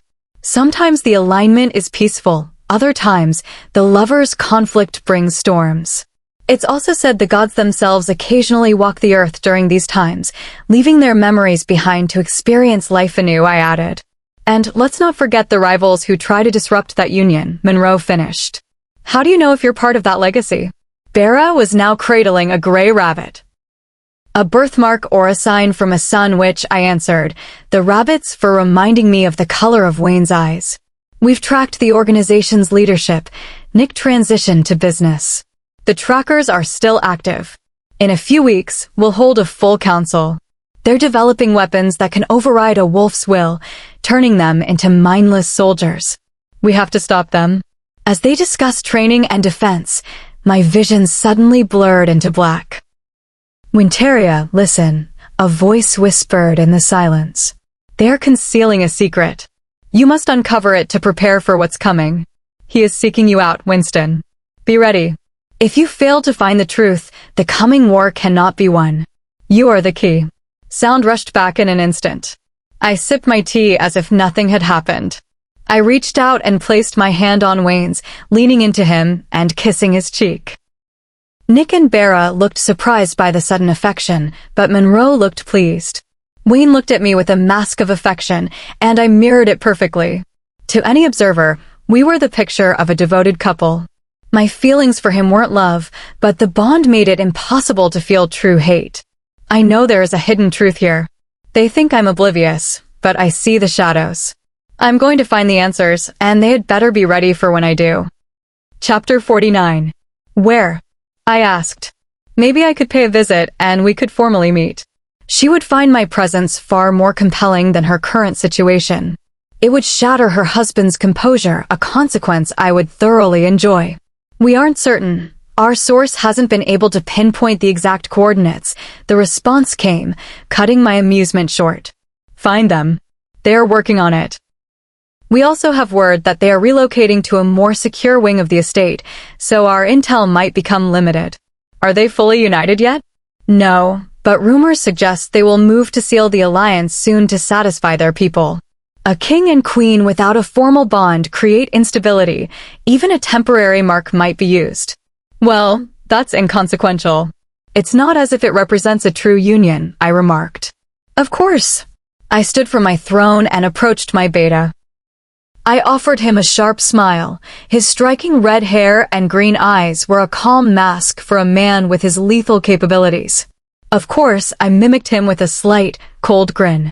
I opened the door, my beta trailing close behind. Everyone who saw me stopped, inclining their heads in a display of absolute submission. They knew their leader. They knew the name Octavian. As they should. I was moving toward Winston's world soon, and I intended to make my presence known. I made my way toward the tactical center. I had a few matters to discuss with the research team. Octavian, a voice whispered. I turned my gaze toward her. What is it? You must stop this pursuit. She is not part of your destiny. You will only find ruin on this path, my child. Stop trying to project a maternal role onto me, I snapped. My mother has my full respect. You were merely someone my father knew from the staff. Do me a favor and stop pretending there is a bond between us where none exists. Octavian, please. Her eyes welled with tears of frustration. The only people I would ever consider listening to are my future partner or my heirs. Since you are neither, remove yourself from my sight. She began to sob as if my words were a revelation. Some people have to learn that resolve cannot be manipulated with emotion. Escort her away. Return her to her quarters and ensure a guard remains at her door so she stays focused on her own life. Please don't do this. If it weren't for the promise I made to my father, you would have been cast out of this kingdom long ago, I stated coldly. Once his protection is gone, do not expect further mercy from me. Some promises are meant to be outgrown. Just like alliances. Chapter 50. I planned to uncover exactly what was taken from me. After careful deliberation, I've decided to seek out the goddess pool. Tonight, the full moon will reach its zenith for 3 hours. It's a journey that should take much longer, but those 3 hours of celestial peak will provide the surge of energy I need to reach it in record time. I messaged Kendrick with specific instructions to leave a cache for me in the forest near her perimeter. During my run, I'll retrieve it. It contains the essentials for the path ahead. The pool represents more than just a destination. It's a way to clear the impurities from my body and spirit and reclaim my clarity. I called Quell, a trusted contact, to meet me at the site. Once my mind is clear, I need to remain off the grid to plan my next move. I know the truth is being withheld from me. I tried to bypass Wayne's security to find my own records, but every file related to my past has been systematically scrubbed. The vision of the pool in my dreams wasn't a coincidence. I'm tired of navigating this fog. Whatever was stolen from my memory will be returned, and I am prepared to do whatever is necessary to reclaim it. I can feel the hollow space where my history should be. Wayne, August, and the elite guard are scheduled for a heavy training session tonight, the only real obstacle in my way. They'll notice the moment I cross the boundary, but their plan involves lowering the perimeter shields for the drills, which inadvertently provides me with a window to escape. I finalized the details after we returned from the garden, keeping the plan entirely to myself. In this world, you can never be certain whose loyalty is absolute. I laced up my boots, secured my blades in their tactical holsters, and packed my gear, a heavy sweater, my leather jacket, and gloves. I left the firearms behind. This mission requires a different kind of precision. As the house prepared for dinner, I excused myself under the guise of finishing a report. I took a few hours to rest and gather my strength. When my alarm vibrated, I moved with silent efficiency, a quick shower, hair braided back into tight cornrows, and a beanie to keep a low profile. I checked my reflection one last time, tucking my operative mask into my boot. I've used it on every mission for as long as I can remember, even if the origin of that habit is one of the many things lost to the haze. I left my electronics on the bed with a short, final note. Ready, Thorn? I felt the shift as my eyes turned a sharp, determined gray. My wolf was as ready as I was. I slipped out the front door. Those I passed in the halls offered a casual nod or stayed focused on their own tasks. Once I hit the tree lean, I shifted. The midnight moon was high, its light acting as a beacon of strength for the task ahead. Instead of slipping away quietly, I let out a powerful howl. Tonight, I wasn't a ghost. I was a warning. The sound echoed through the estate, forcing every guard to stop in their tracks. What are you doing, Winston? Wayne's voice boomed through the link, laced with confusion and dawning realization. Exactly what I need to do, I replied. You're in wolf form. Get back here now. I know you're all keeping secrets, Wayne. I'm going to find the answers you're afraid of, and I'm starting tonight. I didn't wait for a response. I bolted into the dense forest surrounding the mansion. I knew every hectare of these woods, and I used the shadows to my advantage. Winston, stop, he roared. Too late, I whispered to the wind. I heard the sounds of the pack shifting behind me. They were coming, but Thorn and I were faster. For 40 minutes, we pushed through the brush. They were gaining, but I had no intention of being caught. I focused on the sound of the roaring river ahead. The expanse was 30 feet wide, a jump that would ground most wolves. But I had studied the old maps and prepared for this specific crossing. With a final surge of speed, I leapt across the massive gap. I heard the skidding of paws on the opposite bank as some stopped at the edge, while others mistimed the jump and tumbled into the current. I didn't slow down. I stayed near the water for a mile to mask my trail before doubling back and continuing toward Kendrick's drop point. I reached the cache an hour later. Shifting back, I found the bag, a clean laptop, a burner phone, and untraceable cash. Thank you, Kendrick, I murmured, shouldering the pack. The pool is normally a 2-week trek, but I had no intention of running the entire distance. I headed toward the city of Terra, where I had an old contact who could provide a vehicle without leaving a digital footprint. After a few hours of steady movement, I reached the outskirts. I made my way to Lovers, a club I'd used as a safe house in the past. I gave the coded signal at the service entrance, and the door opened to a familiar face. Dylan. Hello, Rosie. He pulled me inside. You're ahead of schedule. What? 2 years ago, you sent an encrypted message saying you'd need me on this exact date. I was expecting you tomorrow, but everything is ready. I sent that 2 years ago? The realization hit me. The person I was before the haze had planned for this. Everything you need is in the office.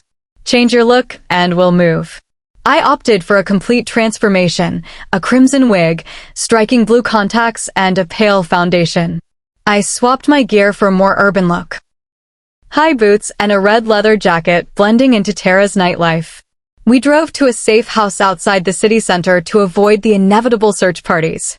Dylan handed me the final travel itinerary as we sat in a study. Your transport leaves in 15 minutes. It's a private jump with several stops. Disembark at the 7th location. It'll put you within range of your destination without being followed.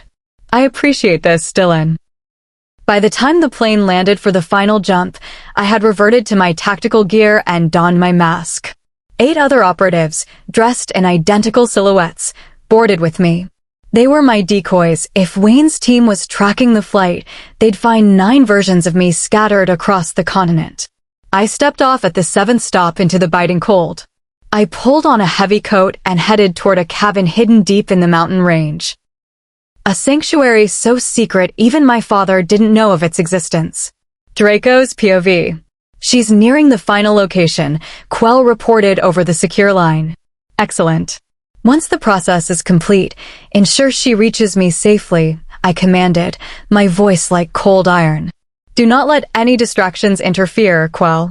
Your future and the standing of your house depend entirely on your success here. I understand, my king. I ended the call and looked out over the horizon. Just a few more hours, and the fog will lift. You'll be back where you belong, my dear. Chapter 51. Draco's POV. The mansion was a blur of activity as the staff prepared for her arrival. They ensured every detail was perfect, though I knew Ella never cared for material luxury. "My lord, she has arrived," a servant reported. I nodded and manifested at the entrance. Quell stood there, holding Ella. I carefully took her into my arms, the weight of her presence a relief. I brought her to my private wing and placed her on the bed. "What is her condition, Quell?" After she emerged from the pool, she seemed overwhelmed by the influx of memories. She was focused, angry, even, but she lost consciousness before she could speak. "I expect the absolute truth from you, Quell. Her recovery is paramount." "I value my life far too much to lie to you, Draco," he said, taking a seat. I brushed a stray lock of hair from her forehead. With a thought, I shifted her into more comfortable attire, a soft white sweater and shorts. "Return to your quarters. We will discuss the next phase once she is conscious." "Of course. Her belongings are being brought in now." "I'm glad she's finally home, Draco. Leave us." He exited, and I immediately placed a protective barrier around the mansion walls. "We have much to prepare for once you wake, my dear." Octavian's POV. "Where is she?" I demanded. "No one can find her," Tan whispered, her eyes wide with a fear she had every right to feel. "What do you mean by no one knows?" "Your task was to maintain the connection and monitor her every move. You failed." "It's not that simple, Octavian. She vanished during the full moon, leaving every tracking device behind. They pursued her, but it was as if she stepped out of existence." "And the biological tracker?" "Inactive. It's been neutralized." "Wayne." I felt the darkness beginning to cloud my vision. "He's searching for her." "They all are." "Good. Let them scramble. We will begin activating our participants." The serum requires time to take full effect and for them to master their new capabilities. "How large is your force?" 100,000 strong. It is more than enough to reclaim what is mine. No power on earth has the strength to stop me. They will seek allies. No one will stand with Wayne once the truth of his choices is revealed. I'm going to watch his legacy crumble, and in the end, she will be by my side. You haven't forgotten our deal? You promised to spare Wayne. To simply reset his path so we can be together. Of course, Tan. I smiled, though in my mind, I was already planning the moment I would take that traitor down myself. Draco's POV. What intel do you have? Octavian is moving toward full activation, Tan reported over the secure line. He still believes I'm loyal to his cause. How is she? That is not your concern. Focus on your role. When the time comes, remember where your true allegiance lies. Stay close to Wayne and tell August it's time to initiate Phase 3. Understood. I've already sent Dylan to your location. The logistics don't matter. Victory is the only priority. I ended the call. The masks are about to fall. I sensed a shift in the room's energy. What brings you here, Raina? I tried to steer him away from this path, she said, her voice echoing with regret. I visited his dreams, warned him not to abandon the bond. If he had only valued her, they would have been the greatest leaders this world has seen. But he defied the natural order, and now my mother intends to show him the cost of that defiance. The threads of fate have tangled. Octavian and Tayan were once meant to be, but that path is gone. I knew Raina spoke the truth. The glimpses of the future I'd seen were just as grim. The conflict is inevitable now. Rose will have to claim her throne through fire. They thought erasing her past would weaken her, but it only enabled Octavian to strengthen his position. You have 8 months to prepare her for what's coming. I will try one last time to reach Wayne. If he fails to rise, his kingdom will fall, and hers will be forced to stand alone. The river is darkening. I am aware, Raina. Do what you must. If he cannot hear the warning, that is his failure to bear. Why do you risk so much for her? Because she is the only one who matters, I replied. I know. You have 8 months before her ascension, and before the war begins. Wayne's POV. I was back in the river's vision, but the water was a deep, oily black. I reached the shore, but the grass was stained a dark, ominous crimson. I found the girl from my dreams, but she wasn't alone. A boy stood beside her, smiling as they walked toward a growing shadow. He reached out, and with a surge of cold energy, he forced her into a deep slumber. He lifted her, looking directly at me. "I win, Wayne," he whispered. I tried to move, but I was surrounded by a vision of total defeat. My people were falling, consumed by a darkness they weren't prepared for. I saw August standing in the center of the carnage, his expression hollow as a dark shadow consumed him. Tane lay nearby, her gaze empty and lifeless. "This is the future you chose by not being ready." "What?" "You are a capable king, Wayne. But you made a profound mistake, and the goddess is unforgiving." "Rainia, you still care for her, don't you? I can see the bond trying to pull you back. Organize your forces, hers as well as yours. Lead them as you were meant to. Her people despise me. Then earn their respect. Speak to her father and Nico. They are already preparing. I have seen to it. Where is she? That is for her to decide. You haven't earned the right to know. Not after how you've treated her. The goddess influenced your path, yes, but you chose to walk it. Listen to your wolf. He knows the way. I will protect the innocent, but this is a war for the wolves. If you fail here, the darkness will spread to every corner of the world. You warned me about Draco. Is he the enemy? I never said he was the one to fear." Chapter 52. Draco's POV. Morning arrived quickly.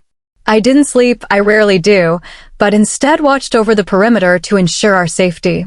She was back under my roof now, and I would not allow a single shadow to touch her. My hounds were resting, prepared to follow their leader at a moment's notice. The world saw her as a formidable threat, but they had no idea she hadn't even scratched the surface of her true potential. When she finally processed her reclaimed memories, she would demand the truth, and I would be ready with every answer. "My king, the queen is awake and expects you," a servant announced. I nodded and manifested in her quarters. Winston was standing by the window, dressed in a simple green sundress.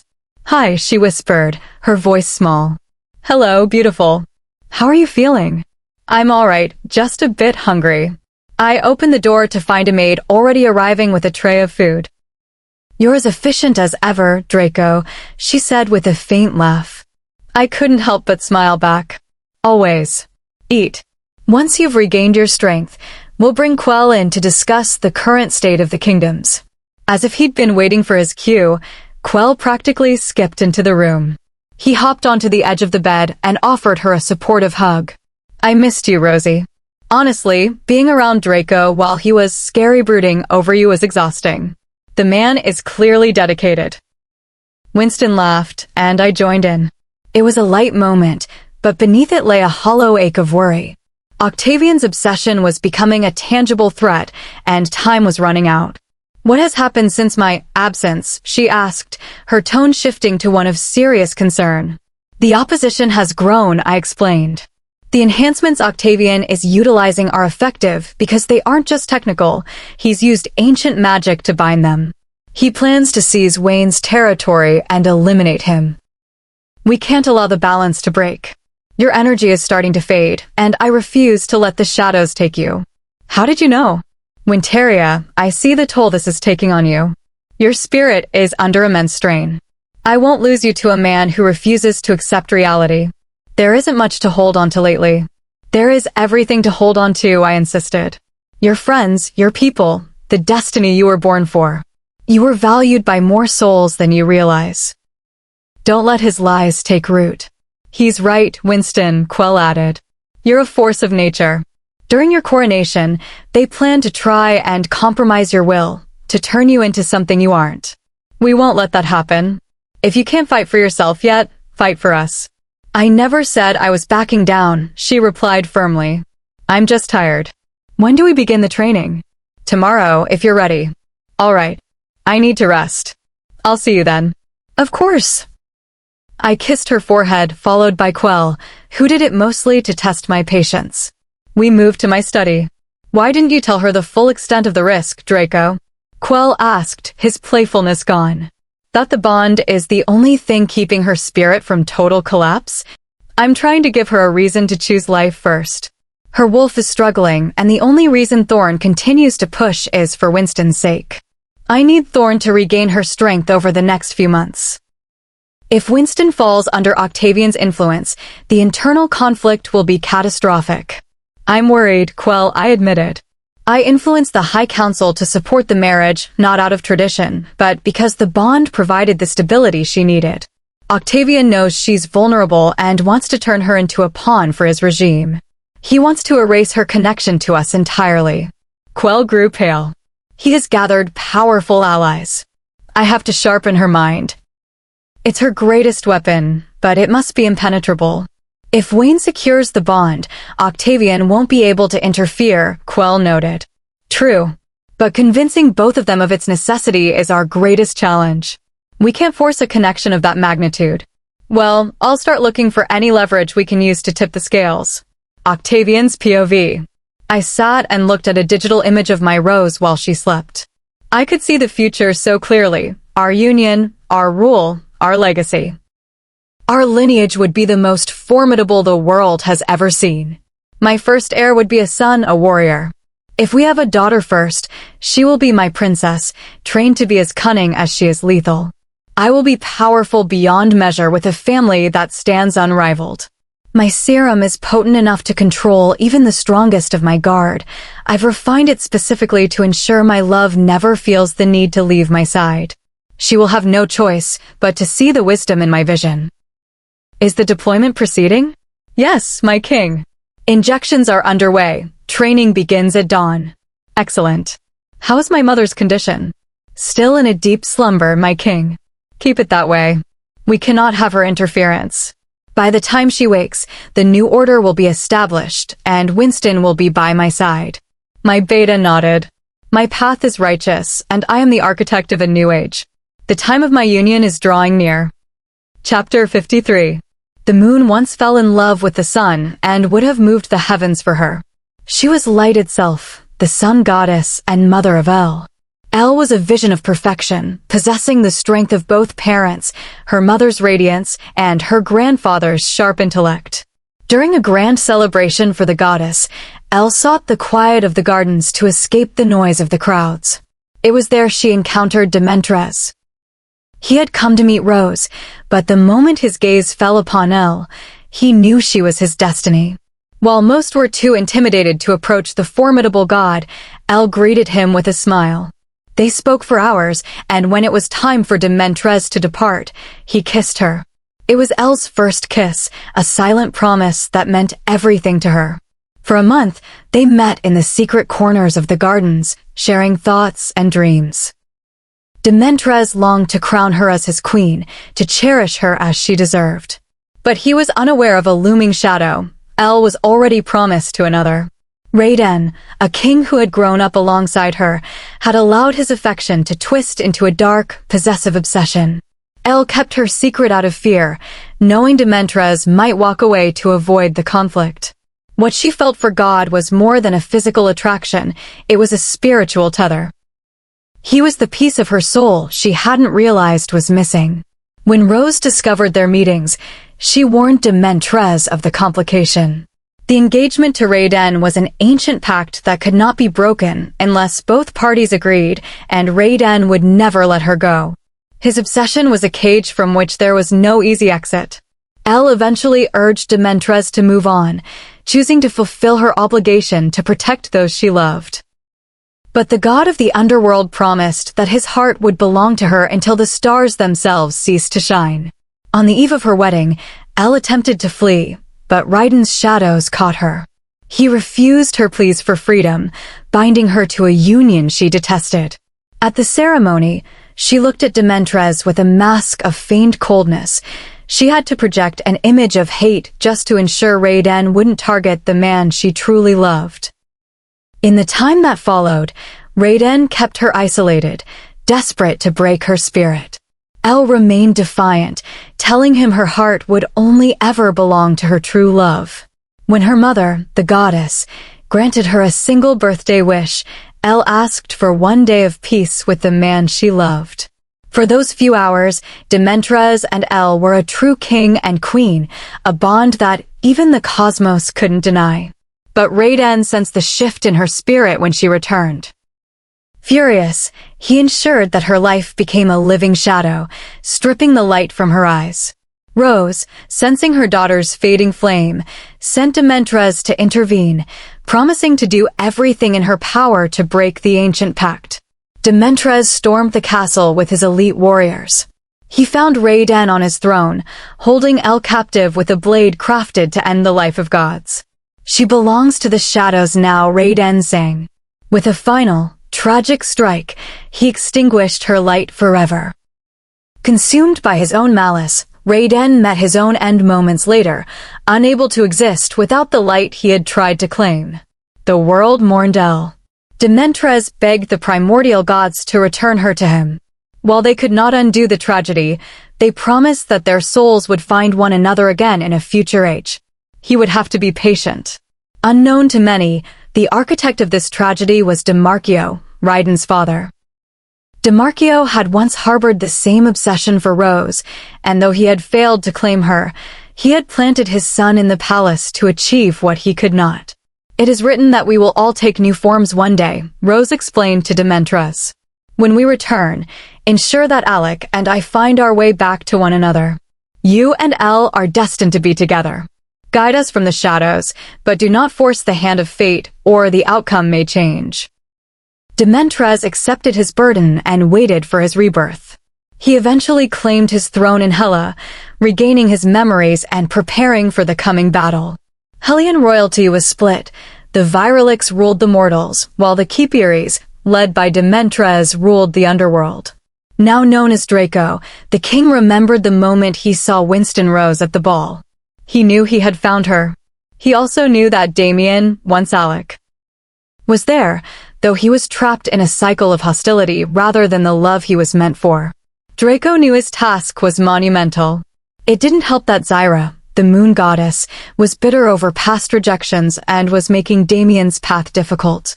Rainia, Zyra's daughter, saw Draco's struggle and acted as a supportive sister, promising to help him navigate the celestial storms. Draco hadn't expected Demarchio to return as Octavian, making the stakes higher than ever.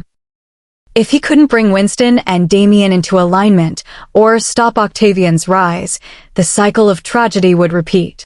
Draco's POV. "We must ensure she finds the peace she was denied.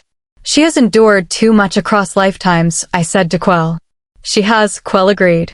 "And so has he. Once the sun and moon align, the choices we make here will be set in stone forever." Chapter 54. 2 years ago. I went in my room and changed. Last night, Wayne rejected me. It was nothing new. I had allowed myself to dream he would accept me, but reality dictates otherwise. I'm a grown woman, and a little rejection isn't going to keep me down. If anything, it makes me want to work harder to be better. When I stepped outside, Nick was standing there with a man who bore a striking resemblance to him, with haunting red and gray eyes. "Winston, I would like you to meet my brother, Draco," Nick said, looking proud to introduce him. "The king of the underworld," I said. I had heard of him, known for a cold heart and a brutal hand toward those who wronged his people, but I had never seen him. He was known for being everywhere and nowhere all at once. When Terry arose, Draco began, his voice like honey mixed with poison, pleasant, but carrying a heavy weight. The princess who achieves exactly what she sets her mind to. Youngest to graduate from the academy, beautiful and brilliant. Leader of the hounds and the future queen. "Looks like I wasn't needed for introductions," Nick mumbled. "We wanted to see how you were doing after last night." "I'm fine," I said. I never had him, so I didn't really lose him. I set him free. You know what they say. Once you set a greedy man free, he'll take and take until he realizes what he needs most is gone because he let it go in the process. "True," Draco said. "But a man may seek his way back once he realizes the value of what he had. It will be up to the treasure to decide whether to let him back in or find someone more worthy." "Well, this treasure will give him hell if he ever tries," Nick added, and I nodded in agreement. We spent the rest of the morning talking, and I got to know Draco better. He was calm, but I could see the lethal intensity in his eyes. He looked at me as if he already knew me. For some strange reason, I felt the same way. Once night fell, Nick went to sleep, and Draco and I walked toward the river. Why did you bring me here? I wanted to get to know you more, Winston, he said, sitting on a rock and dipping his feet into the water. I sat next to him and did the same.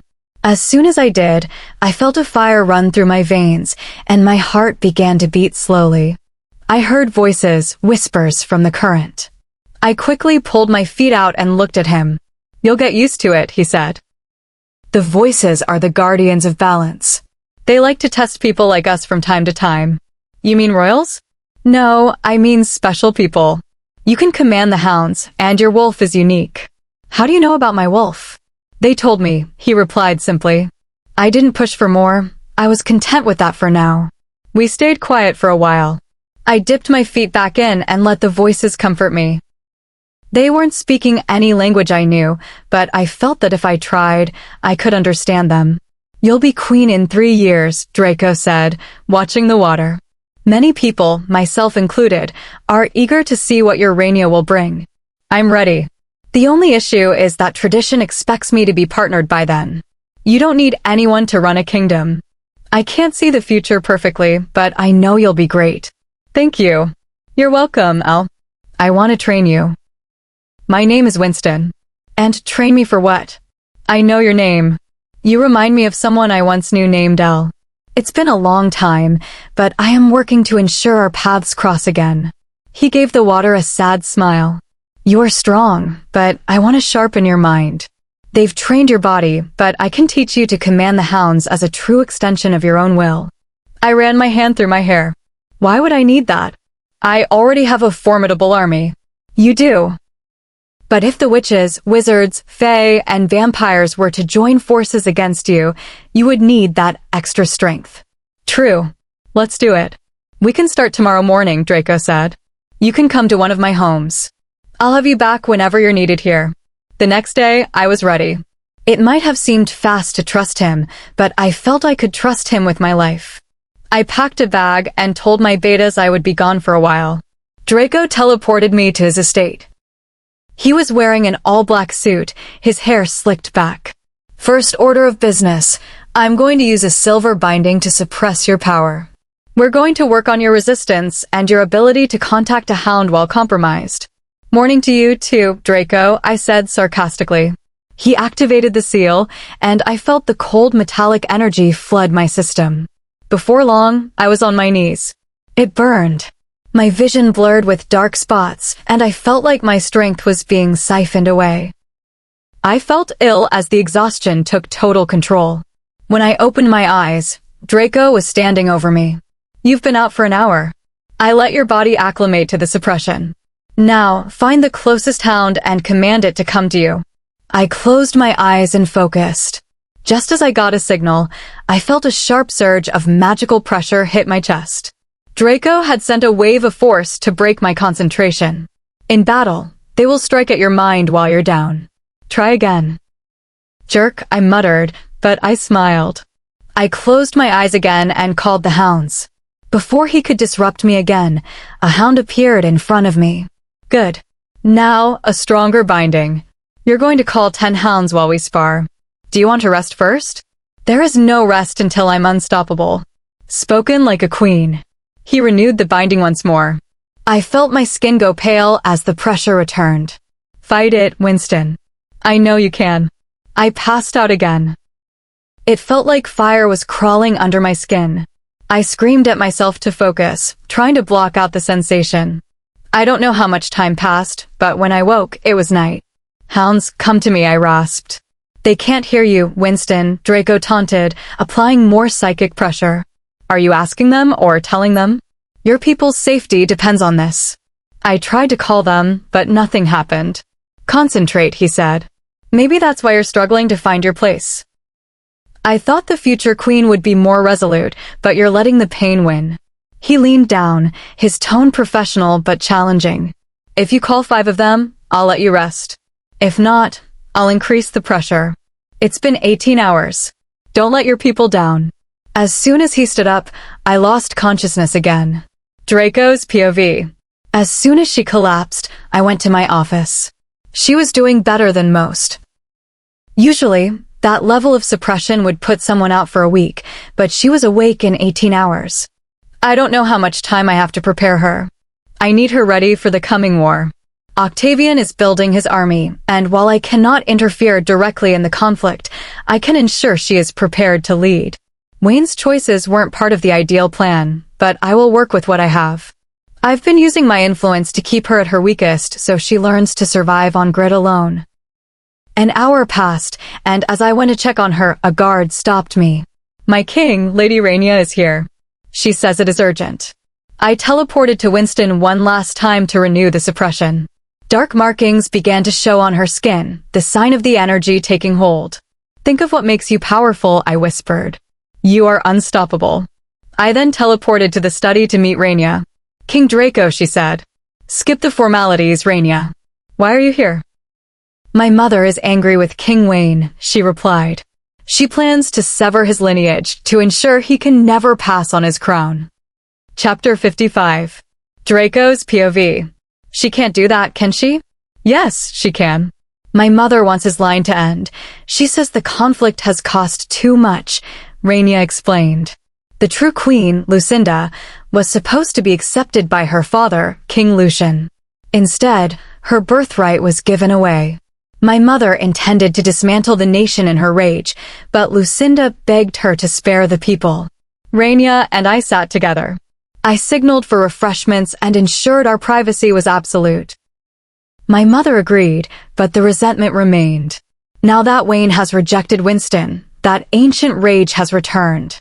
The only way his favor will be restored is if Rose offers forgiveness and he secures the bond. He would never do that, Rainia, nor would she permit it, I sighed, the weight of the situation creating a dull throb in my temples. He will if we establish a temporary bond, one that buys us at least 2 years. We could guard their memories until the time is right. We can't do that, I insisted. It denies them the choice to find each other on their own terms. Your mother would see through the deception. True, her violet eyes were clouded with exhaustion. But the alternative is the end of the lineage. Elle's future depends entirely on Winston and Wayne finding common ground. You know she's the key to everything you've waited for. I know. I've waited an eternity for this. This temporary connection will hold the line. It ensures the true bond doesn't wither and prevents Wayne from making a permanent mistake elsewhere. If the true bond dies, it's lost forever, and the fallout would be catastrophic for everyone involved. How would it work? I asked. I knew she felt the urgency as much as I did. We cloud Wayne's focus on the distractions around him and plant a different priority. We bring him here to secure the connection, then manage it with a counterspell later, she said, twisting a lock of her black hair. Even for a goddess, her presence was striking. Why not let the bond be permanent? Because Winston isn't ready for that depth of connection yet. The weight of it would be too much. I'll contact Quell. He can prepare the magical framework to stabilize the bond. Will you stay? No, I must return. Goodbye, Draco. As she vanished, my expression hardened. Sometimes, the path to peace requires a few difficult choices. Wayne's POV. I sat on my throne, the weight of it heavier than ever. I thought rejecting Winston would simplify things, but the silence in my soul was deafening. It hadn't even been a week, and the void was starting to consume me. I'd heard about the hollow existence of those who turn away from their destiny. I didn't want to do it, but the threats against Winston's safety forced my hand. I had to play the part of the indifferent king. I had to pretend my focus was elsewhere. Others are like fragile glass, easily shattered. My mate is a force of nature, wild, dangerous, and brilliantly untamable. My king, a guard said, meeting my eyes.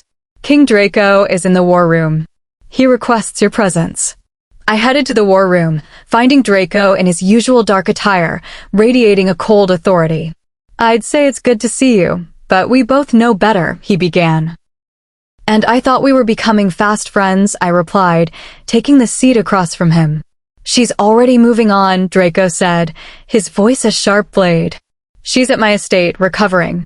She's exhausted after everything we've been through together. If you weren't so blind, you'd realize the power you walked away from. Storm, my wolf, began to pace within me.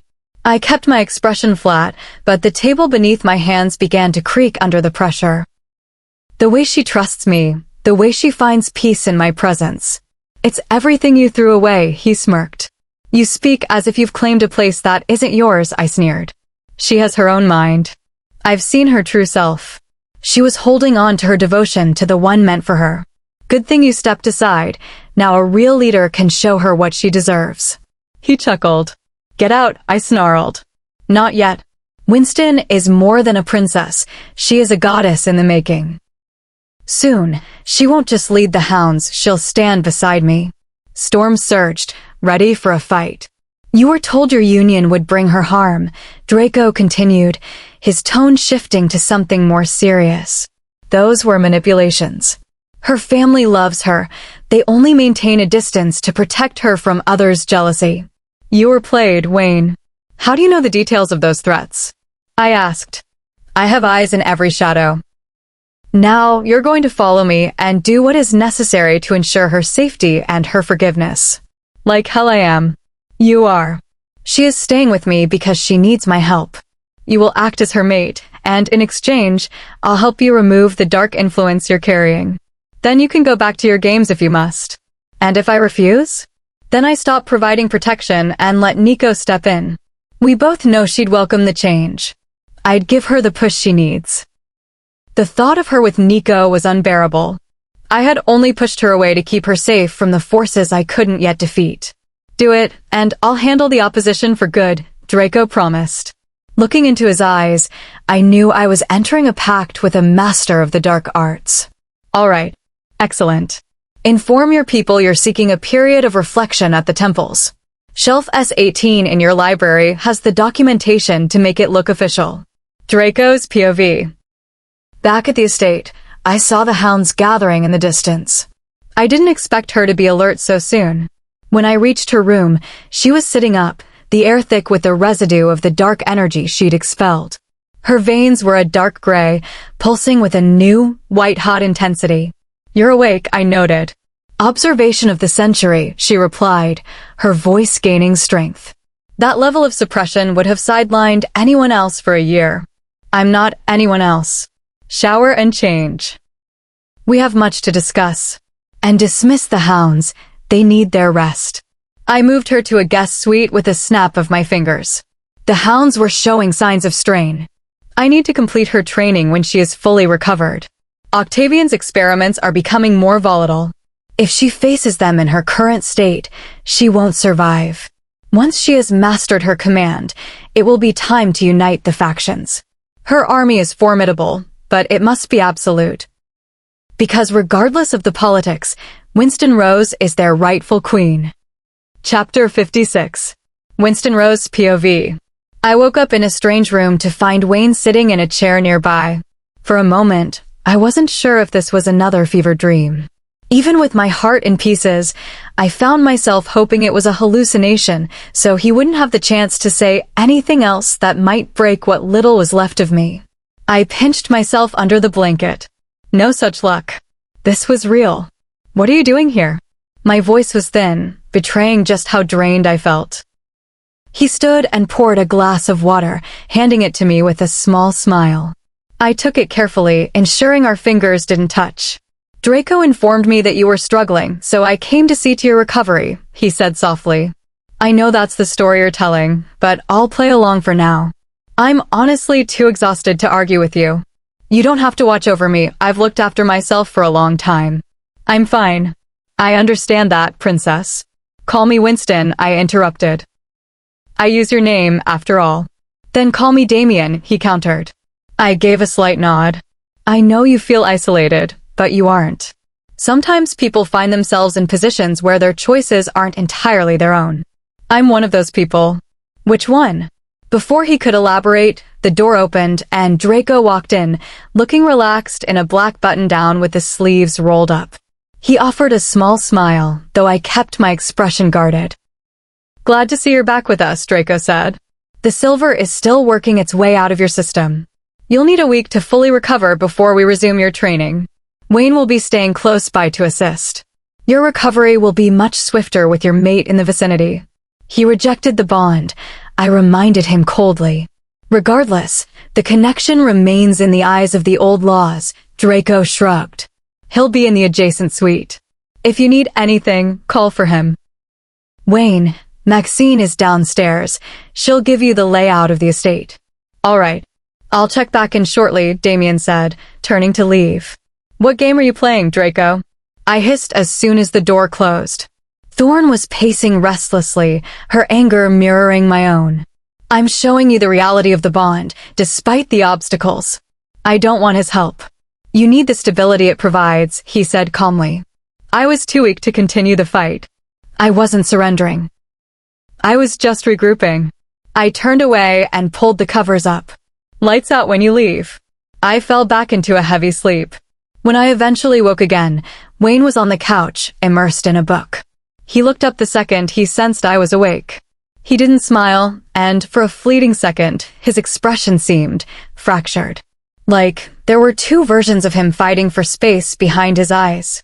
I blinked, and the shadow was gone. Are you all right? I nodded. The medical staff insisted on rest and a liquid diet for today. Why are you still here? I'm ensuring your recovery is on track. I'm fine. You can leave now. The exit is exactly where you left it. You haven't lost your edge, he chuckled. Why should I? I give people the energy they give me. If you want a different version of me, be a different version of yourself. I rolled my neck, trying to work out the stiffness. Fair point. I'll let you rest. Close the door on your way out. Octavian's POV. I watched the reports from my throne with a satisfied smirk. My sweet Winston is progressing, and that is all that matters. I find it amusing to think about Wayne, or rather, the version of him the world sees. Despite his lineage, that man is nothing more than a puppet in my hands. It took years of meticulous planning, but his will is no longer his own.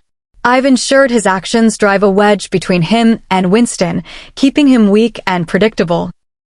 I have one of my specialists' creed, maintaining a mental tether on him, guiding his every move. No one suspects that the king they follow is merely an extension of my own will. To break my hold, they would need an antidote that only I possess. Even his wolf, Storm, is being manipulated so thoroughly that he cannot distinguish my influence from his own instincts. Power has always been the ultimate goal.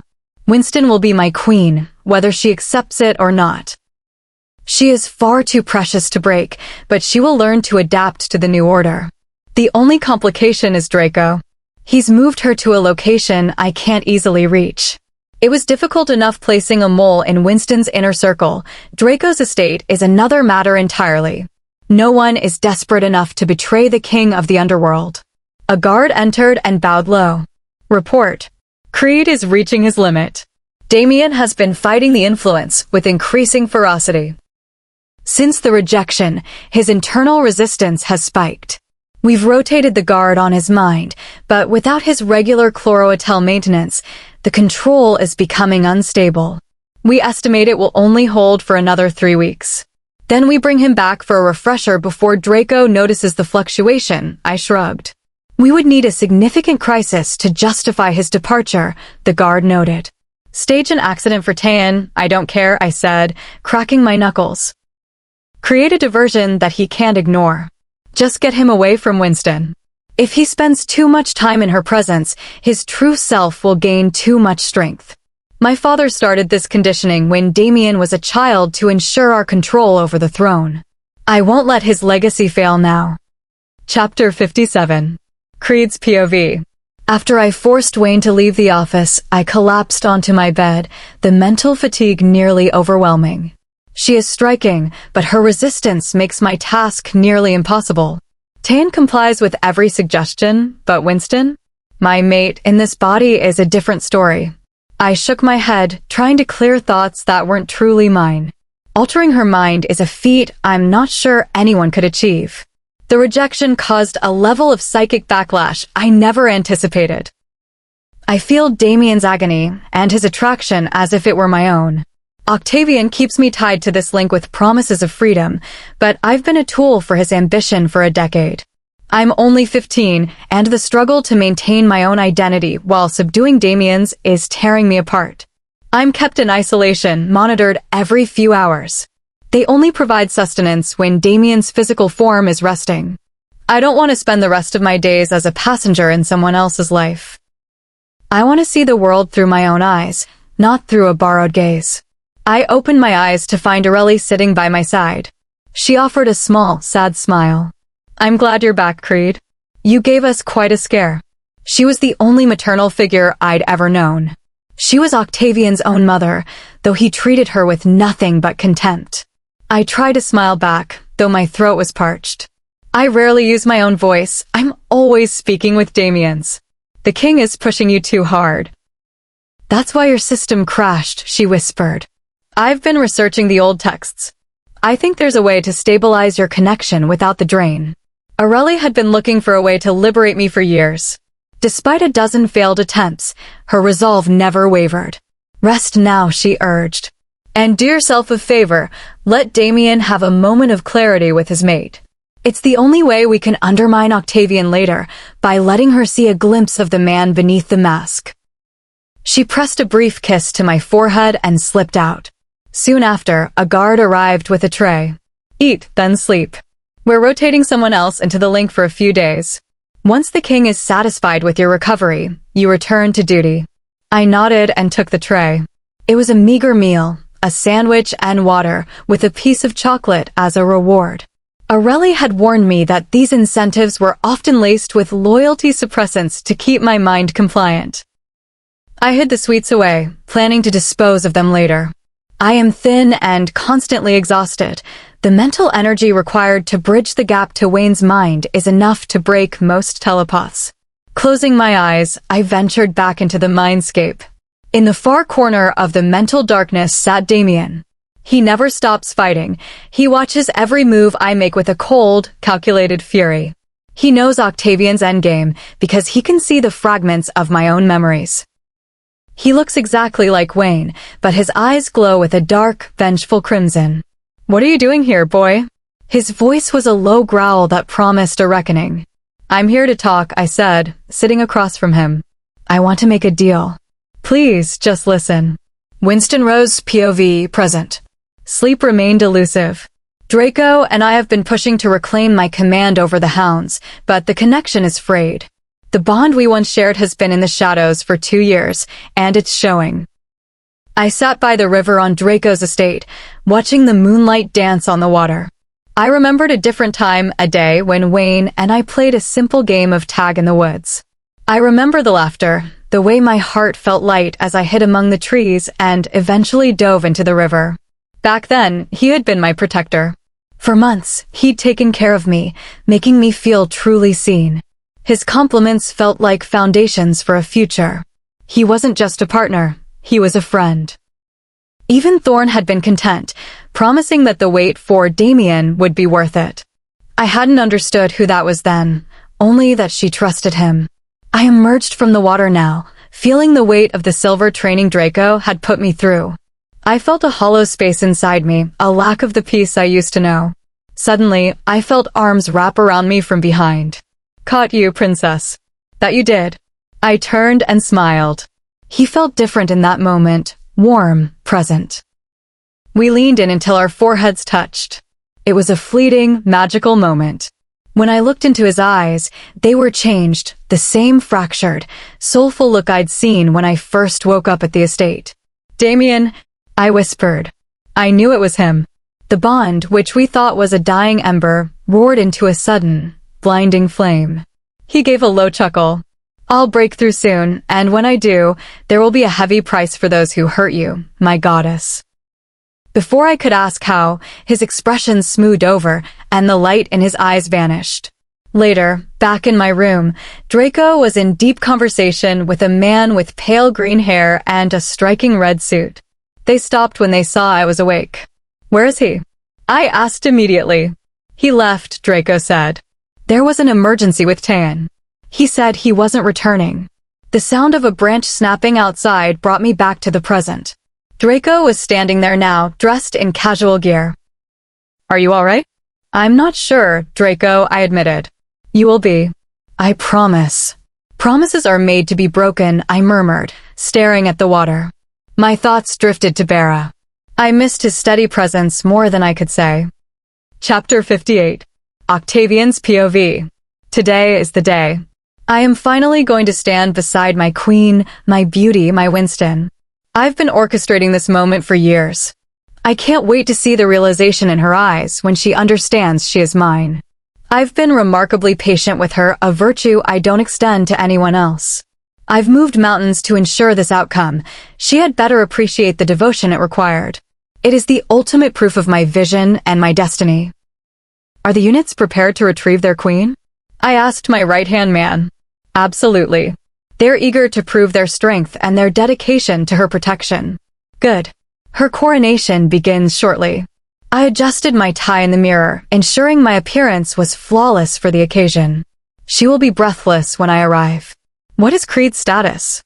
He is with Aurelie. He suffered another bout of fatigue, so she is monitoring him in her wing to ensure he recovers. Fine. How is my presence? Do I look like a man capable of claiming a goddess? I raised an eyebrow, a cold smirk playing on my lips. You look absolutely formidable, King Octavian. He cleared his throat. Commanding and undeniable. Good. Turning back to the mirror, I smiled at my reflection. I let out a low, dark laugh, a sound as intricate and twisted as my own soul. My woman is a goddess, and today, the world will see her as she truly is, mine. Giving myself one last glance, I walked toward the car. I would review the vanguard first, then change into my ceremonial armor to claim my prize. Before the driver could start the engine, I realized I'd missed my meal. I skipped breakfast. A king must be at full strength. I'll be back in a moment. I headed back inside, the anticipation making me feel almost youthful. I sat at the table and waited for my meal. I cannot lead a revolution on an empty stomach. Creed's POV. Years ago, I made a pact with Damien. I would find a way to liberate him and restore his control. In exchange, he promised to protect Aurelie and me from the fallout. He agreed. Aurelie began the process immediately, slipping neutralizing agents into Wayne's intake. It was a delicate dance. We had to administer the antidote in tiny increments to avoid alerting Octavian's chemists. Aurelie and I are currently hiding within the deeper levels of the castle. If Damien honors our deal, he will find us. If not, our lives are forfeit once the deception is revealed. He knows our coordinates. The moment Winston is crowned, I am to release the mental tether on him and Storm. Creed, Aurelie whispered, her voice trembling. I'm here. I don't know what the coming hours hold, but if the situation collapses, I want you to run. Damien is a man of his word, but he is consumed by a decade of rage. He has lost so much. She sighed. His reputation, his connection to his family. And perhaps his bond with Winston. She has endured enough to break anyone. I know. I've watched it all through his eyes. There is something you don't know, Creed. I served the Castopian royals long before Octavian rose to power, she said, a revelation that stunned me. The king was overjoyed when he learned his mate was expecting twins. He wanted heirs, but the queen, Rosalie, resented the children from the start. Rosalie was not the king's true mate. She was a political match. Her twin sister, Amelie, was the king's actual soulmate. Because Rosalie could not have children, a secret arrangement was made. Amelie would bear the heirs, living in the palace as an aunt, while Rosalie played the public role of mother. Unbelievable. Rosalie's jealousy was a poison.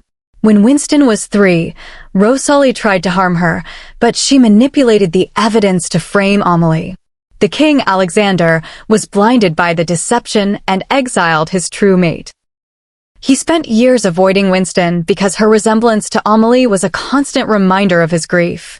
People thought he was cold, but the true malice came from the woman the world called his queen. When Winston was 4, Rosalie attempted to end her life with a slow-acting toxin. Alexander took her to the ancient temples, begging for a miracle. The goddess intervened, not only saving her but granting her the gift she carries now. My son knows the extent of her power, which is why he is so obsessed. Is that the only reason? In his fractured mind, he believes his obsession is love. Now return to the link. We must maintain the facade until the very last second. Soon, Damien, I thought, centering my focus. Soon you'll be free. Draco's POV.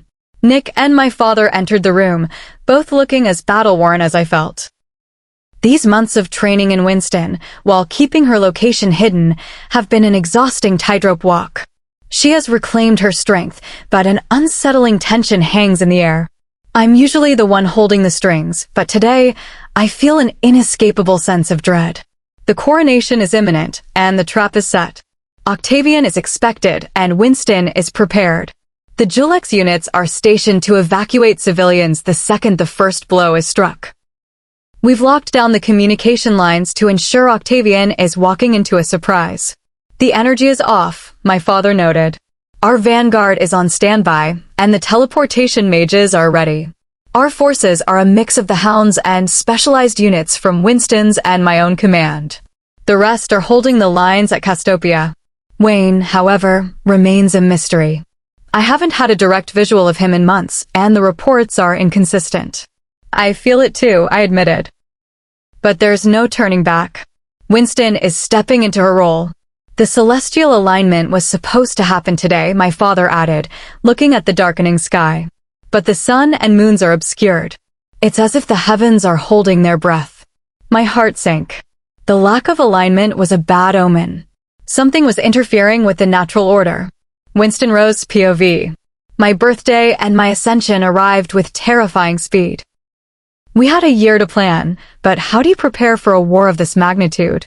We have the data, but variables change. What if my connection to the hounds isn't enough? This is my first true command on a global scale. My parents and a select few on the Grand Council are aware of the plan. If I fall today, Draco will hold the Regency until the line is secured. I've anchored the protections over Castopia and Wayne's lands with ancient Tarikian magic. The wards will snap into place the moment the crown touches my head, and they can only be bypassed by true royal blood. I returned to my home a week ago, the familiar air sharpening my resolve. I sat before the mirror, my appearance a mask of royal perfection. My black hair was woven into a complex braid. All that remained were the final touches, the gown, the shoes, and the tiara. Wayne arrived today. I played my part, offering a staged kiss and the empty words of a longing wife. When he responded, I felt only a cold detachment. My memories are back, and I know the weight of his choices. My wolf's faith in him was a ghost I no longer recognized. My grandmother entered, carrying the gold tiara that had belonged to my mother. Are you ready, darling? She asked softly. We can delay if you need a moment. I'm ready. I'm just focused. Is the procession beginning? Soon. You have 1 hour. I watched her leave, then signaled for my attendance. The gown was a masterpiece of royal elegance, commanding, but not bridal. It was the armor of a queen. Once dressed, the court photographers captured the official portraits for the archives. I checked the time, 15 minutes. I met my own eyes in the mirror, searching for the girl I used to be and finding only a queen. It is time, Your Highness. General Benjamin is waiting. The door opened and Bera walked in, looking sharp in his black and gold formal wear. He offered a hug, then promptly tripped over his own feet, breaking the tension. For a general, you're remarkably uncoordinated, I laughed, the first genuine sound I'd made all day. I'm still getting used to the boots, he grinned, straightening his jacket. The warriors are in position. Draco and the security teams are on high alert. The moment the ceremony concludes, the Julex will begin the extraction. Thank you, Bera. For everything. You're my sister. I've got your back always. I took his offered hand. All right then.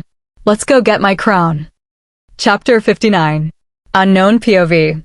Is everything ready? I asked my commander. He was overseeing the final preparations. Today, our destination was Castopia to retrieve Winteria and Augustine. I don't care who attempts to intervene, I will succeed. This is my mission, and I have a perfect record. Yes, the team is deploying. We expect to arrive before the crown touches her head. If not, we take them regardless. Our intel confirms they are both on site, he answered. Good. I need to retrieve something from my quarters. I headed to my room, where everything was precisely where it belonged. I picked up a specialized blade, secured it, and prepared for the task ahead. There were only 20 of us, but that was more than sufficient. Even if they attempt to resist, they lack the necessary refinement. They are warriors, but compared to our training, they are novices. The only true variables are Winston and Draco. With Damien currently incapacitated by the mental link, the path should be clear. Octavian is a narcissist. He fails to realize that Winston and Damien are among the most powerful werewolves in existence. By suppressing Damien, he merely strained Winston's bond, but she has yet to exert even half of her true capability. If we arrive before Damien is liberated, the extraction will be seamless. Rainia's POV.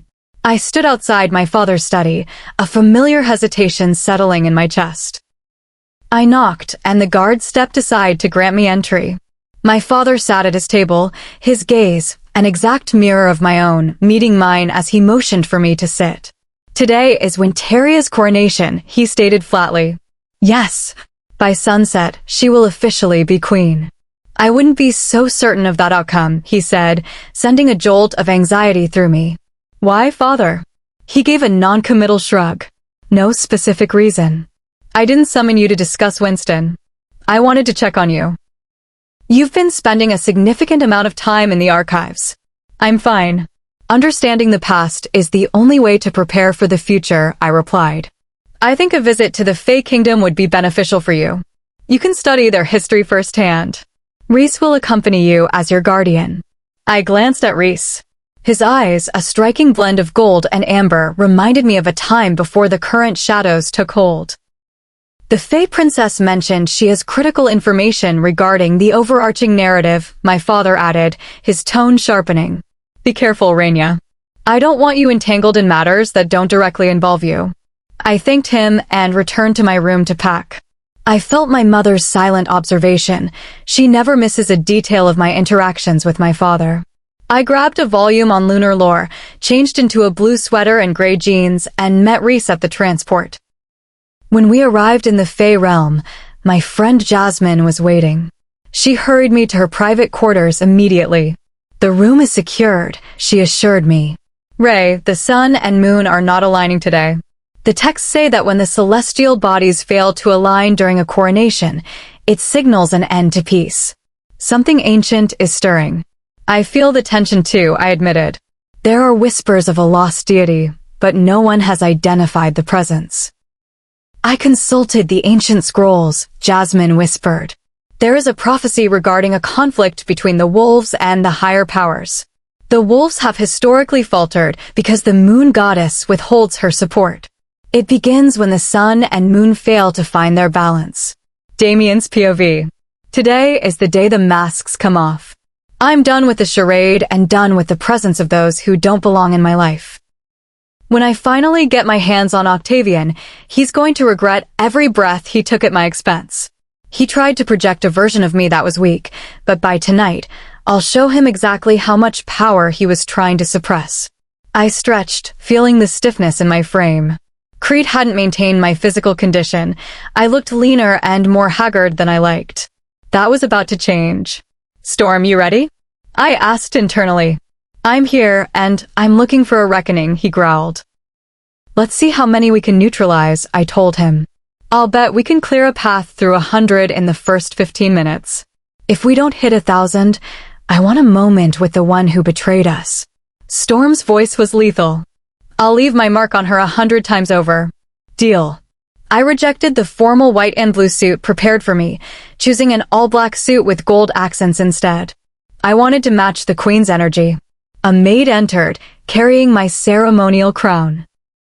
I won't be needing that, I told her firmly. I'm here to support my mate, not to display a title. I turned to the guard. Alert the units to stand by. And from now on, address me as Damien. The sheer weight of my voice forced an immediate submission. I walked into the great hall and took a seat near the front. Nico approached me with a taunting smirk. I hear she's going to be the center of attention today, he said. It's not too late for her to choose a better option. You still have. Taein, wasn't it? I don't bother remembering names that have no relevance to my future, I said, locking eyes with him. If you even think about approaching my mate, I will become your living nightmare. She is mine. I caught his gaze, ignoring the startled murmurs from the guests. I am not the man you think you know. I will go to war for her, and I will win every time. I stepped outside to clear my head. A guard approached. The units are awaiting your command, King Damien. Keep them on standby. As I walked, Bera approached me, cradling a piglet. So, I realized we haven't actually spoken. I wanted to say hello, he said, stroking the pig's head. This is Prazilla Pig. Hello, Bera. Hello, Prazilla, I said, offering a hand to both. I like the new vibe. I'm going to go get her some snacks. The seating begins in 5 minutes. I returned to the hall. The council representative called for silence as the massive double doors swung open. Winston walked in, and she was the embodiment of power and grace.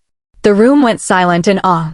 When her gaze met mine, her expression hardened into a mask of cold resolve, and she looked straight ahead. The moon is high and the earth is in transition, the council lady began. We are gathered here to crown Princess Winston Rose. Wait, Bera shouted, sprinting to take his seat next to me. Okay, proceed. Chapter 60. Omniscient POV. After Bera took his seat, the hall rippled with laughter before settling into a heavy silence. All eyes were fixed on Winston. In Damien's gaze, Bera saw a depth of devotion for Winston he had never witnessed before. He could only hope that, despite the looming chaos, his friend would finally find her peace. King Alexander watched his daughter with a pride he kept carefully veiled, knowing her mother, Amelie, would share this moment. Though the path to the throne had been fraught with obstacles, his support for her had remained absolute. He had spent years acting as a silent guardian, protecting his children from the malice of others since the day the goddess intervened in Winston's life. In the shadows, Tan stood trembling. Octavian had forced her to attend, leveraging his influence to ensure her presence. She thought back to meeting Damien when they were children. She had been captivated by him from the start. She remembered a time when he spoke of saving his first kiss for his mate, a memory that had fueled a long-standing jealousy toward a woman he hadn't even met. Octavian's father had exploited that misplaced affection, using Tan as a conduit for treats that slowly clouded Damien's will. She had been caught in a cycle of her own making, choosing a controlled version of Damien over the risk of losing him. But the absence of true connection in his eyes had eventually worn her down. Now, trapped in Octavian's web of manipulation, she longed only for a way out. Unknown POV. Status report, Commander? I answered the incoming call. Are you on schedule? 2 hours. We'll reach Castopia and retrieve the targets, I replied confidently. I want the transition handled with precision, the commander warned. Avoid unnecessary collateral damage, but ensure Winston and Augustine are secured. I watched the trees blur past the transport's window. Our team of 20 was elite. More than enough to handle a group of defenders who were still finding their footing as warriors. Only Winston and Damien posed a significant challenge, and with Damien's influence suppressed, the extraction would be straightforward. Octavian was arrogant to think that keeping Damien's true power locked away wouldn't eventually create a vulnerability. At the coronation, the hall fell into a profound silence as Lady Breyer, the council representative, drew an ancient ceremonial blade. A relic passed down to the true queen's daughter. She initiated the ritual, cutting Winston's hand in a symbolic gesture of sacrifice. The blood did not fall to the floor. Instead, it swirled around the blade with a life of its own before merging with the crown. Suddenly, the Castopian guests began to sing in the ancient tongue of the elders, a song of recognition and loyalty that resonated through the room. To those who seek guidance, look no further. We are here to support you. The queen has risen to lead us. Listen, all of Castopia, she has arrived. The music brought a genuine smile to Winston's face, causing Damien's heart to skip. She was the embodiment of power. King Alexander, King Damien, step forward, Lady Breyer commanded, her gaze firm. You are leaders in your own right, but today, You recognize a sovereign whose authority stands alongside yours. Treat her with the respect her rank demands. Alexander removed the tiara from Winston's head, marking the end of her journey as a princess. But before Damien could place the crown of the queen upon her, the doors were thrown open. I hope I'm not too late for the festivities, Octavian drawled, stepping into the hall with a cold smirk. I've come for Winteria. Don't bother calling for the perimeter guards, they've been neutralized. Winston caught Draco's eye, and he gave a sharp nod. He immediately signaled the Julex mages, and in a flash of light, the guests were teleported to a secure secondary location. Only the core group remained in the hall. Don't take another step toward her, Draco growled, positioning himself between Octavian and his sister. Octavian chuckled at the defiance. Bera, remarkably unbothered, leaned back in his chair and continued to snack. If this is to be a confrontation, do not desecrate this hall, Lady Breyer interjected. It was a tactical maneuver. She could sense the ritual had momentarily drained Winston's energy, and she needed time to recover. Outside, then, Winston challenged, her voice steady. She used her own magic to teleport the group to the clearing beyond the palace walls. Outside, thousands of Octavian's followers, modified with the Darkvein serum, stood in silent, rigid formation. Winston, Octavian said, his tone deceptively soft, make this easy for yourself, or I will ensure you are taken by force. I've never been one for the easy path. Come and try, Octavian, Winston replied coolly. Octavian gave the signal to advance. Bera stood and straightened his formal wear. Winston skillfully detached the heavy skirt of her gown, revealing the tactical gear she had layered beneath. She closed her eyes, and with a surge of power, hundreds of spectral hounds materialized from the shadows. The clash was absolute.